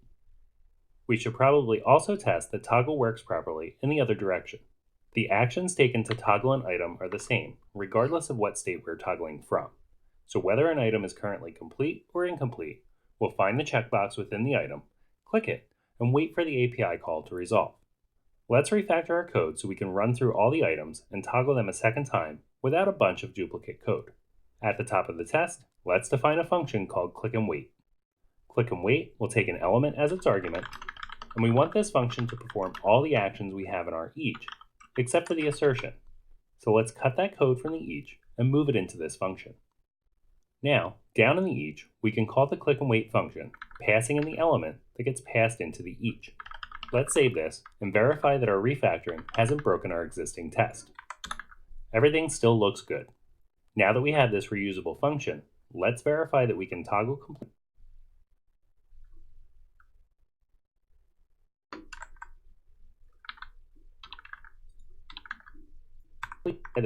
Let's verify that we can toggle complete items to show as incomplete. After our existing each, we can chain a new each. We'll get an element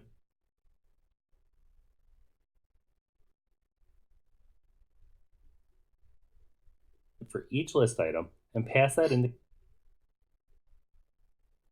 click and wait again. This time, we'll assert that after the update, the completed class is no longer applied to the element. With that done, let's save this and see if everything works.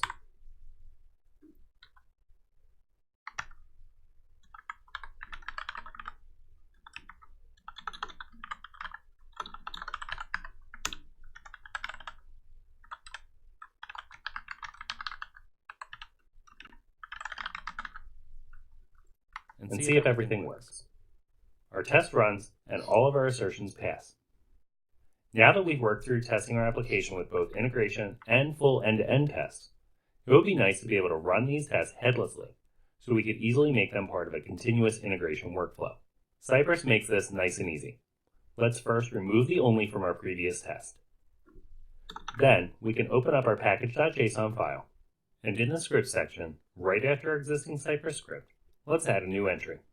We'll call this one Cypress:all, and instead of Cypress open, we'll make this script Cypress run. Let's save that, and in the terminal, let's stop the existing Cypress process. We'll leave our application running in the other tab, since it's still going to be required to run our test. We can run our new script with npm run Cypress:all. We'll see our test status output to the terminal as they run, and when the test run has completed, we have a nice summary of the run, and there's even a link to a video of our test, which was captured and stored with our project. We've added full end-to-end tests that use our backend API to seed our application with data based on a fixture. We've exercised multiple features of our application that perform updates, all in a reliable, repeatable, and flake-free way. We now have an application with well-tested functionality and a suite of tests that will detect issues with any future updates we make. Wow.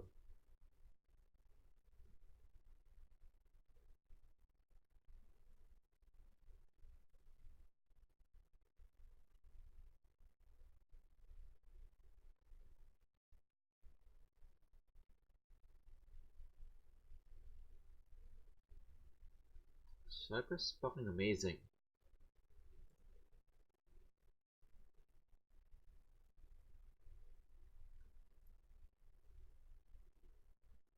Holy crap. Okay. Wow.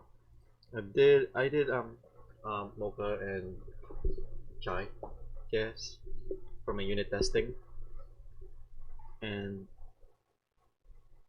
I'm really convinced that Cypress is the much better unit testing library.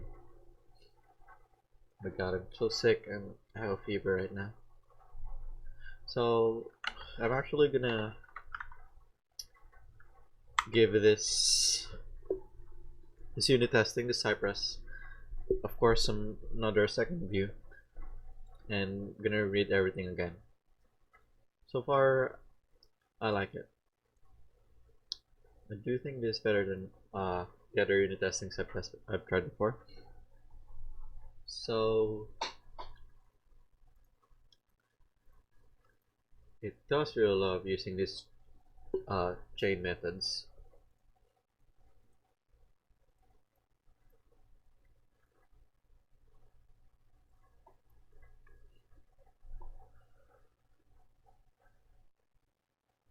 It's amazing.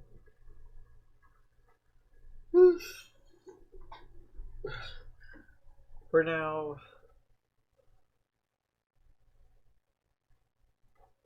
this is for now. I'm gonna go back and to eat. I'm so hungry. Oh well. Bye.